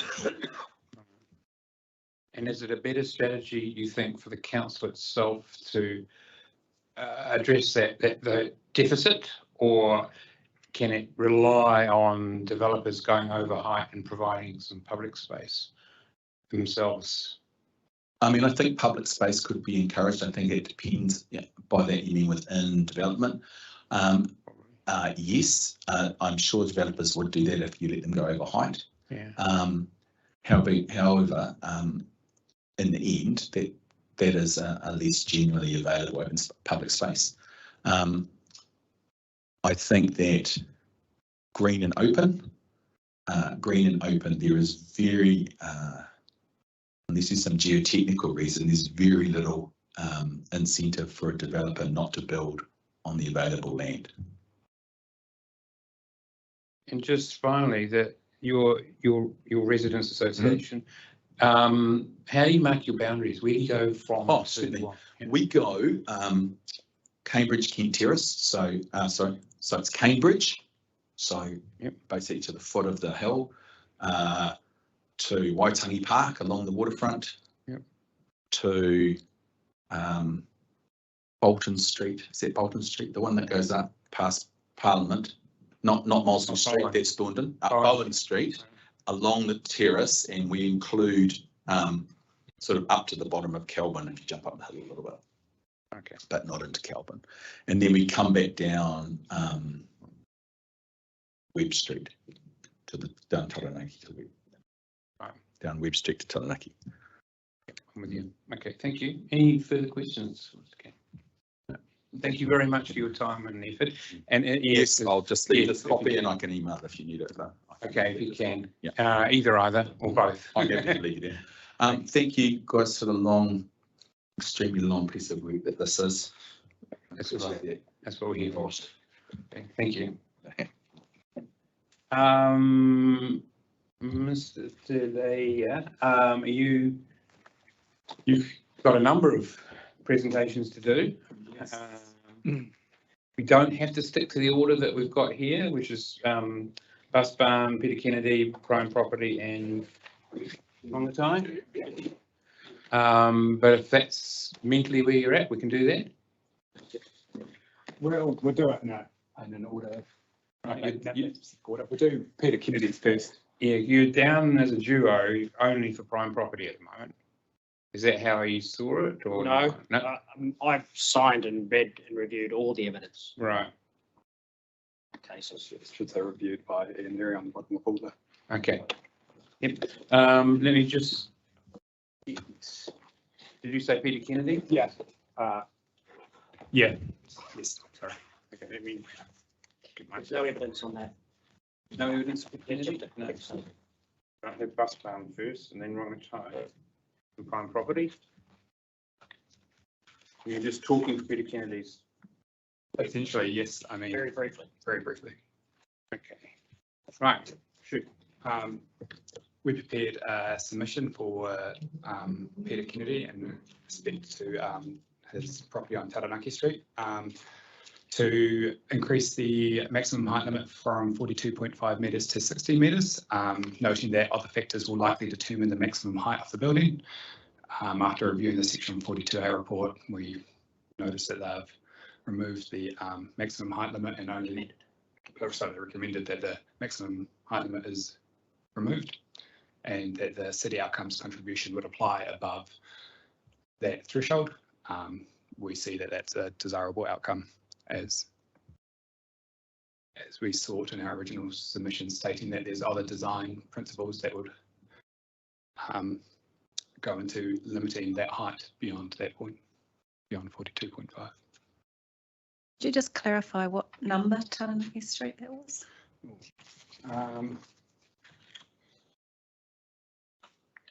25, yes. Thank you. Sorry. Thank you. Let me just find that on street. 25 Taranaki. Is that a site that's subject to potential development? It's actually got a resource consent for a building currently, not sought by us, but there's existing and it's got some stratum elements to it. And I believe that it's the old police station. Correct, at the rear. Correct. So there's a current approval. My recollection is to come and step out over slightly over the police station and then back again. But that's in place, and they're seeking to go higher if possible. So they're putting on hold till the result of this the district plan change process. Just looking at the old Mantle building next door, how high that is. So, off the top of your head, you wouldn't know. Not a clue. Okay, we'll leave it there. So you're basically in support of the Section 42A in regard to that property. Yeah. Thank you. Any questions? Should we do it?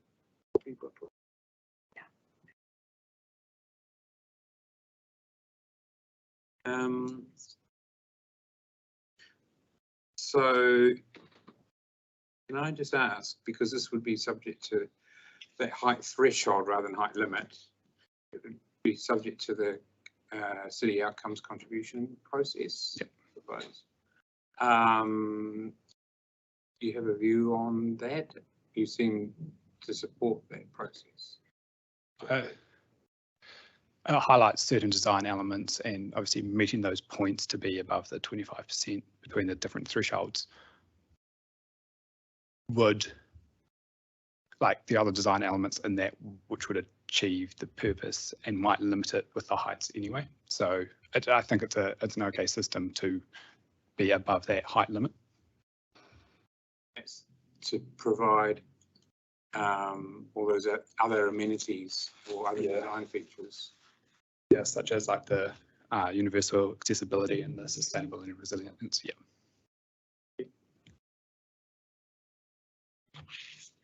Noting that the urban designer panel approval is also one of them as well.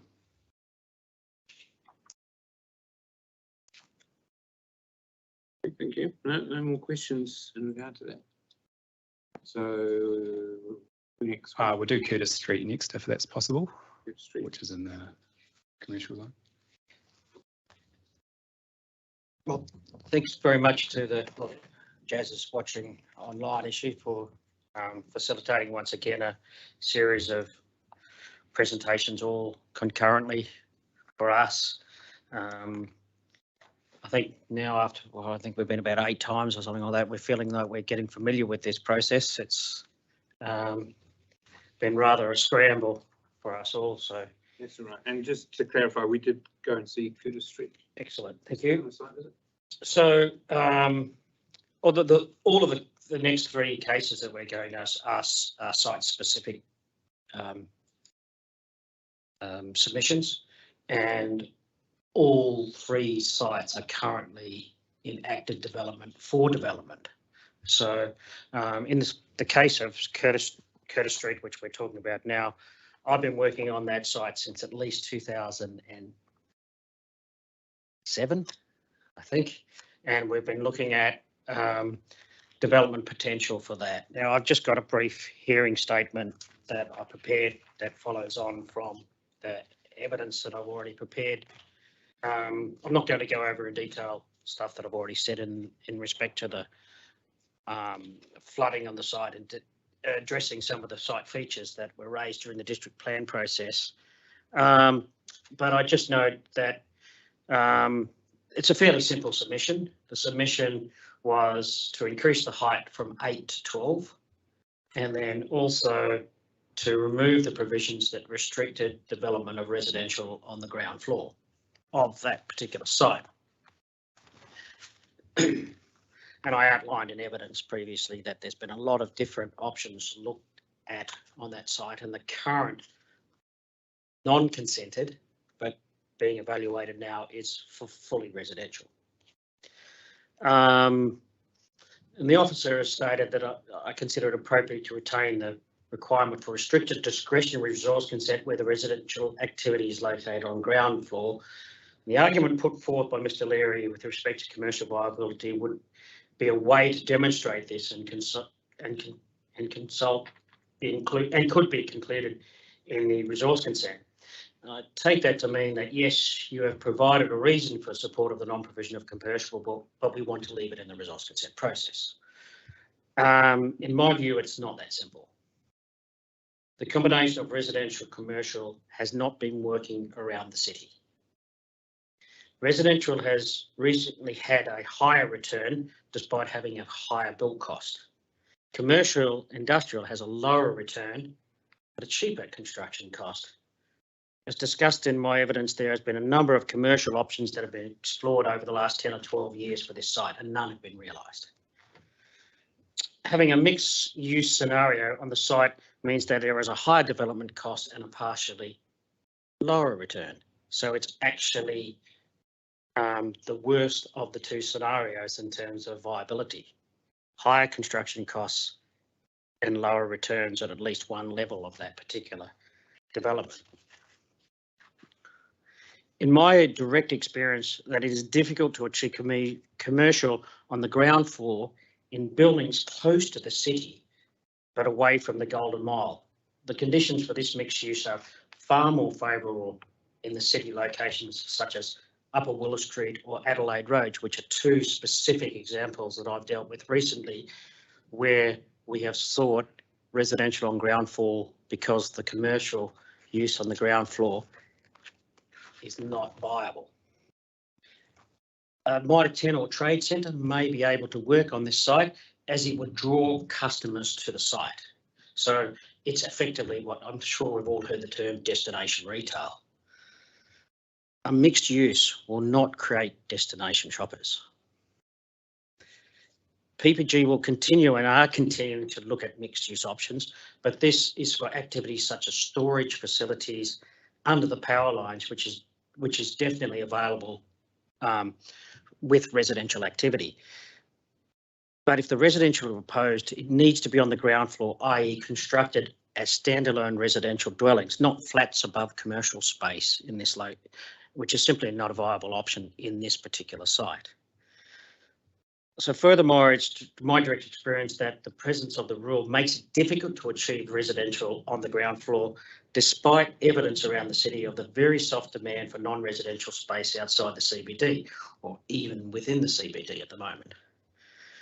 An example of the difficulties of gaining consent was at the site at 68 to 74 Kingsford Smith Street. Now this is one that's been developed into a single-storey commercial site with some mezzanine levels in some of these particular buildings.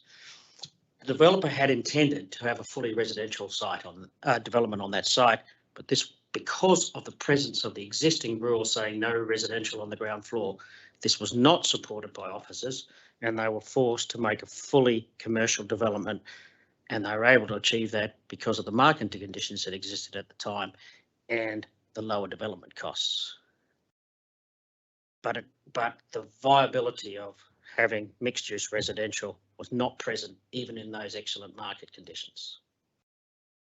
So I've just summarised there in this little statement there, the relief sought was just the removal of the relevant policies and standards that related to the ground floor being excluded from being a permitted activity, and also the maximum height standard being moved to 12 metres, and I guess reiterate that that's been supported by the section, that part of the submission is supported by the section 42A reporting officer.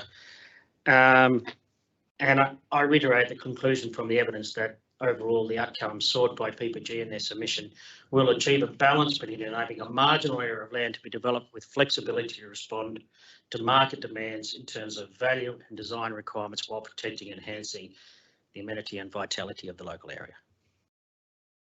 Open to questions. Just one to kick it off. I think you've answered my question actually, because I was going to ask why not just rezone it residential, medium or probably medium density, but you just said there that you're looking to put storage units under the power lines. So that's why you want to keep it mixed use? Give it the options, because it is unquestionably a difficult piece of land to develop.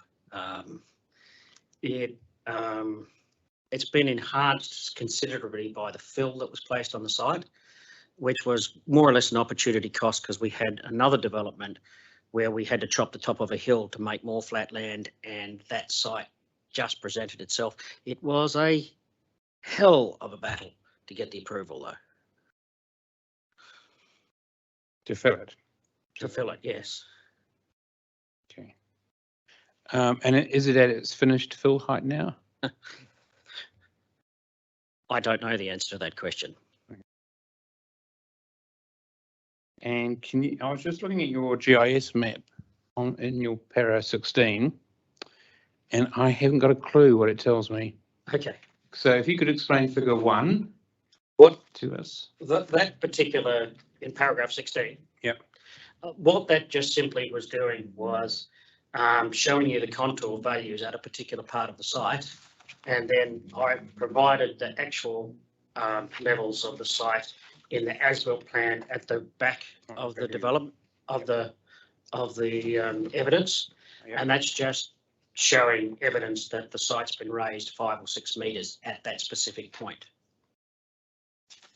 So the flood modelling that was prepared is 6 metres in error to the actual ground levels that's present on the site because of the filling. The modelling must have been done on old GIS information that has not been updated. They mustn't have flown the what's the name of the technique? LiDAR, yeah. Okay. So when was the film? 2019, 2020. Yeah. Any questions? Yeah, with regards to those two figures with the flood modelling. Is it by any chance possible to provide us with some digital? Oh, absolutely, I can. So tiny. I wear glasses. Yeah, apologies for that. It looks good on my screen when I prepare my statements, but then when you set it out and see it printed out, I can do that, no problem at all. Because the other thing is too that on figure 2 we have a wider area that we are looking at, and on figure 3 we have actually zoomed in basically where the Westwick Road. Yes. Where it comes from over there, but we can't see on that where it actually goes, and mainly on the figure 2 you have got it to the left of the Curtis Street. I can give you A4 PDFs if you like, or I can give you A3 PDFs if you so wish. And you can take off glasses. A4 will do. It will be considerably larger than. Yes, yeah, apologies for that. It's just hard to figure out where the issues really lie, because we can't see. There was a single point that was being made there, is that the site's been filled considerably high, and I was just providing that evidence to validate that. Thank you. Questions? I remember the site from the late 80s actually. Yes. It was a garden centre, and Correct. there were various different, I wasn't directly involved, but there were various different things being floated at the time about what was the best use of that. And it was flood prone when the Kaifora stream burst its banks. This was the site it was going to go into. So, you provided evidence on that. But in terms of the most appropriate zoning, it's a bit of an outlier in the PDP. It is the one zone, the one piece of land which has the commercial zoning. In terms of the various different alternatives that there might be for an appropriate zoning, and particularly when you've explained that your client currently sees the highest best use for the majority of the site, apart from those underneath the power lines as being residential, that could have been an option, that you had a split site and then you had the GIZ, or you have a mixed use zone on the remainder of the site. So can you live within, can your client live with a commercial zoning, subject to your reservations about residential on the ground floor? Or would it be more appropriate, and I don't know whether there's a submission to this effect, that a more consistent zoning with the remainder of the plan be applied to the site? That's a very big question, and there are a lot of range of. I want to get out of here today to answer some of those questions. I don't think it's, I think we all know it's got a long, tortuous history in the past. Yes. And that's been explained in your evidence.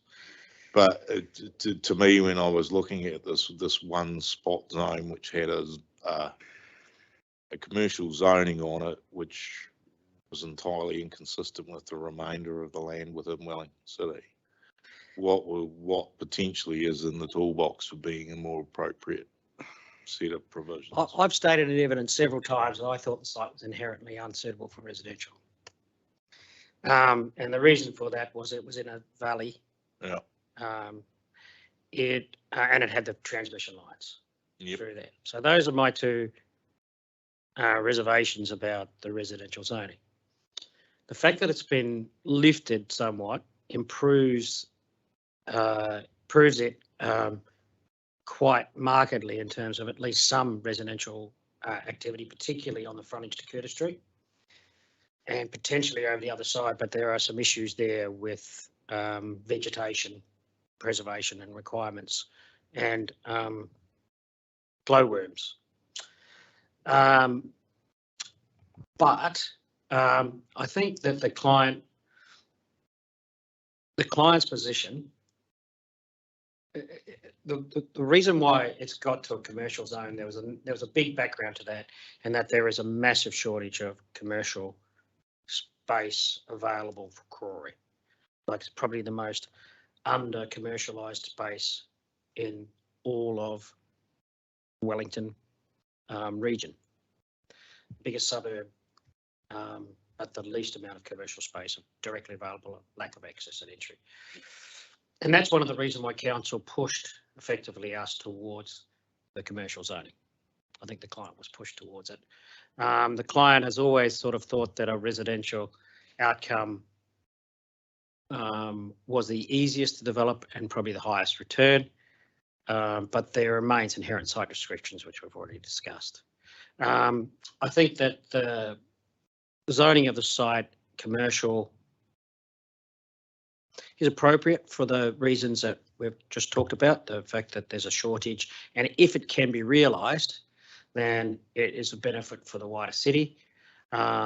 Whether it can or not be, there are a number of commercial activities that have been looked to go there. Obviously, there was originally the Mitre 10, which is in evidence, and most people know about that Mitre 10 process. They have now gone. They're not coming back because they've established somewhere else. The supermarkets was real, like literally sometime earlier this year, but for reasons that I'm not privy to, that then fell over. The storage facility remains a good possibility, and we're very, very short. If you've ever tried to think about buying a boat and having somewhere to store it and ring around the city, you get laughed at. So there is certainly plenty of facility, plenty of shortage for that type of facilities. So in that regard, long answer to a long question, I think that the commercial zoning with the ability for residential in parts of the site is an appropriate outcome for the city. Just in terms of your evidence, you've slipped in a reference to 72 Spenmore Street, your para 20. Did I? Long way from South Newlands to your site. Is through. Which paragraph, sorry? Paragraph 20. From 25 Crescent Terrace down through 72 Spenmore Street. It's something else on your mind. Something, same client, different, yes, different site. I was doing evidence for quite a few things, and that's 72 Curtis Street.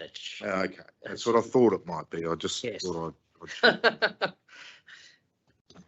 okay. Cam will back me up. I was very crook on the day I was finishing this evidence too.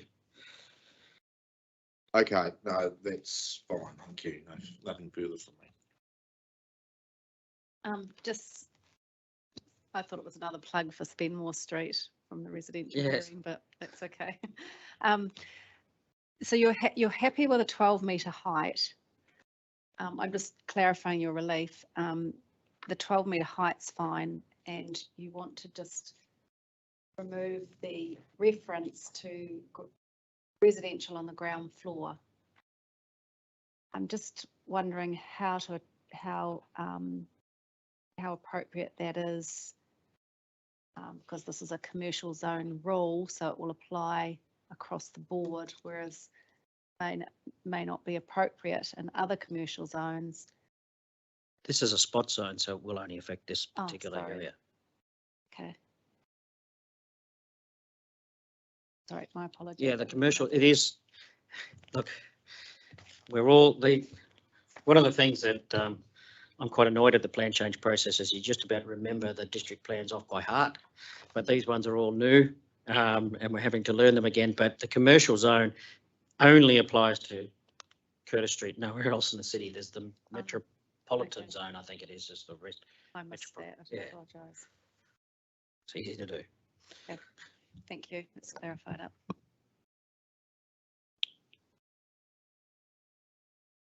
No, I think finished on that particular question. Thank you, Mr. Lee. A bus barn. Okay, might as well get me out of the road. Yes, ma'am.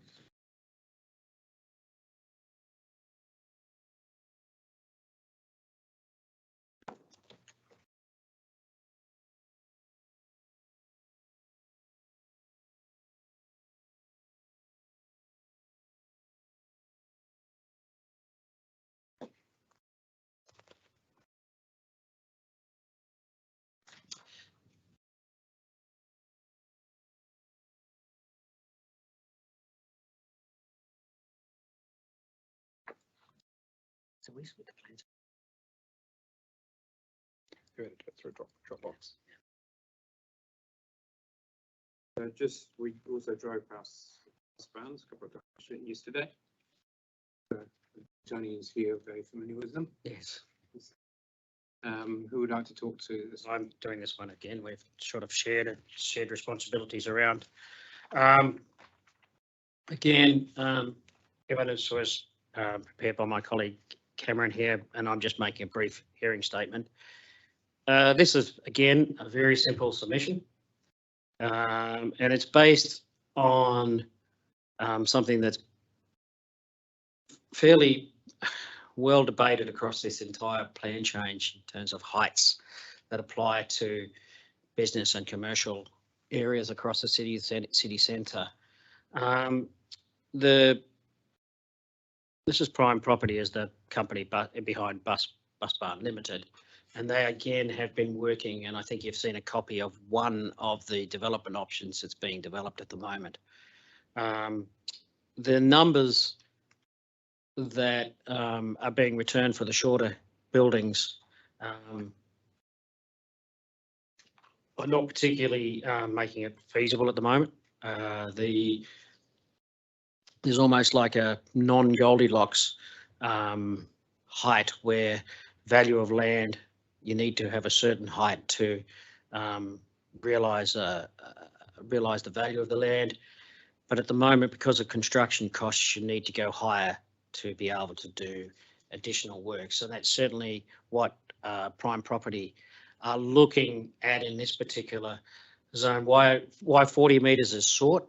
That's not necessarily the height that we built to, but they were looking at flexibility to go above that 27 metres or so to enable some of the more resilient features that they are seeing coming into the Wellington residential market, and I think we blame Lisbon for some of that in terms of their promotion of high resilience residential buildings, which is certainly something that has taken root in the residential market, and the better return properties now will probably be looking at higher resilience. And I also understand that's a response to insurance issues, which is going to be one of the great further issues that are going to face New Zealand over the next 20 years or so. And so the site needs to be increased in height to allow a higher net return. That's what I've just said. And this will further allow viability for hazard reduction and seismic protections, which are not viable now. One observation, I know Mr. Zamani supports the height increase, supports the increase in height from an urban design perspective. So he's given support to that increase in height. And Ms. Hayes first states there was no policy support under the national policy statement, and quotes 3B, and say there is no imperative for such a height to be enabled. Ms. Hayes paraphrases policy 3B, but I will state it. It says, in metropolitan centre zones, building heights and density of urban form to reflect demand for housing and business use in these locations, and in all cases, building sites shall be at least 6 stories. It's not a limitation to say they shall be 6 stories. It says they shall be at least 6 stories. So therefore, it's not a limitation or a restriction that's created by the national policy statement, but that you should at least go to that level. In paragraph 80, Ms. Hayes discusses the effects of tall buildings in visually and context effect spaces, which I would consider to be an urban design effect. And I note that Ms. Hayes' urban design evidence is in support of the initial height, which would include those two specific issues of visual and context. So those are, in my view, Ms. Hayes doesn't have urban design support to support her position as expressed in the supplementary evidence statement. And I also agree that, and as a point made by Mr. Zamani, that if you are allowed to go to to be large buildings in this particular area, that you should absolutely 100% be subject to urban design assessment to assess the viability of the height of that building, but we shouldn't be subject to a specific height restriction, which once we do that, we're assessing effects which would necessarily make it quite difficult to realise that. The urban design outcome can be considered to be more subjective, but it does deal with those things like the context and the visual effects that are a concern of Ms. Hayes. So in conclusion, it's quite a short statement because it's been said in evidence and it's a very simple issue that we're dealing with here. We've looked at the relief is very simple, an amendment to MCZS1, changing that from 27 to 40, and then a couple of other statements in respect to that minimum ground floor level, which we've outlined in evidence, it's set out in our evidence.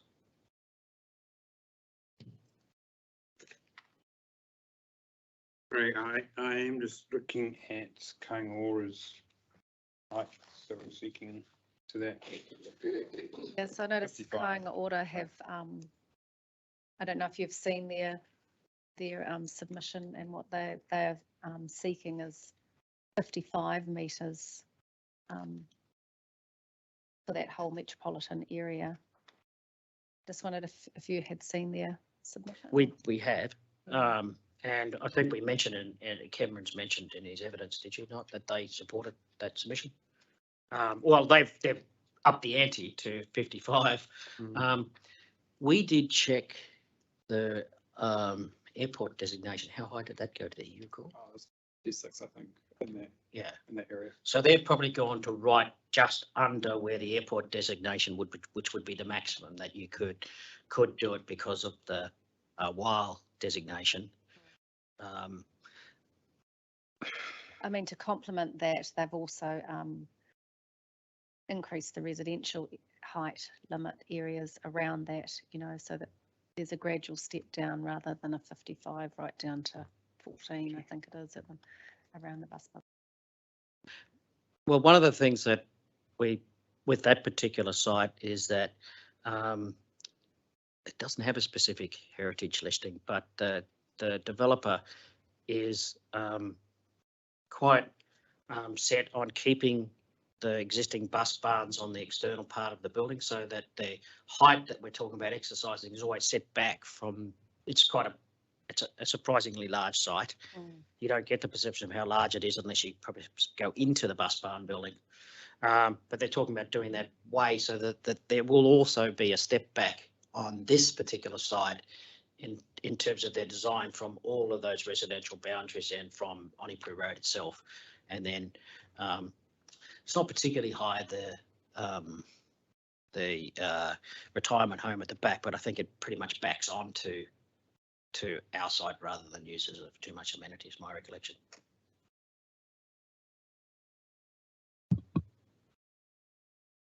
Just looking at your plans in the back or your perspectives in the back, particularly perspective 2, so that's 2, 4, 6, 8, ground plus 7. That'd be under 40 metres though, wouldn't it? Oh, it is. Those ones are only 18 or 19 or something like that, but yeah, just so, giving so them 3 to 4 metres per floor, roughly somewhere in that range. Yes. Well, what we were saying is that particular development option has the numbers haven't come up. So we were giving that particular example as a example of to show that site's been actively designed on now, and that this is the basis of what we're looking at is around that design, but we wanted to take it up higher in the centre to be able to get the numbers to stack up, and particularly to allow some of the seismic things that they're looking at in that site. Yeah, okay.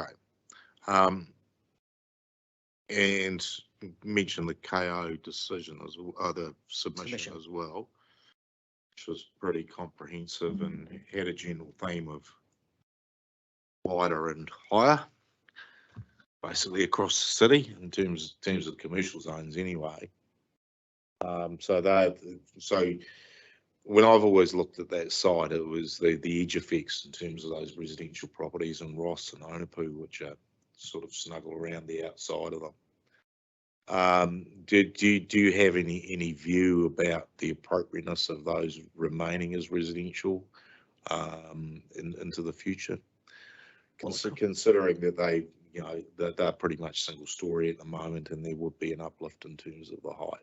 The properties immediately across the road from the bus barn, 35, I think, on Ipuru Road or something like that. They're already been rezoned suburban centres or centres. Yeah, no, it's the ones. Yeah, to the south. You're talking. Well, yeah, it's to the southwest and southeast of the bus barns. Yes. Well, those. Yeah, they 14 metres. Oh, 14 metres. Yeah, so they've already been lifted up to 14 metres. Yeah. So 14 metres for residential. That's 4 stories, I guess. I mean, on that edge where we're developing, we're going to be no higher than probably 12. I don't know what the existing bus barns are, so there'll be a setback there. So those buildings will potentially be higher. It will take time for those residential properties to realise that potential, but they could have similar effects on the properties to the south of them.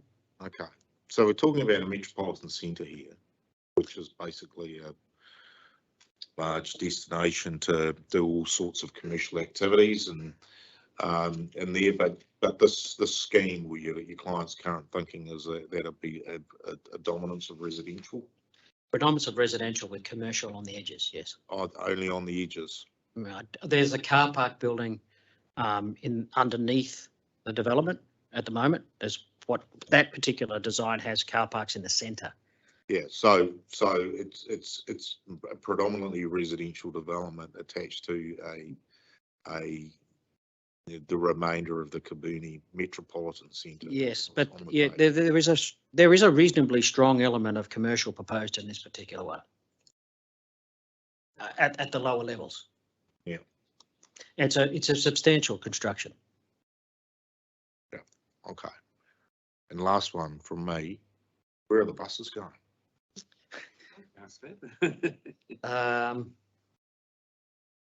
The buses, I'm just trying to remember. I know.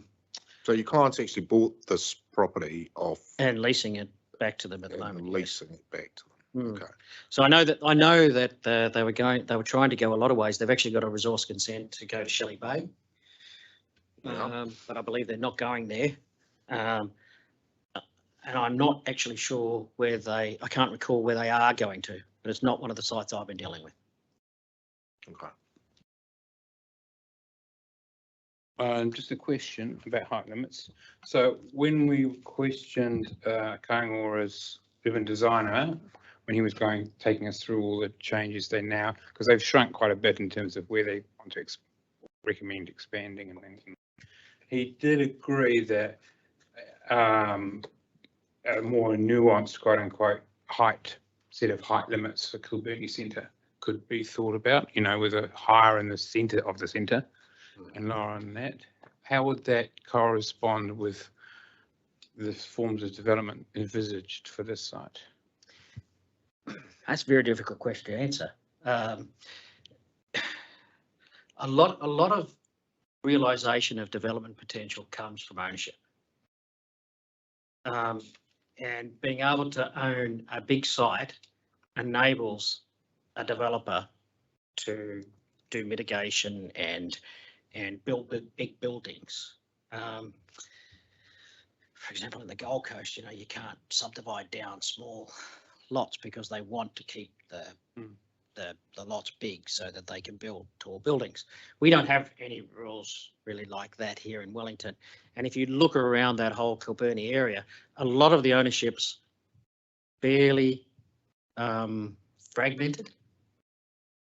So, and I know we're just doing some developments for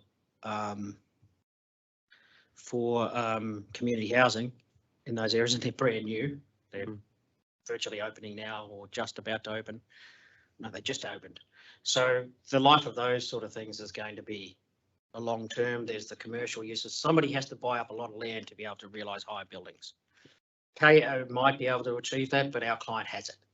So therefore, I think the likelihood of the height going up here on a large site like this is the best opportunity to exploit height in this Kilbirnie area, regardless of where it sits in respect to that centre. It's just that ownership issue.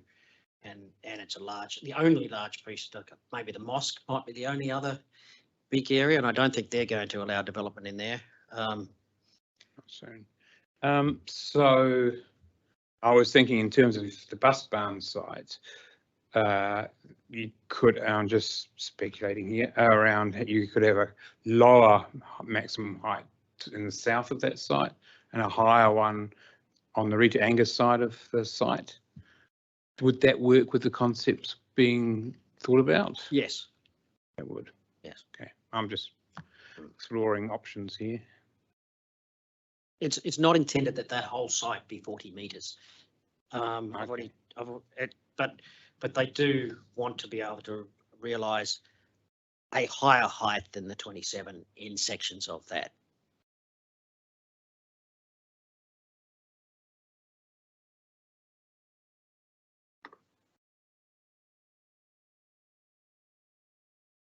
Okay. Do you have questions? I don't, well, so as it stands at the moment, you know, something like that would have to go through consent process. And as part of that process, you could tag additional height. Let's assume that the height remains at 27. Why is that not enabling? When you've got height's probably the most contentious permitted standard that we have to deal with in the discretionary restricted activity range for central area buildings and suburban centre well, sorry, what are they called now? Not suburban centre. Neighbourhood centres or centres. Yes, centres. That's the word I was looking for. I still call them transit. I have problems moving on from terms. But that's always the most contentious issue. So, and developer, and there's a reason why we tend to set heights at a particular level, and it's based on typically on what the established height is. And when you've got areas in transition, it becomes, you know, a fraught issue because the first one to go is the one that faces all the difficulties in terms of the context and so on. So if there's not a up into the discretionary limit, that height, once you go over that height of the discretionary limit, then it becomes a very difficult issue to realise. Typically, and I can't recall off the top of my head what these rules say about I think you. So I was just going to say, so you go to non-complying once you don't comply with the height standard. I can't recall. Right. What the discretionary limit. Do you want me to be. clarify that? Sure. So there is no non-complying rule. The difference would only be with the COC kicks in. So if you're over 25%, you need city outcomes contribution. So again, once you start putting into it, but when you start getting into the height effects, then you typically are typically more likely under the current plans and the current regimes and what's currently in place be notified. In fact, you generally are notified. If so, because the rule structure is different. It is, so yes. You would still be a restricted discretionary rule, consent, and your matters of discretion would be about the city outcome contributions. If it didn't have the effects of the height, then we could probably live with that. It would be publicly notified that it's part of that category, but well, that kills it. No, but the matters of discretion are not related to height. They are related to the city outcomes contribution and the matters in policy 10, which is that.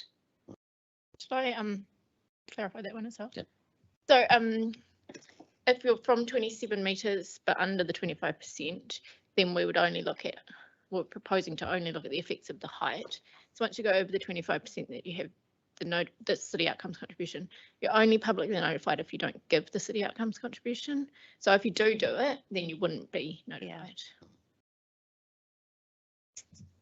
It's better, acknowledged. There's still. I realise ideally you want more height, but I just wanted you to maybe have a closer look at what the rule structure says now. And it's, yeah. We have looked at it. There's just uncertainty. There's uncertainty, and there's just a historic understanding of how that's always been a complicated trip factor. I mean, Ms. Hayes has processed many of my applications in respect to central city buildings and knows full well that as soon as we go over height, it becomes problematic. Yeah. Thank you. Further questions?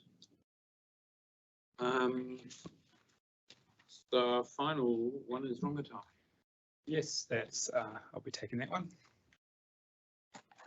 Your statement.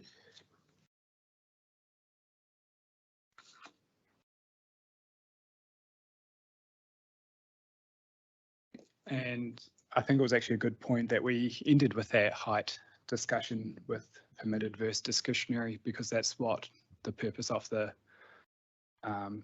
relief sought with this mixed use zone is essentially is for. We recognise that once you get into the discretionary restricted height element, it becomes more of a battle, hence why we wanted the permitted standard heights to be at 20. Which is consistent with the heights from the Wellington Airport zone. And then as such, I've just also prepared a hearing statement just in response to Ms. Hayes's right reply, and stating that she first noted that we couldn't have a both permitted and restricted discretionary standard being the same height. Ultimately, if the permitted activity standard was altered to 20 metres, then you might not need a restricted discretionary activity and it goes to non-compliant. Ms. Hayes has pointed out that the operative district plan height limits were placed to reduce the effects of shading in the public spaces in this area. It is highly likely that the 11-metre height limit within the MDRS zones will also affect the shading on the natural open spaces. It's also noted that the street for Kingsford Smith runs north to south, and the properties that are likely to affect this has the height limit set at 16 metres. So the difference between 16 to 20 metres on shading in this area that have the biggest effect will be less, with the difference of 16 to 20 metres. Ms. Hayes has stated that it's more important that council retain discretion when larger buildings or taller buildings are built, but this will likely be maintained due to the other standards in set out, such as the height in relation to boundary with the natural open spaces. Also, a lot of these areas are subject to natural hazards, so we'll likely need a resource consent for any sort of building work on these. And we just note that the Dr. Zamini has also agreed with the proposed increase in heights for the Rongotai South as well. That's essentially all that I've got to say. Now I'm open to questions.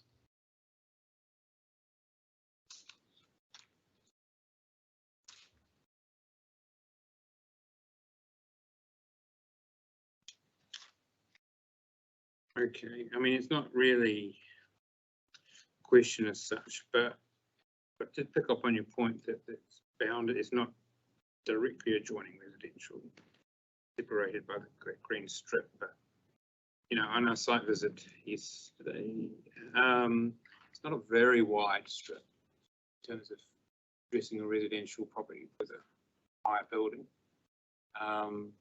but So, yeah, what's your response to that comment? And in respect to that, the main one is this was the Section 242A report stated that it was to provide a transition step down between the residential area and the mixed use zone. But there's already a gap there anyway, which has permitted structures that can go up to 18 metres, well, not structures, but they light poles, etc. in this area that can exceed what is proposed for the mixed use zone. So the effect from the residential zone to seeing large surveillance poles or light poles, and then it sort of diminishes the effect that it can have on the mixed use zone next door.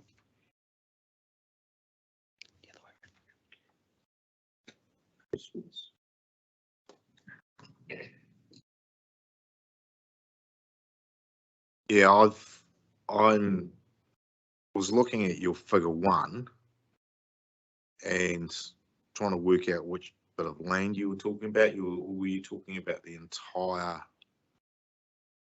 South Kingsford Strip Smith Tirangi Road in terms of an uplift in height, or does it just relate to your client's property?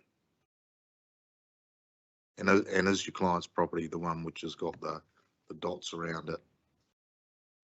No, sorry. It relates to the whole. Yeah, it relates to the whole zone. Okay, so the Bunnings and everything else which is in there. I think our client has properties that span multiple zones in this area. Okay, just wasn't clear to me whether it was part, and for the other properties which your client doesn't own, has there been any discussion with the other landowners there about the appropriateness or whether they supported a increase to 20 metres? The only property that they don't own is the one that's at 68 to 74 at the front of the site there at Kingsford Smith Street. The rest is owned by leasehold. While Bunnings don't own that site, that's owned by Prime Property Group, and the land right to the rear is all owned by Prime Property Group, but they have other leasehold interests on there. Yeah. I think Commissioner Schofield mentioned about it being part of your justification for the higher limits is that it joins an open space. Now, it's a pretty narrow open space. I think there's a drainage reserve originally underneath it. That's the reason why it's so narrow. Some big pipes go underneath it, I think.